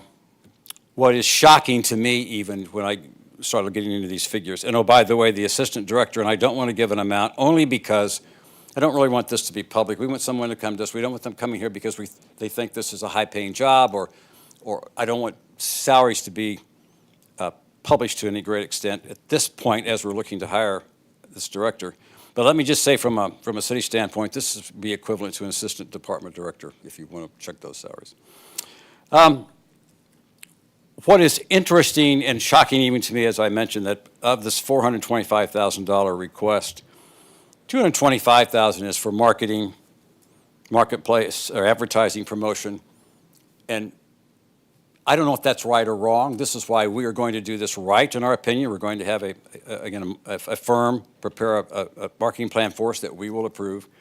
Now, is $225,000 too much, too little? You know, who's to say? But as I look into some of whatever we're going to advertise in, if we're trying to advertise our city, just as from an advertisement standpoint, you know, it's pretty easy.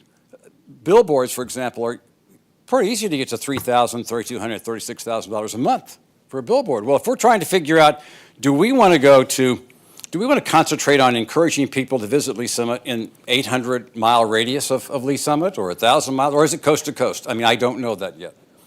But whatever it is, it's not just going to be in this greater Kansas City area. So it's going to take a little more to communicate with populations that live within hundreds of miles of Lee Summit. So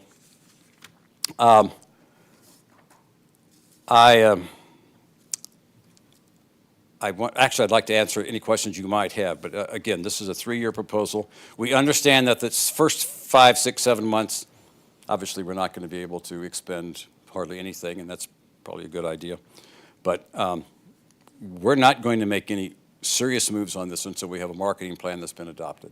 So I'd certainly like to answer any questions you might have about a 3-year proposed budget. All right, thank you. Mr., is it Wisnant? Is it Wisnet? Wisnant. And Mr. Johnson, you look good over there, and you're pretty good at that over there on that side too. So, I'm not talking about democracy tonight. Oh, that's another issue. don't get me started. You always get me going down rabbit holes. You were the tried only to. one that ever got me to go down rabbit I holes. tried to. That's right. Well, okay, you're right. Maybe other people did too. Mr. Wisnant, last time you were here, I pulled up your presentation, and do you picture this organization being the lead on the business and industry funds we were talking about earlier, the hotel tax? Yes, sir, I do. In fact, that's the measurable ROI, I think, for the city council is once it's up and running, and it will take some time, you will have every right to look at those taxes increasing. They should increase if the DMO is doing its job. Is that your question? If I remember right, you were talking about how every dollar invested in marketing and tourism should return, $7 or something along those Yes, sir. It lines. depends on the location. Visit KC, I think, uses a $9 return on investment. The state of Tennessee uses 19, which is ridiculous. We tended to use the 3 to 4 as a modest beginning, and then moving it up to about $7 per investment dollar. Okay, when Mr. Johnson's talking about marketing a budget and such, and then you also talk about hiring a leader. Are we going to make sure that this leader knows how to do digital marketing and digital analytics like you talked about before? Yes, sir. I would think so. You want your executive director candidates to kind of be twofold. I think they're going to have a good broad background in destination marketing. They need to know how to do the work of promoting a destination such as Lee Summit. They're also going to have to be entrepreneurial because they're going to actually have to build this organization from scratch. They also have to understand community engagement, partnership with the city council. And so, you're going to be looking for a very specific person. And as the board has discussed, you don't want to rush it. We want to get that person in place soon, but you want to make sure you get the right person. So it would indeed be a process. We've recommended to the board a number of avenues where you can recruit for that person. And the board was the one who actually set the salary and benefit structure to make it competitive, but not over-competitive, if that makes sense. That it wouldn't be a burden on the budget, but it had to be competitive to get the kind of person that you wanted. Okay, but the person would be able to also have the ability to do in-paid advertising. Would you explain what that is? Yes, sir. I'm sorry, in-paid or in-kind? In-paid. Yeah, that's the terminology you used. Yes, sir. Before, in-kind. In kind, yes, sir. Where you can work out partnerships. There's an abundance of opportunity with the department, the Division of Tourism, with the state, with regional organizations, and partnerships that you can develop. I can't remember who mentioned the idea of earned media, which is the best ink you can get. It's free ink, but you have to develop that free ink. You're multiplying your advertising by. Did you refer to that when in your other presentation? Were you calling that non-paid media? Non-paid media, yes, sir. And it's invaluable. Correct, yes, sir. It is absolutely invaluable because it's going to reach a lot more people for a lot less cost, and it has a lot more authenticity. They expect the DMO for Lee Summit to say this is a wonderful place to visit. When a third party says this is a wonderful place to visit, it carries more credibility. I know that we monitor that type of media in-house, but it's not like we have a tourism department, so we don't get to, like Cheryl, who's sitting behind you, doesn't get to talk about that with us all the time, but there's a bunch of software and such for that type of thing. Yes, sir, there is. There is. And we used to call them clipping services. They're digital clipping services now who can actually, and programs that you can purchase, I'm sure Cheryl's familiar with them, that will actually track every mention of Lee's Summit in every publication that you can imagine, and online. Okay, one more question, then I'll let others jump in. When it comes to that kind of non-paid media, I've just come under the impression in my 6 years sitting up here and in this community that you also have to do the pay-to-play, such as with the Kansas City Business Journal, and we have never gotten into that. And I've been dying to do that for many, many years. Is it worth it? Yes, sir, because one of your, in the strategic plan, we've identified certain markets that will inform the marketing plan.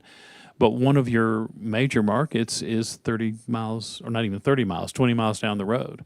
It's the greater KC metropolitan area. So, yes, sir, you need to do some advertising and marketing within that. In other words, when I say you got to pay to play, you really just have to do some advertising in that journal to be able to get media coverage that you deserve. Yes, sir, you do. And you have to know how to work with travel writers. You have to know who they are. You have to know how to work with them to get them to come in. It's shifted. The paradigm has shifted a lot to digital travel influencers now, travel writers. But yes, sir, you have to know them, and you do have to pay sometimes to get that. Okay, I would love to talk about this all night, but I will let others jump in. Councilmember Shields. So with the executive director, what do you see the search timeline being for that? If your budget gets approved by council, are you thinking that's a 6-month process? Well, we were talking about that earlier this evening, and probably the soonest to have an executive director on board once a budget is approved is 3 months. So it could certainly be 4, 5, but probably minimally 3 months. And would you wait for that person to be on board before you start working on the marketing plan and all that? Well, I think so. I think part of the responsibility of the executive director is to have some experience with marketing plans. And I'm sure some of our 12 members do. Probably most of us do not. But yes, we would certainly have the executive director working with that marketing plan process. So that's going to be whatever it takes to hire this person. We won't be working on the marketing plan. I'd like to add a little bit. I'm sorry. If I may add just a little bit to the search time. We have intel from your city staff that we already have 7 inquiries and the job has not even been posted yet. So I think we're in a terrific position based on visibility through other opportunities to have some candidates knocking at our door when we are ready. Great to know. Pardon the interruption. I had a lot of kind of more specific questions. I don't know if there are things that can be answered before you do things like have a marketing plan, about what kind of meetings and events, because I think sometimes we hear things like meetings, conventions, we think, well, Lee's Summit doesn't have a convention center, but what kind of events would you be thinking about trying to draw here? What do you see Lee's Summit as? Well, I've thought about it, certainly, let me just tell you that I'm going to be very interested in the expansion of youth sports because they're there, they're real.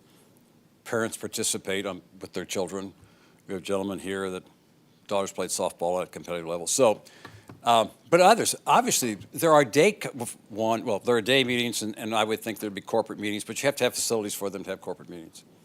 Well, I'm not sure they're here yet, depending on, I'm sure somebody would argue, but yes, I would think corporate meetings, the day meetings. I think we also need to spend time just getting people who are just looking for a day trip somewhere and coming to Lee's Summit.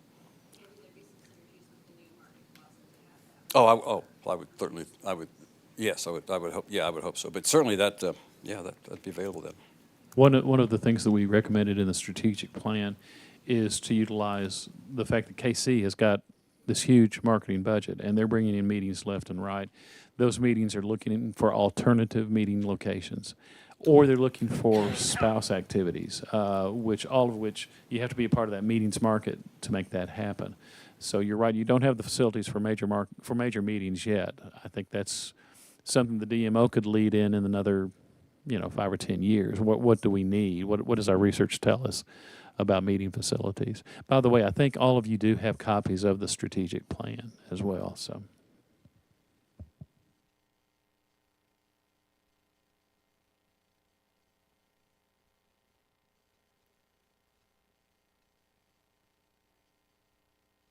That was going to be one of my next questions, if we can get copies of the strategic plan and the proposed budget, just to look at. I think you do. I believe they have. I believe you have. I believe you have copies of the strategic plan, and Bob can address the details of the budget. If you don't have that, you'll have it tomorrow. Yeah, could you send that to us, Mr. Johnson? Yeah, I think you have the strategic plan, but we'll certainly make. Let's with it. We'll make sure you have that tomorrow, and also more detailed budget requests for the now current fiscal year. I assume one of the focus, because we've talked about this on the dais before, is once someone is here, keeping them here. Like when someone is here for a sports tournament, trying to get them to eat here and stay here. Yeah. Certainly, that's the emphasis on youth sports from my perspective. It's to when they come, they stay here, and I think probably we have facilities that could house a lot of tournament parents, but obviously you're expanding, the city's expanding even greater. But yes, I talked, we had a tournament at softball this weekend, and one of the first coaches I met, he said he's from Lincoln, Nebraska, and we talked about that. I said, are you staying in Lee Summit? Yes, we are. And then I also subtly mentioned he ought to eat here too, and so forth. But yes, the emphasis, when you have these, just to have tournaments is not what I'm concerned about. I want to make sure that out-of-town parents and teams come in, and they stay here while they're here, and they play. I do get requests at tournaments. We're 3 hours between games. What can we do? And we want more materials for that purpose too. I mean, I could keep going for a while, but I think we're all pretty tired. I love the idea of more wayfaring and signage. I'm going to make my periodic statement that we need better signage on the parking garage downtown showing public parking, because I have to say that every time it comes up. But I think this is great. I don't know what the plan is tonight. I assume maybe this should come back to finance and budget with our whole big discussion and have a more thorough discussion once we have that budget to look at and everything. All right, thank you. Okay, thank you. Councilmember DeMoro. Thank you, Mayor. My question may be a little premature because, and I'm going to talk about the World Cup. I mean, it's pretty well going to sell itself, but in your marketing plans, preliminary marketing plans, are you including the event, the large event that's going to happen, and how will you do that? Would you do that in the DMO or with a partner, with the city as a partner, downtown Main Street partner, and just how would that look if you've got an answer? I realize it's premature. I think the story is to be told. I definitely think that we are all looking towards what the impact can be and how that will boost the revenue for Lee's Summit. I do think by having our executive director on staff as soon as possible, we can begin working with those stakeholders and developing the plan aligned with the marketing plan and numerous other agencies and organizations within the area to really make Lee's Summit a prime location. The access to Amtrak is a huge differentiator for us. I would think certainly that the firm that is hired by us to do the marketing plan, if they don't know about the relationship with Kansas City and the World Cup, then they need to be informed, and that would include us. Exactly, yeah. Just to interject too, we actually have one of our board members that is on the commission with the city to work towards World Cup. So she's our liaison and ambassador for that. So we have appointed somebody. Fantastic. It sounds like not only have you started, you partially have it covered then. Thank you. Thank you, Mayor. Thank you. Just to piggyback off that, Mr. Wisnant, have you dealt with World Cups before? Not specifically the World Cups, but we've dealt with another number of major events held in Nashville, for example. My DMO was a suburb of Nashville, and we know you learn how to piggyback very quickly. And what you learned is that the major city, you may think the major city has it all. They need you as much as you need them. They need That's your the way it hotel always space. is. Yes, sir. They need your hotel space. They need your participation. They need your volunteers. Well, I guess what I'm trying to get at with this, and I'm not being cynical, I'm being serious, that they don't always include us. We know we need them. We know we need Kansas City in that brand and more, but how do we get them to, help us? I feel like that's why this is needed, this DMO, is because that's not their focus. They're not focused on us in the suburbs. They're hoping that we'll support and supplement They get no them. lodging tax from you. And so that's the key issue for them. But they also learn that expands their market capability when they can include you. And I think you're exactly right. That's been the board's directive. We need someone who can develop those relationships with Visit KC so that we are seen as partners, not just the also-rans, but we're full partners in this process. Well, we want to be good partners with Kansas City and the metro area, and when it comes to tourism and jobs and everything else. So I think we're all excited about it. I think we're probably a little tired because it's getting so late, but we've been excited about the DMO and tourism for years. That's how we got here today. I know that we'll take this back through finance and budget, and hopefully come back with some more, concrete answers for you. I guess I would just ask Mr. Wisnant again, that's a pretty healthy budget. Is that going to get us that executive director that we need, the one with talent that works hard and understands things? Yes, sir. It will.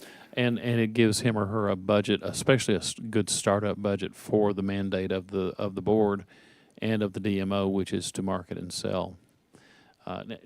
5 years down the pike, you're going to look at a different budget, I think, because you'll have success behind you and you'll have increased lodging tax collections. Okay. So. And I just want to remind everyone that one reason this is so large is because the DMO will not have, you might be able to find partners to sponsorship on marketing, but they don't have membership and they don't have investors. So it's a city-funded organization. So, accurate? Yes, that's correct. That's correct. All right. Any final comments, council members? Mr. Johnson? Talk to you later. Ms. Rockhold, Ms. Ryman, thank you. Okay, I'm sure you guys want to knock out these ordinances, and then we'll go into closed session. You're so excited. Councilmember Rader, would you please start us off with reading the first reading for Bill number 24-132? Thank you, Mayor. I move to advance to second reading Bill number 24-132, an ordinance vacating a portion of a certain easement located at 610 Northwest Blue Parkway in the city of Lee Summit, Missouri. Thank you. We have a motion to move to second reading, Bill number 24-132 by Councilmember Rader. And a second by Mayor Pro Tem Lopez. Discussion. Seeing none, please cast your vote. Sorry, Mayor, it's frozen on my end. Give me just a second. We understand.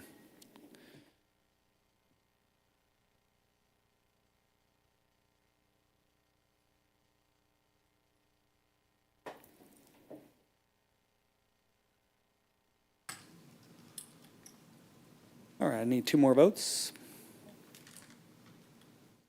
And all votes are in. Please record the vote. That bill does move to second reading. Thank you. Councilmember Shields, would you please read Bill number 24-133? Thank you, Mayor. I move for second reading of Bill number 24-133, an ordinance authorizing the city of Lee Summit, Missouri to issue taxable industrial development revenue bonds in the principal amount not to exceed $65,700,000 in connection with the Tudor and Douglas Apartments Project and authorizing certain documents and actions in connection therewith. Thank you. We have a motion to move to second reading, Bill number 24-133 by Councilmember Shields, seconded by Councilmember Hodges. Is that correct? Thank you. Discussion? Councilmember Carlisle. Thank you, Mayor. Could somebody help me out on this? I've not seen this. I don't know what this is. I don't know why this is. Thank you.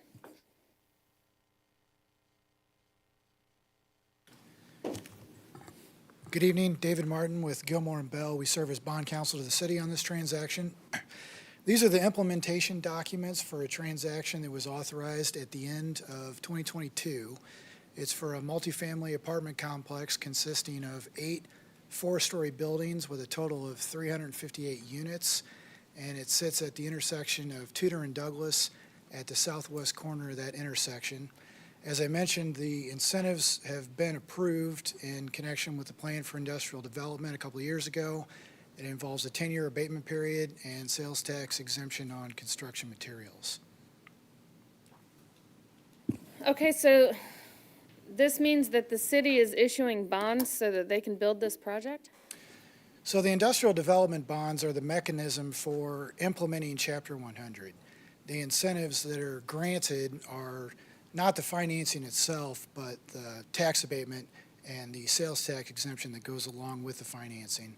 The companies in these transactions buy the bonds themselves, and there is no risk to the city in terms of repayment of the bonds. The payments are solely from the company under the lease agreement. So there's no recourse to the city if there's a failure of payment of debt service, and functionally, the borrowing for the project comes from a private lender outside the bond structure. Okay, so what you're saying, what I'm hearing you say, is that Lee Summit is going to issue these industrial development revenue bonds, but we are in no way putting the city on the line for any repayment of them should the developer not make a payment. We are not on any kind of back for that. That's correct. Okay, thank you. Thank you, sir. Any other questions or discussion? Councilmember Pryor. Thank you, Mayor. I just wanted to, can I justify my vote really quick or not yet? Absolutely. I just wanted to say I want to stay consistent with my initial vote, and I did not approve this project initially, so I will probably not be voting yes tonight, so thank you. Thank you. Councilmember Lovell. Yes, I'm just trying to refresh my memory on this. I mean, I remember the project coming through. I'm trying to think of the incentives that we went through. This seems totally different than, unless I'm missing something, like, is that a 10-year, 100% property tax abatement? And why is it called industrial bond for multifamily? So the terminology industrial revenue bond just comes from the statute from Chapter 100. So it can't apply to projects that don't seem like they fit with that particular terminology, but it's the statutory terminology for those bonds. It is not a 100% abatement. The abatement is calculated to produce about 25% abatement over that 10-year period. And this was sized and negotiated in connection with, or I shouldn't say in connection with, at the same time as the Summit Square Development 3 project with North Point, which has was approved at the same time and has since closed, and the incentives were the same for each of those projects. And when was it approved? Or when did we, like? It was December 20 of 2022. Okay, thanks.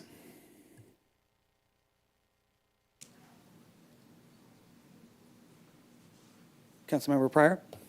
Thank you. Can I address Councilmember Lovell really quick about, so this is the one that, it was all residential, but I was really wanting the bottom, I wanted it to be commercial and residential on top, but it was all it got zoned all residential and was all residential, if you remember that one.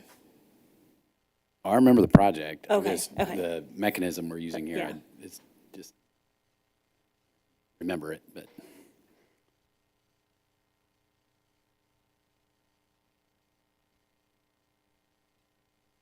Okay. So we have a development that was approved with these industrial bonds. So I can't fill in the blanks. Mr. Dunning, can you fill in any blanks for council members that are questioning? I do remember the development, of course, but. Yeah, I guess in a sense, as Mr. Martin explained, the plan is in place and been approved, the preliminary development plan and the incentive plan, right? The Chapter 100 plan. This is an implementation step to bring the project forward. It has just taken a while. It's usually not 2 years, it's all based on financing. And it usually doesn't take us 2 years to get here, but in this case it did. So that's why there's a little bit of a disconnect, because it's usually not 2 years before we start bringing forward implementation documents for a Chapter 100 plan. Okay. Well, I think this is the one that was a delayed closing. That's correct. Okay, so it didn't close for quite some time, if you all remember that. And then we basically quit extending it, so they closed.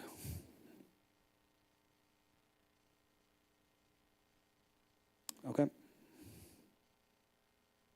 If there's no further discussion, I'm going to go ahead and call for the vote.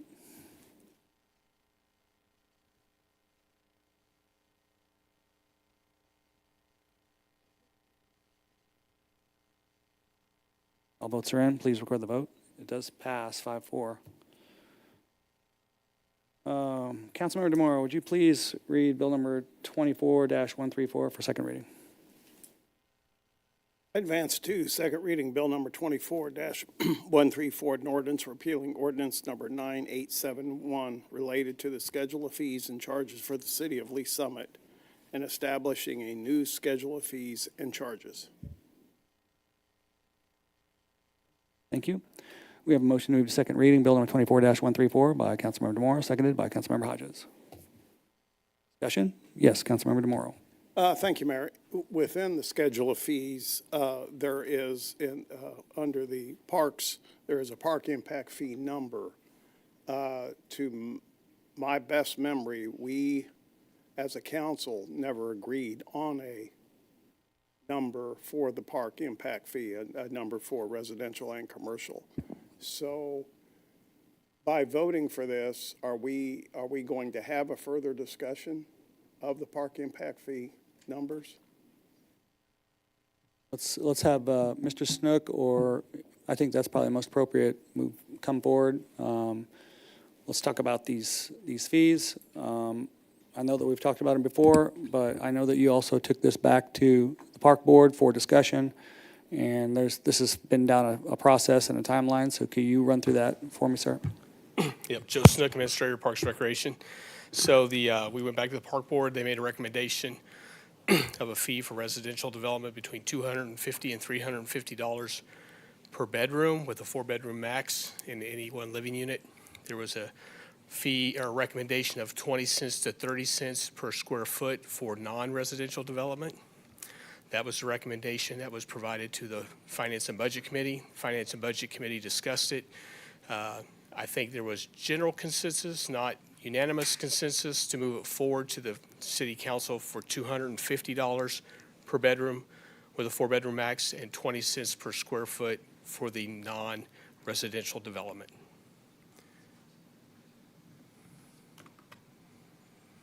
Okay. So when was this last meeting that you had, sir? Finance and Budget Committee on July 1st. I believe it was July 1st meeting, the first one. Councilmember Shields? I was just saying, I remember bringing this up to the full council, that it was something we had discussed and that it'd be coming forward. But I think that's, well, actually, I was going to say that's why it's on first reading, but I don't know that's correct. But I know that it was discussed in committee and it was mentioned at the full council, but I guess this is our chance to discuss it and amend it if the council disagrees. Does that sound right? Yes. Yeah, that's for discussion, yes. All right, let's discuss. What's the park board stance on this at this point? Oh, well, the park board's stance was the recommendation was a range. I think they provided a range, and they were going to leave that up to the city council to determine what that final fee would be, and they were happy with anything that fell within that range. Okay. Councilmember DeMora, you still have the floor. I don't want to take it away from you. I just wanted to, then I'll just go ahead and give my comments. I do think it's still a little bit high, the park board recommendation and what we heard at the finance and budget. I don't think that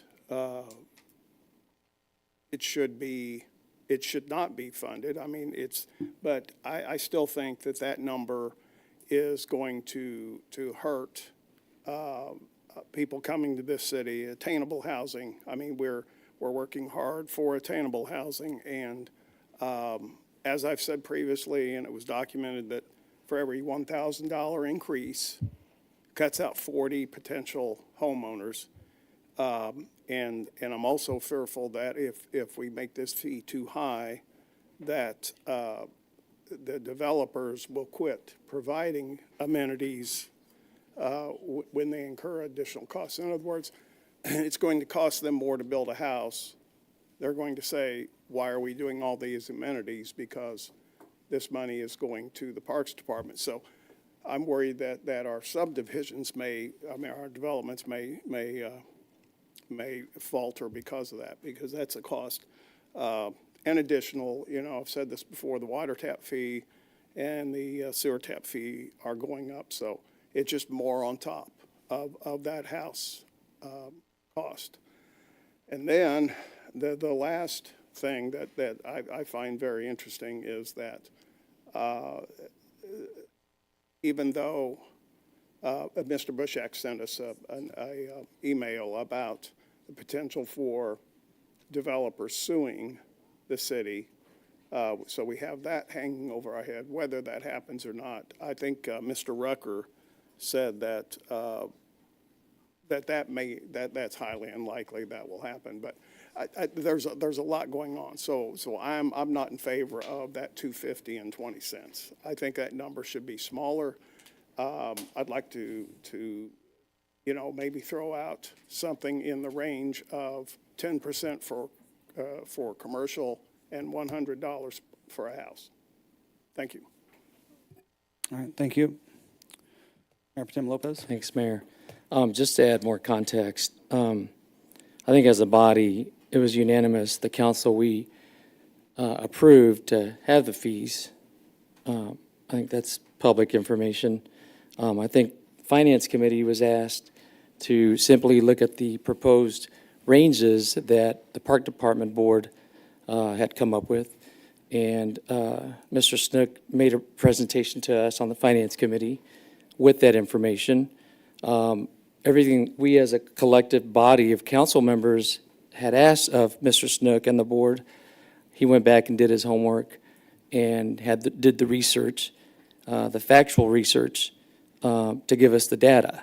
And so therefore then we took the information, and I think it was unanimous on our side, not consensus. It was 3 in favor and 1 opposed, I think. Right. Councilmember did. Did we have it opposed? Okay. Yeah, in finance and budget. So as far as the rate itself, I think that was unanimous by us that were in favor of this, that we were sensitive to Councilmember DeMoro's concerns and other people's concerns about how this is going to be viewed by the builders community. And so we were sensitive to that, so we picked the lowest rate possible.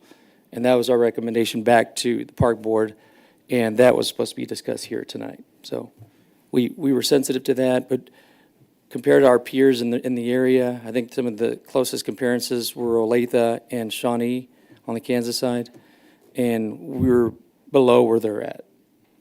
So, and those are the people that have most building permits in the Kansas City area that are our direct competitors. So we're below where they're at. And they have a park tax as well. So anyway, thank you, Mayor. Thank you. Councilmember Hodges? So I'm with Councilmember DeMoro more so, but I'm more on, I'd rather not have any of it. I know I've said this multiple times, I sound like a broken record, but I think we keep saying the word consistency, but once again, we're saying, oh, we need to be consistent with when we're giving developers incentives, but then we don't talk about consistency with stopping overtaxing our citizens. I think it's getting a little out of control. So that's probably the most important consistency I think we should focus on, is stop being like, oh, it's just this, or it's just 20 cents here, or it's just, $250 per door. Well, that adds up and it's a lot of money. So I just think, we've got to get out of the mentality of, well, if they can afford a new house in Lee Summit, then they can afford this. Well, maybe they can, but does it mean they should? I don't know. I struggle with this because we preach one thing, but then we do another. And I think that's a little bit lopsided, and I don't think we're consistent at all. So I think we need to figure out what we want and stick with it and stop throwing on a fee here and there And then, you know, somebody wants to redo something, a business, and we say, let's throw a CID out there and make people pay extra whenever they shop in this area. It's just, at some point, we've got to stop. I understand there's a need or a want for this stuff, that's fine. But we've got to start thinking of the people who are struggling out there and who we need to be sensitive. I don't think we're being very sensitive. And I think it's just, I don't know. It's a little frustrating because I feel like we too easily attach a fee to something and expect people to be okay with paying it. And I want to make sure we don't get carried away with that. And I feel like we're to that point. And I really wish we'd be more sensitive to it. So we don't know what's going to happen in our economy. Maybe things will get worse. Who knows? Come November, we'll see. But I think we just need to be very careful and not price people out of Lease Summit. I'm sure people who are here, thankful they're here, can stay here for now, but I think we're just getting carried away. So I really hope we take a different approach from here on out and really consider everybody in this aspect, not just people who can afford things, but people who, just because they can doesn't mean they should. That money can go elsewhere as well. So that's all I've got to say on that. So I am not in favor. All right, thank you. Councilmember Pryor. Thank you, Mayor. I was wondering if you could state what the range is. I have the range, and you may have already stated it, but that way, just, it's on record what the range is. The range provided by the park board, Yes. the range was $250 to $350 per bedroom with a 4-bedroom maximum, 20 cents to 30 cents per square foot for all non-residential development. Okay, thank you. You're welcome. And I've stated this before, I'm okay with a parks fee. As a matter of fact, I utilize our parks a ton. My family does as well. I want to see it on the lower end. I think even $250 is too high. $250 per bedroom is too high in my opinion. And even 20 cents for commercial is too high. I think in order for me to vote yes, it has to be on the lower end because I cannot support a really high parks fee. So, thank you. Thank you. You gave the range, but this ordinance is for, The Finance and Budget Committee, I think, suggested the $250 per bedroom and the 20 cents per square foot. okay. Then what exactly are we voting on? 250 Theodore, with, And 20 and 20 cents. cents? Okay, thank you. you, Councilmember Shields. Thank you, Mayor. So I think Mayor Pro Tem Lopez did a great job kind of talking through what discussion we had in Finance and Budget Committee. There was even a little bit of hesitancy in the committee of whether to set a rate, but we felt like it was really our job as a committee to make a recommendation, and then the council could amend that if they wanted to, but we needed to vet it and provide what we thought was the best path forward. I think when we've had this discussion before about whether to even establish this fee, I found the arguments really compelling that we're, in the next, decade, we're getting ready to sort of build a whole city within a city. And that the question is, who's going to pay for the new parks that need to service that area, and how are we going to maintain the level of service that people in our community expect?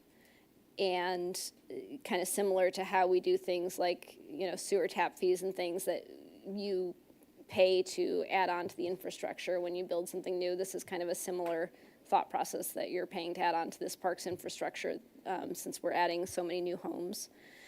At this lower level, it only gets us to maintain the level of service that we expect with the population growth we're expecting in these areas. We need to add a new park every year for the next 9 years. This level of fee only gets us to one park every 4 years. So this is really on the lower end. It's still going to require pulling in other resources, but this is kind of trying to solve for that hole in how we provide the services that the reason why people are moving to this community. Obviously, I care a lot about the attainability conversation. Like, I really do. It's one of my number one priorities. And I think there are things we can do to continue that conversation, like we've talked about, looking at lot widths and things like that, so we can bring some of those infrastructure costs down, because that can make a big difference. I agree, like every $1,000 you add to a home price it does impact people. But at the end of the day, we looked at this, we looked at the numbers that were presented, and this works out to about $6 a month on the average mortgage. It's not nothing, but it's not that much compared to the level of service and amenities that we're going to provide to folks with those funds. So I support this at the current proposed level. If someone wants to make a motion to amend it, I can certainly understand that. And we brought this forth with the understanding that council could do that we wanted to have an open discussion on council, and that's why I brought it up in committee reports a couple of times, because I didn't want people to be blindsided by it. I wanted everyone to have a chance to think about it and be ready to talk it through. So I guess those are all of my comments, and I would be interested to see what my colleagues have to say. Thank you. Thank you. Councilmember Carlisle. Thank you, Mayor. And I would really just echo what Councilmember Shields and Mayor Pro Tem Lopez said. You know, in budget, we were very aware of adding another fee to the housing in Lee Summit is going to hurt. But when you look at the other cities around us who are also building that have fees much higher than these and have the park tax, that makes it a little bit easier. I mean, if we want to keep up the amount of parks, which this does not keep the parks per person ratio that we currently have, we will still fall behind on that with all of the development that we have coming forward.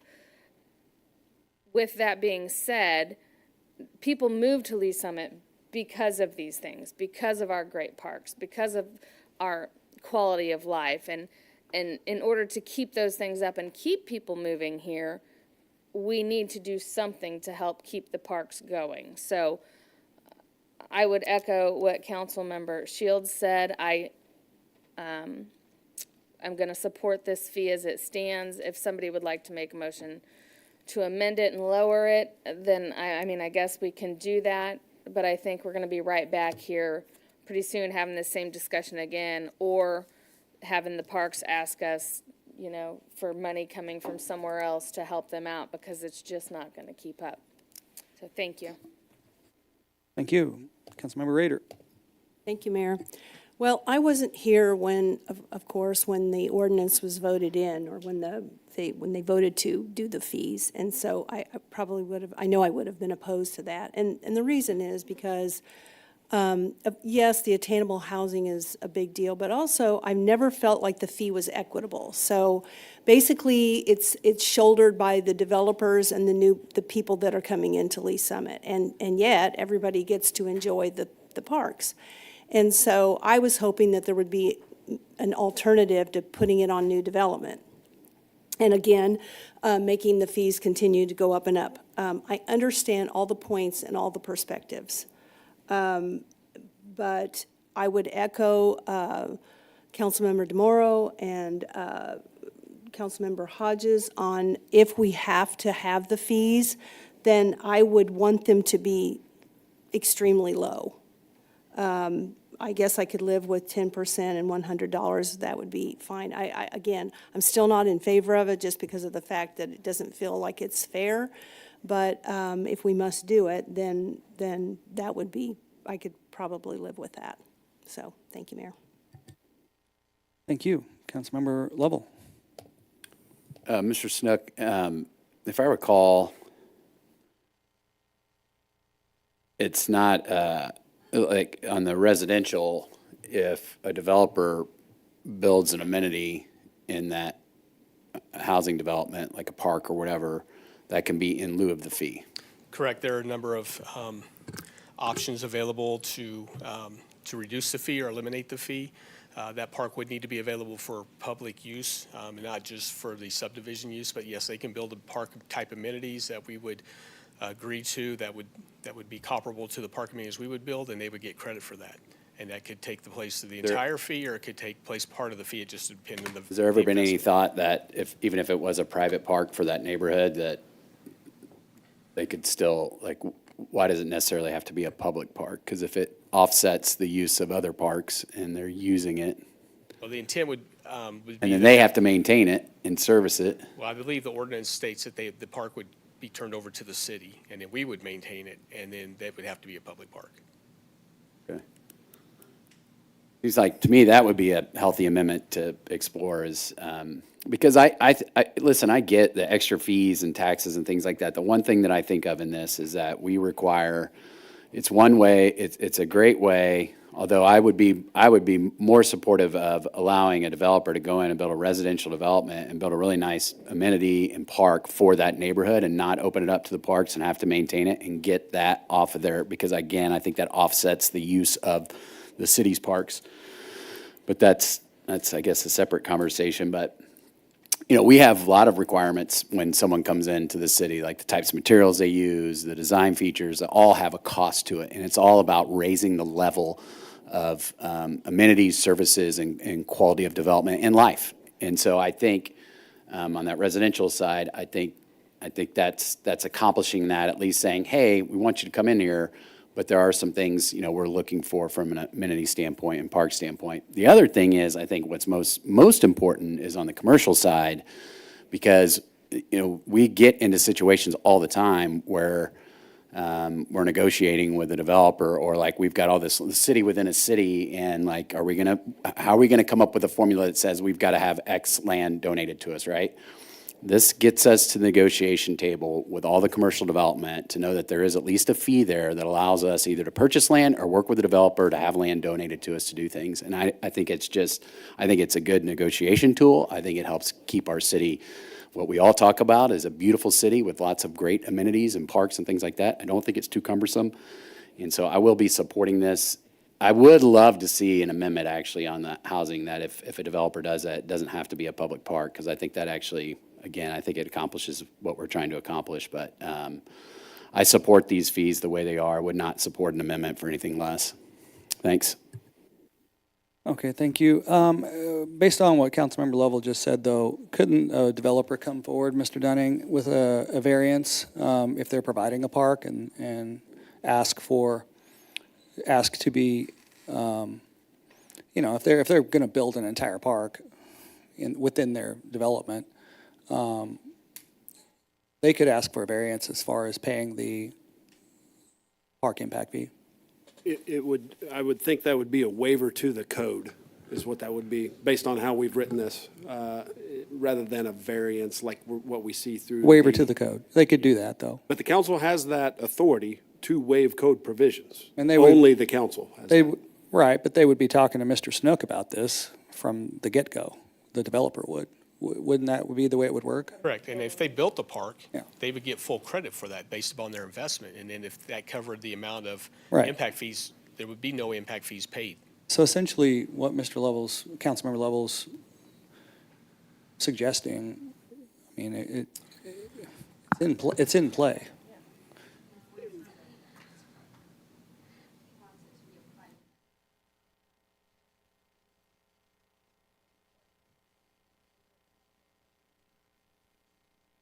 Other people in the city can't use that amenity, it wouldn't count for this. That's the way it's written right now. Yeah, and Councilmember Lovell is asking, could we make it so that if a developer builds a playground and a pool just for their subdivision, that would count?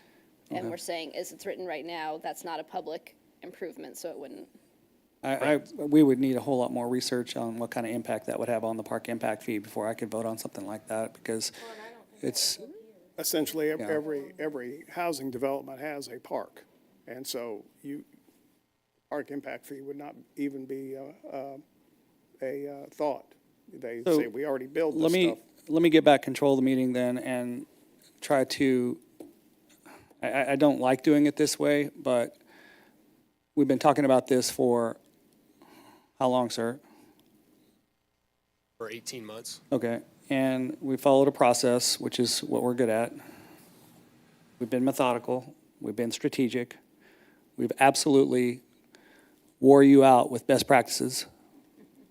We've compared and we've compared and we've compared. We've seen all the numbers. So no, we're not just making a hasty decision. So I'm not going to kick this tonight. I typically might kick it, but I'm not kicking this tonight. I think we need to vote on this and move forward one way or another, because there's no reason other than there's going to be a split vote, which makes me sad, but heck, we've had a few split votes tonight. So with that said, we can go through amendments. But I think we're probably all in line with where we all are. And so we can go through the process of voting on these amendments, but I'm telling you that if you can read the writing on the wall, I think there's a chance this is going to be split down the middle, but one side's going to win over another. Yes, sir. If I could just make one comment to Councilmember Lovell's suggestion on private.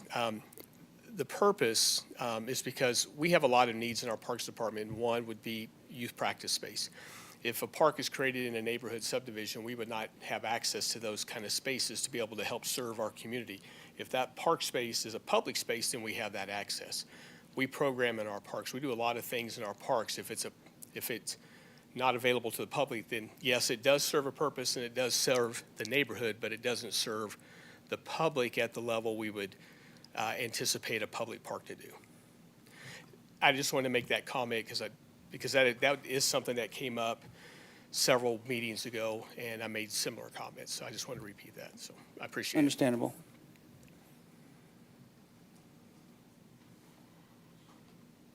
All right, we're going to go back around. Councilmember DeMoro. Thank you, Mayor. I think to make this cleaner, since the schedule of fees is what I originally read, I think that, and I will defer to Mr. Head, I probably need to make an amendment to pull the park impact fee out, because if there are going to be some votes against the park impact fee, then you're voting against the whole schedule of fees. So would that be most appropriate to pull out the park impact fee vote on it separate? You certainly could, but if the vote fails on the whole thing, the fee schedule that's in place right now continues, and then there would need to be another bill come forward at a later date. That's the only change that would be made. I mean, you can pull it out. You certainly have that ability. And I don't know off the top of my head what other fees are in there that are changed. Well, I don't want to vote no for the entire schedule of fees. That's my point, Weber. Crystal Weber, Assistant City Manager. I'm going to pretend to be Donna Lake, Assistant City Manager, who's out at a conference this week. So this bill, the only action it takes is basically to add the park fee to the schedule of fees. So if you didn't want to do that, or you wanted to amend it, that's the only thing that gets changed. So if you don't take any action on this tonight, there's no other change to the schedule of fees you just passed. Literally the only thing this bill does is add that to the existing schedule of fees. It's the only change. But the mayor said he wants to clean this up tonight. I want to vote on this tonight. Yeah.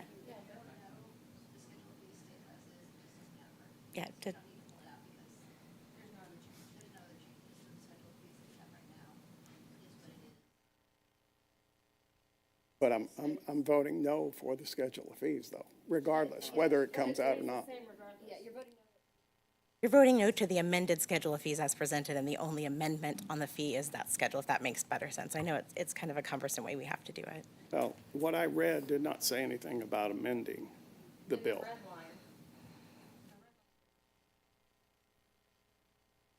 Exactly, but I would be on record for voting against the schedule of fees. I think I want to make an amendment to pull out the park impact fee. Okay, we have a motion to pull out the park impact fee out of the amendment. From bill number 24-134. From bill what? 24-134. Bill 24-134 by Councilmember DeMoro. Do I have a second? I need a verbal if I get a second. Did I hear a second? Yes, second. All right, I have a second from Councilmember Rader. This would be to remove the park impact fee from the schedule of fees for the, for bill number 24-134. So if you do vote against this, then Yeah, it would be staying as is. So it'd be very similar to a no vote. Can I say something? We're removing. It would be, hold on, let me try to answer it. So yes, yes. What you're saying is accurate, but they can't hear us and neither can the video, so I need to summarize. I don't want to necessarily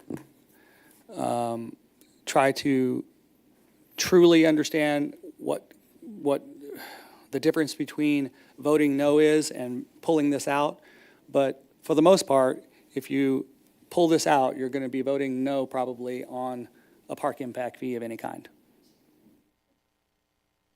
It would be very similar, but Councilmember DeMoro wants a distinction. He called for a motion, he got it, amendment, he got the second, and so we're voting on it.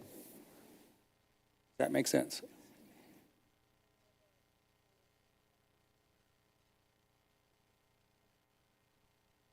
Can I say something? Councilmember Pryor. So then, if we pull the park fee from the schedule of fees, then are we just voting on the park fee? And then voting on the schedule of fees that then won't have a fee in it, correct? Mr. Head, if we pull the park impact fee from this ordinance, basically, we would then just be voting to reapprove the regular schedule of fees? That's essentially correct, because at that point, there were no other changes to the park impact fee. The confusion here is that the way we do this is the way we do several other things, including like the pay and comp plan and things like that. We add to it and then we readopt the whole thing. That's what this is doing. This is the only amendment to it. So if you pull it out, all it means is that if you vote on the bill as amended, it is simply the schedule of fees that already exist. It doesn't change anything at all. You're just readopting the same schedule of fees. Then it would be appropriate for you to make a motion to either, well, if someone wanted to, they could make a motion then to adopt the fee that's essentially listed in that schedule of fees. But the confusion is the readoption of the entire schedule along with this amendment. I'm going to get through this amendment right now, and then we'll talk about all that. We're not going to do all the hypotheticals, because you could do that all night, Mr. Head. We're going to vote on this amendment. This amendment says that we're pulling out the park impact fees, which is the only change in this ordinance. So, right, there's no separate consideration after this. There's no more, to be quite honest, there's no more discussion about park impact fees if we vote to approve this. Mayor, I'll withdraw my motion. If this is going to cause angst for everybody, I'm going to withdraw my motion, please. Yeah, I'd have to have a withdrawal of the second. Okay. Mr. Head, for the record, the amendment and the second were both withdrawn by the appropriate council members. We are back on point to voting on this park impact fee. And again, I do truly appreciate numerous arguments. I mean, I think I've stated for the record, I don't want to be known as not being housing friendly. I'm going to vote for this park impact fee because I think it helps housing in the long run. It helps our community. So that's just why I'm going to vote for it. But I totally respect why people are not going to vote for this. I really do.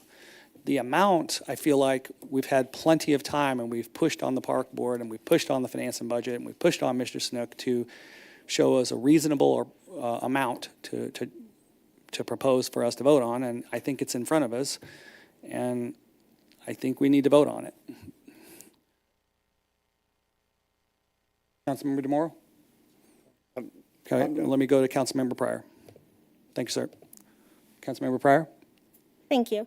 So I feel like I've been pretty consistent when I've said, I feel like 250 is a little bit too high, but I did hear several people say that they would vote on a lower fee Is there any way that we can get an opinion of people of what that lower fee looks like? Because I know that that has been pretty consistent too, of people saying they wanted a lower fee. So I don't think that we've all agreed on this $250 amount. So if, I think that to facilitate it, I'll say that I do like to have a reason for voting for or against something. And the reason I would vote for this is because it's best practices and slightly below Overland Park and Olathe and comparator cities. So to drop it to another amount, I would love to hear some rationale for that, because otherwise I would just simply vote against it. okay, so I can give you a little rationale.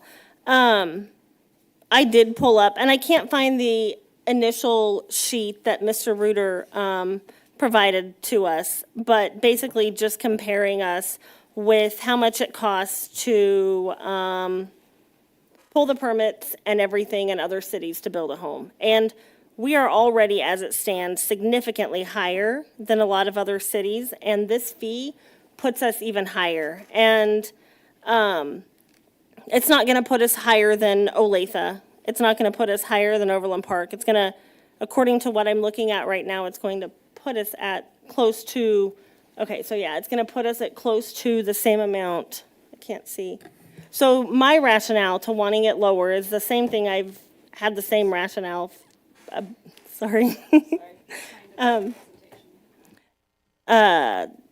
The same thing I've been saying. I don't want to be higher than places like Raymore that has several new neighborhoods going in right now, really nice neighborhoods. I don't want to be so high that we lose out on homes being built here. So that's my rationale in wanting to see it lower. And even if it's, I don't know, I feel like I've had the number $200 a door in a bedroom in my mind. I don't know if that even makes much of a difference, 150, 200. But I know that when we initially considered the 250, I don't remember what it was, but it was like for a $400,000 home or a $450,000 home, and I don't remember exact numbers, but it was like $13,000 to $15,000 over the cost of the loan, what that initial $250 per door ends up being extra on a home loan. So that does make a difference after, that does make a difference. So thank you. Thank you.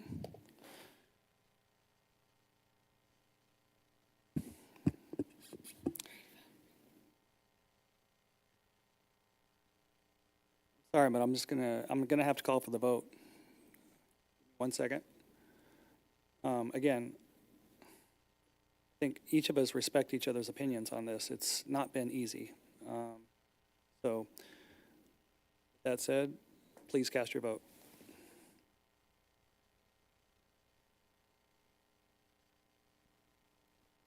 Suspense. It freezes on us, Mr. Snook. The screen froze on us. Yeah.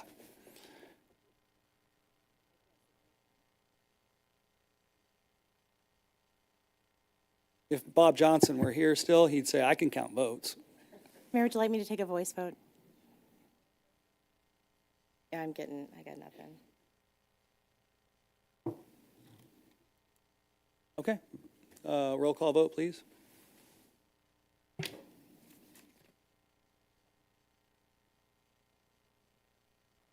We do need a motion. We have a motion by, no, we don't. You do. I read it. Member I DeMora. read it for second reading. That was the amend. She has the amend. Motion by Council- Councilmember DeMoro, second by Councilmember Hodges. Frozen on that. Okay, thank you. We have a motion by Councilmember DeMoro, seconded by Councilmember Hodges.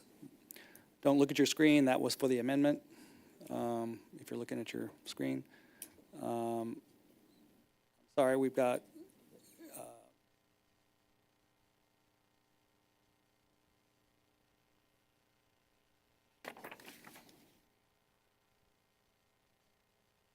yes. Can. I did call for the vote, but we have not executed the vote, so if you would like to amend this, go right ahead.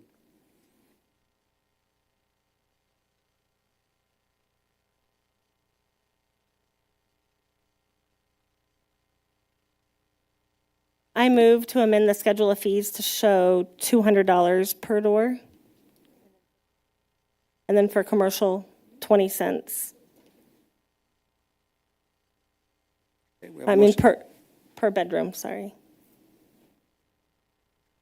We have a motion on the floor to amend this park impact fee to $200 per bedroom for residential and to 10 cents per, 20?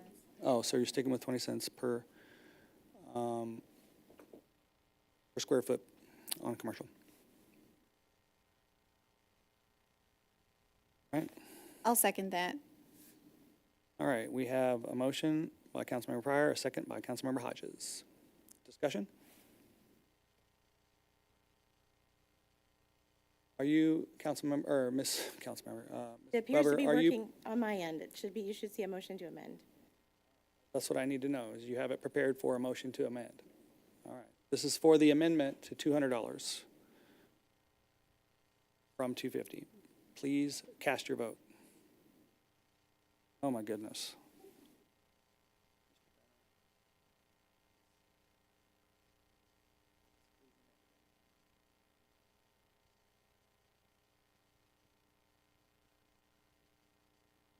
Say I was an Apple guy, a Mac guy. I can't see them voting. If they are voting, it's not showing up. The right motion is up, but it's not showing. Well, I tried to do that before, and that didn't work. Roll call on the amendment. Councilmember Shields. No. Mayor Pro Tem Lopez. No. Councilmember Hodges. Aye. Councilmember Rader. Councilmember Carlisle. No. Councilmember Pryor. Aye. Councilmember Lovell. Councilmember DeMoro. No. Mayor Beard. No. Thank you. So it, You have 6 noes, 3 yeses. 6 noes, 3 yeses. So we're back to $250 per bedroom, and 20 cents for commercial, which is what is in the packet. And final discussion. All right, roll call vote, please.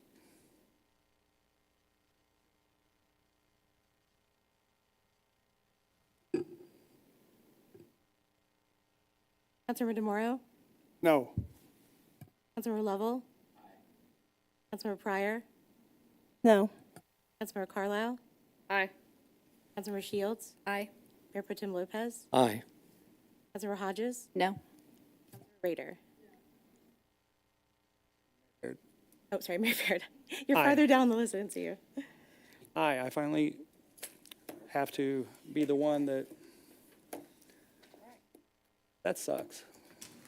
For the record, you have 5 yeses, 4 noes, just so it's read in. Oh, I know, I can count votes. I know, but I have to say it out loud so it goes in the. Okay. We did get through the proposed ordinances, all 3 of them, and we are on committee reports. Councilmember Shields. Finance and Budget Committee will have another banger of a meeting in Chambers August 5th at 4 p.m. Thank you.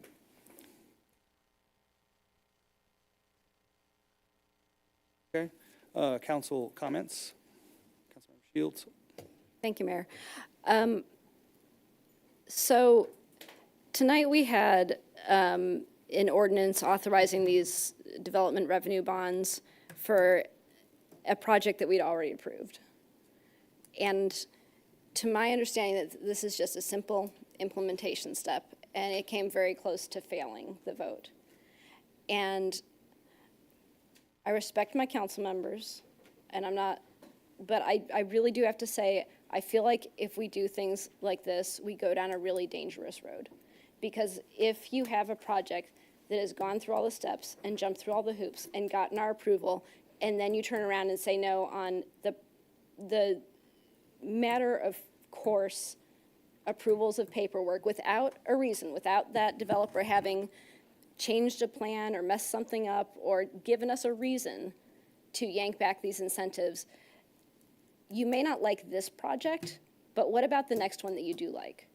Who is going to trust us as a city if they think you can go through all this, you can spend hundreds of thousands of dollars getting a project ready to go, and then the council may just yank approval? So I understand, especially being consistent with a prior vote, if you voted no on it, but I really couldn't see that happen and not say something, because I think it's something we need to consider really carefully if we have that kind of vote come up again in the future, because I think it could really impact our business, our ability to do business as a city. So thank you, Mayor. I will add that they bought that land from the city, did they not? At a very fair market value. Mr. Head, we'll just have to talk about that more in the future, because there were possibly some implications. Okay, any other council comments?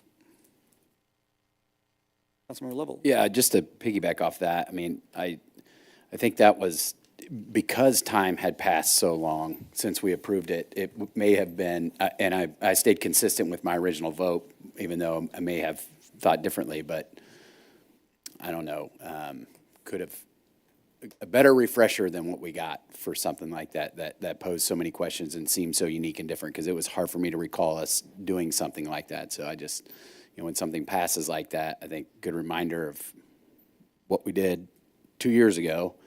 Yes, you approved this in this iteration, whatever. That would have been helpful to me. I feel like we had that tonight. So thanks. I can help with that, too.